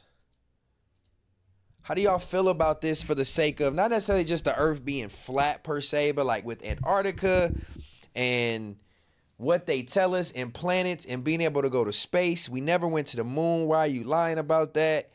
You talking about you landing rovers on Mars and that this whole I got a feeling this whole Mars play is not even that's not real thing, bro. We're never gonna be able to live on Mars. It just don't even, like, we don't even know, the average person don't even know Mars is a real thing. And to think that we can fly light years away or whatever time it is away, regular humans can hop in a rocket and we can just fly to Mars and land in a spacesuit and trust humans are going to be able to function on another rock, the third rock from the sun, fourth rock from the sun, Mercury, Venus, Earth, Mars. Fourth rock from the sun. We just think we gonna go live over there in spacesuits, and they just gonna build infrastructure, and the weather and the climates are gonna be the same. We're gonna be able to grow food, and like, what the fuck are we logically thinking if we think that Elon is really gonna? I feel like I fuck with Elon, but I feel like he's low key like not the Antichrist, but like this nigga is doing some shit that is propaganda at this point. I don't know how much. Yeah, like how you gonna build a house on Mars, bro? Like, and then live, and you're gonna be able to go in your chamber, and then you can just take it off and breathe oxygen, and then when you go outside, you gotta put a spacesuit on and walk. Like, how the fuck you gonna go buy groceries in a spacesuit? Like, we're not gonna ever be able to and live on Mars, y'all. It just don't sound logical. And like, I know we in a space where they can tell us anything, we believe anything. We gotta sometimes use our brains, bro. We gotta sometimes just like think outside of the realm of what they've told us for all these years and think. especially in America, we live in a country that's based off of control and population control and keeping everybody mentally in one space. You can't have too many people out of control, overthrow the empowerment, and it just becomes total anarchy, right? So the rich don't want that to happen. The political situation, they can't afford that to happen. So you keep people in control. The more we know, or the more that we know that's out there or not out there, or the more they know we've been lied to, the more likely we are to rebel. Because once you realize you lied to me about the shape of my earth or outer space, or you lied to me about Antarctica or where we can travel and what else, like what is possible for you to lie about? It just ties all the way into something as crazy as like September 11th. You lied. Y'all blew up these buildings and perpetuated this for control of gold and oil in a country that supposedly didn't even do it, but you attacked another country. And then this, bro, we live in a sick country where anything can be told to us that people don't have the right discernment to decide if it's fact or not. Just though they told it that it's got to be true. A country that's lied to us from your Bible to your history books to your actual history to race to slavery to wars to crimes to plagues to pandemics. This is all proven that this shit is lies. What makes us think that they haven't lied about outer space? They lied about going to the moon. They lied about going to the moon, y'all, in 1960 something. Y'all want to see this fake ass moon landing before we get out of here? Y'all probably seen it, but fuck it. For the sake of entertainment and what I'm talking about, there's no way. We got to have some type of discernment and reality of what's really going on out here. And to think that they fucking lied to us all this time, bro, is just... This shit is crazy. Let me see if I can find this. Hold on. I just don't know what to believe anymore, bro. Everything is like big Hollywood. Supposedly, we rushed to go to the moon in 1969 to say we was going to beat China as the first country to land there. Supposedly, that's the reason why we did all the theatrics and did the whole spacesuits and shit. And I just don't believe it. Shout out to Brooklyn Stevens. Yeah, man, let me get in my bag for a second, man. You know, I like talking about shit like this, but I can be long-winded, and I didn't know how many people want to engage with this type of content. But hopefully we can bring Statspiracies in on every Sunday, and that's what we plan to do. Context matters. Let's watch this real quick as a tie in to Statspiracy. This was the original Apollo 11 moon landing. Just look at this shit. There's no way. Launch control T-minus 3 hours, 4 minutes, 32 seconds and counting. Why are you inside with your glass helmet? It's just a glass helmet. Just a glass helmet. You know glass breaks under pressure, right?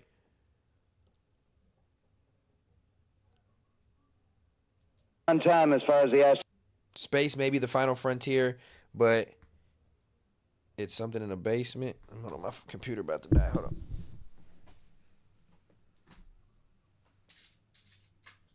Exactly. Why ain't nobody been to the moon since? All this technology we got, all the means we got, all the shit SpaceX, we trying to go to Mars. Why you niggas can't duplicate the moon landing? Why we just supposedly send rovers now?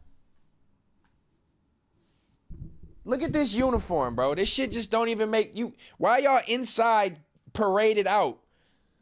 One giant step for man, one giant step for mankind. Whatever the fuck they said with the whole plant the American flag in the soil. Bro, supposed to be no gravity. What are we... Astronaut countdown is concerned. The prime crew now departing from their crew quarters. 10, 9, ignition sequence start.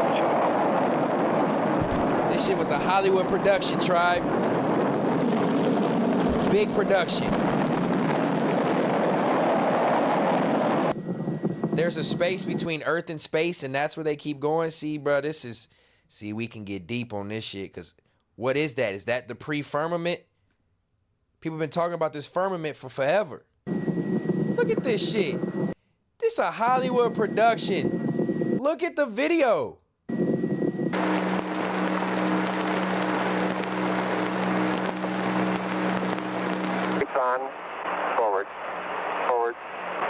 feet down, 2.5. Picking up the... Bro, they look like they landing on a piece of bread.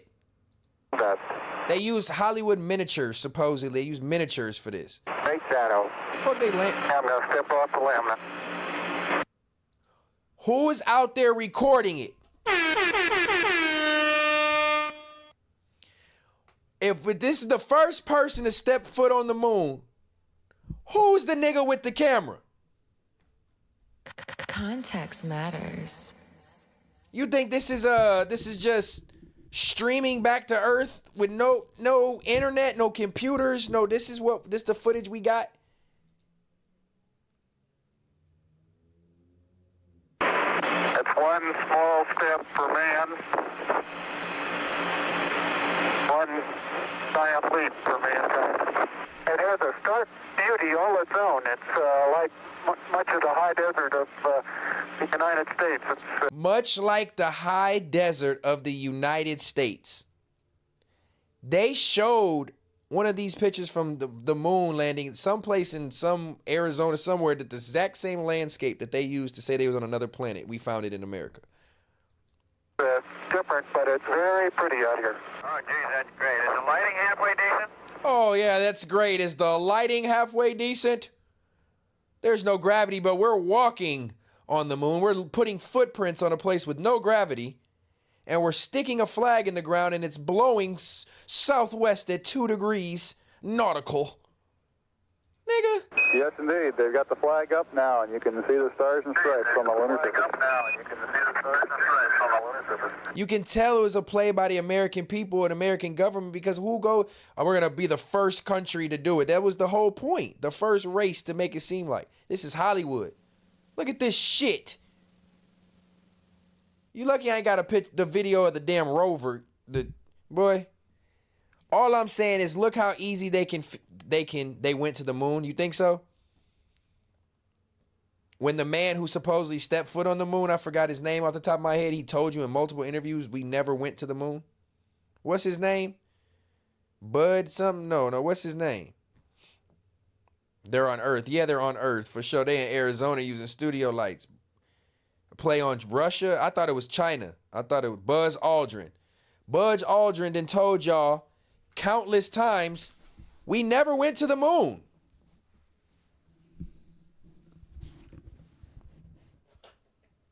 Buzz Aldrin, the man who supposedly took the first step on the moon, has told y'all we never went to the moon. We going way deeper than I want to go on this Stetspiracy, because we can use those for other Stetspiracies to talk about shit. But he said we never went to the moon. He said we never went to the moon, and he's supposedly the one who did it. And that's all I need to know. That's all I need to know. And I'm saying that to say, back to the original Stetspiracy that I brought up, firmament, flat earth, going to space, what's real and what's not, how far can we really go? We in 2025 with technology the way it is, there's no reason. If there's all these planets, Mercury, Venus, Earth, Mars, Jupiter, Saturn, Uranus, Neptune, and Pluto, plus all these new galaxies and black holes and new planetary. Every time I pop up on one of these wealth pages or NASA something, they've discovered some new diamond, boulder, rock, bro, if you discovering all this shit and you finding all this shit, why are we not touching every single one of these planets? Why are y'all not giving us live feed footage? And the footage y'all give us is AI, green screen, computer generated, that the most of the masses just fall for if you're not hip on digital content.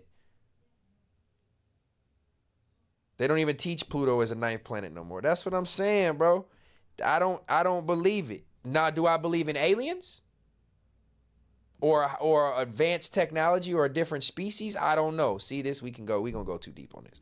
I'm gonna wrap this shit up. We about 4 hours and 15 minutes anyway.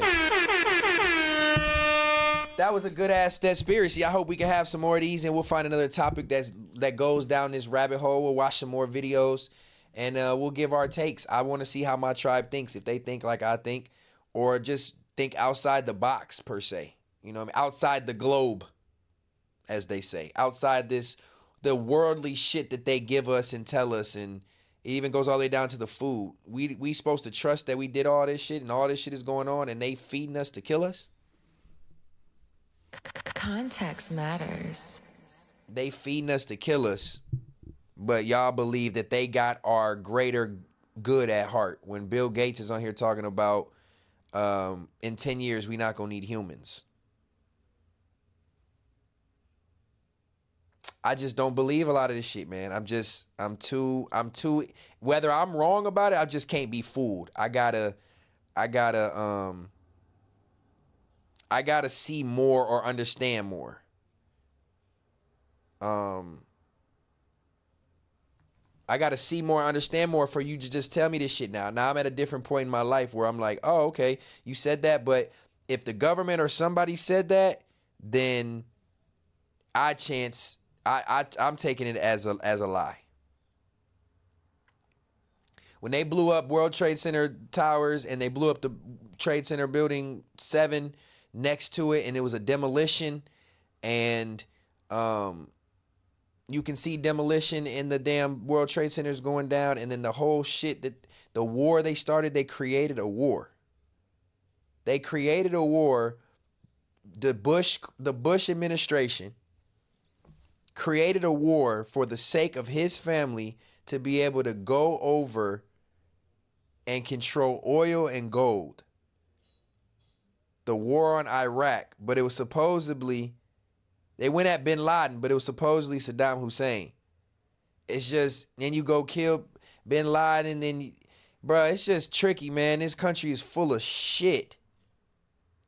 This country is full of shit. Oh, September 11th was the first thing I think that made me realize conspiracies were, what conspiracy was.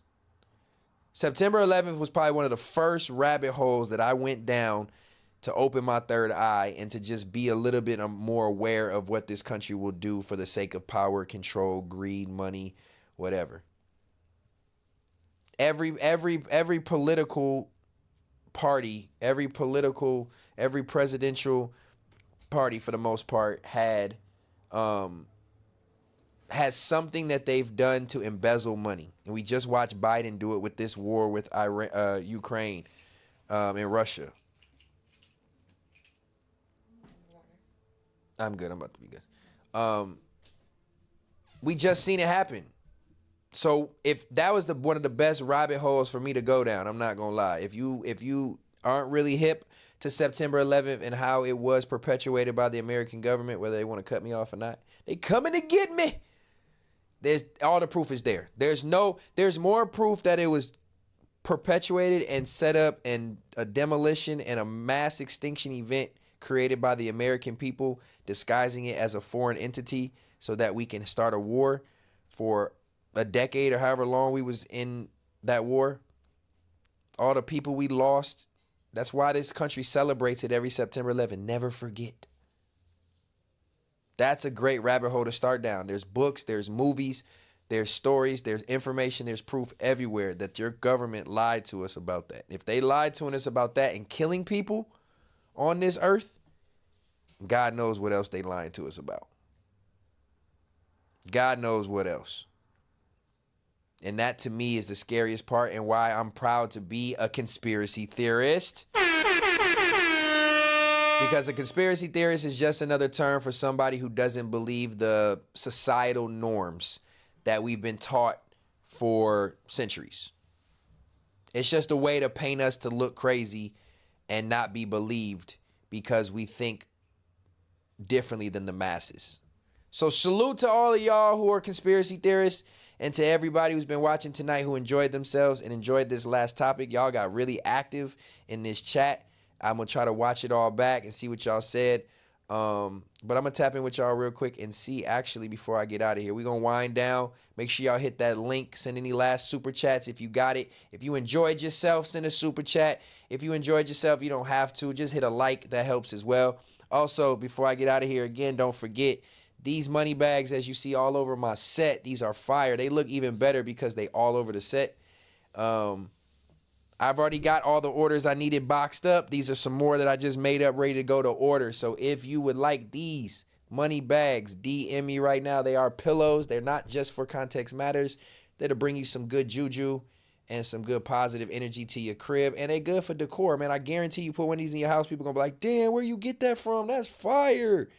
Nigga told me in a DM the other day, hey, bro, I seen the money bags you got on your set. And I tried to go Google to see where to get them from, and I couldn't find them. Yeah, nigga, you couldn't find them. You couldn't find them because they was made right here in my girlfriend's living room. No, these are all handmade. If you missed it, these money bags are handmade from scratch. These are pillows. Can be used for whatever, decor or pillows. Get you these. Support the stream. $30 for one plus shipping is not crazy. And I would appreciate it, man. They go a long way. Get you one of them. You feel me? If you don't want one of them, get you a custom sign with your logo, your brand, bring it to life. If you don't want one of them, get you a rug for your brand, your kid, whatever. Bring it to life. I do it all, man. Make sure y'all hit me up for that. That is another way to help support me. I'm not here begging, but at the end of the day, we are hustlers. I do make money off of my art, and if y'all want to support me, support yourself, get something dope, fuck with me on some art, man. That's where I get my rocks off. I appreciate the love on my art. You feel me? Yeah, let me fuck with y'all before I get out of here. Blind to the BS, I see you, gang. Stuck in my ways. What's the word? Maurice 838. I think it's Maurice. Mars 838 with the Context Matters. Sean Harris, what's the deal? Joe Spoon, what's the deal? Brooklyn Stevens in here as usual. JT, Joshua S. Wolf Rose been in here all night. Been getting on me about the ads. Support me a little bit more. I can turn the ads down. I'm just playing. I just go to regular on the ad thing. I don't even know what I be doing. But I got to get the chili, gang. Got to get the chili or get the YouTube premium. You know what I'm saying? Support the stream any way you can. Again, I'm a hustler, man. I'm a hustler. Vinny, I see you as always. Shout out to you, bro, for holding shit down. And we had a good talk. You know what I'm saying? I've been seeing you. You know what I mean? Our talk went well, bro. I fuck with you. Grape Sound, you been in here all night too. Brooklyn Stevens, Josh Truth. It's gonna be a lot to read all these because we was talking about the conspiracy theories and y'all got some good ass takes. Stet Clone coming soon. Them Hearts Collide. Shout out to you. Purple Hef, what's the word? Expose the government, behold the pale horse. I'm telling you, we can get on this bitch and talk, bruh. We can talk for sure. I might just do a conspiracy stream where we don't got no pressure for no other topics and we let one conspiracy fly to the other, to the other, to the other, to the other, and we be on here talking for 10 hours. You feel me? Uncle Biscuit, I got you, boy. I got you, my boy. You just got to know how we moving. You know what I'm saying? I got you. It's about time for me to start adding some new mods. So I'm going to do that soon. I don't even know if I can right now. But Uncle Biscuit, you do be in this bitch holding it down, young Biscuit. All right, and Vinny, we gonna do that. We gonna research that Saturnalia thing for another one. Yeah, yep. And also too, the ocean. The ocean is a crazy place. If it's aliens anywhere, they in the ocean, bro. The motherfuckers be coming up from underwater. That's a whole nother conspiracy for another night. This has been Context Matters, episode 20. Context Matters. We had about 200 in here all night. Numbers don't matter, but the engagement does. We appreciate y'all for being interested. And this stream was drama-free. It felt good. I didn't have to address no fuck niggas. We kicked it on this good 420. Good dialogue. I'm happy with it, man. 20 is a milestone, on our way to 100. 25 will be a quarter of the way there. Make sure y'all stay tuned to Context Matters. Set on those post notifications when I go live. Make sure you follow the Instagrams. Drop those in the chat for me. Hit all those links one time from my boy Vinny. Order you some art. Do the whole shit. Third Law will be back when we got stuff to react to. And until the next time, man, Context Matters is out of here. Much love.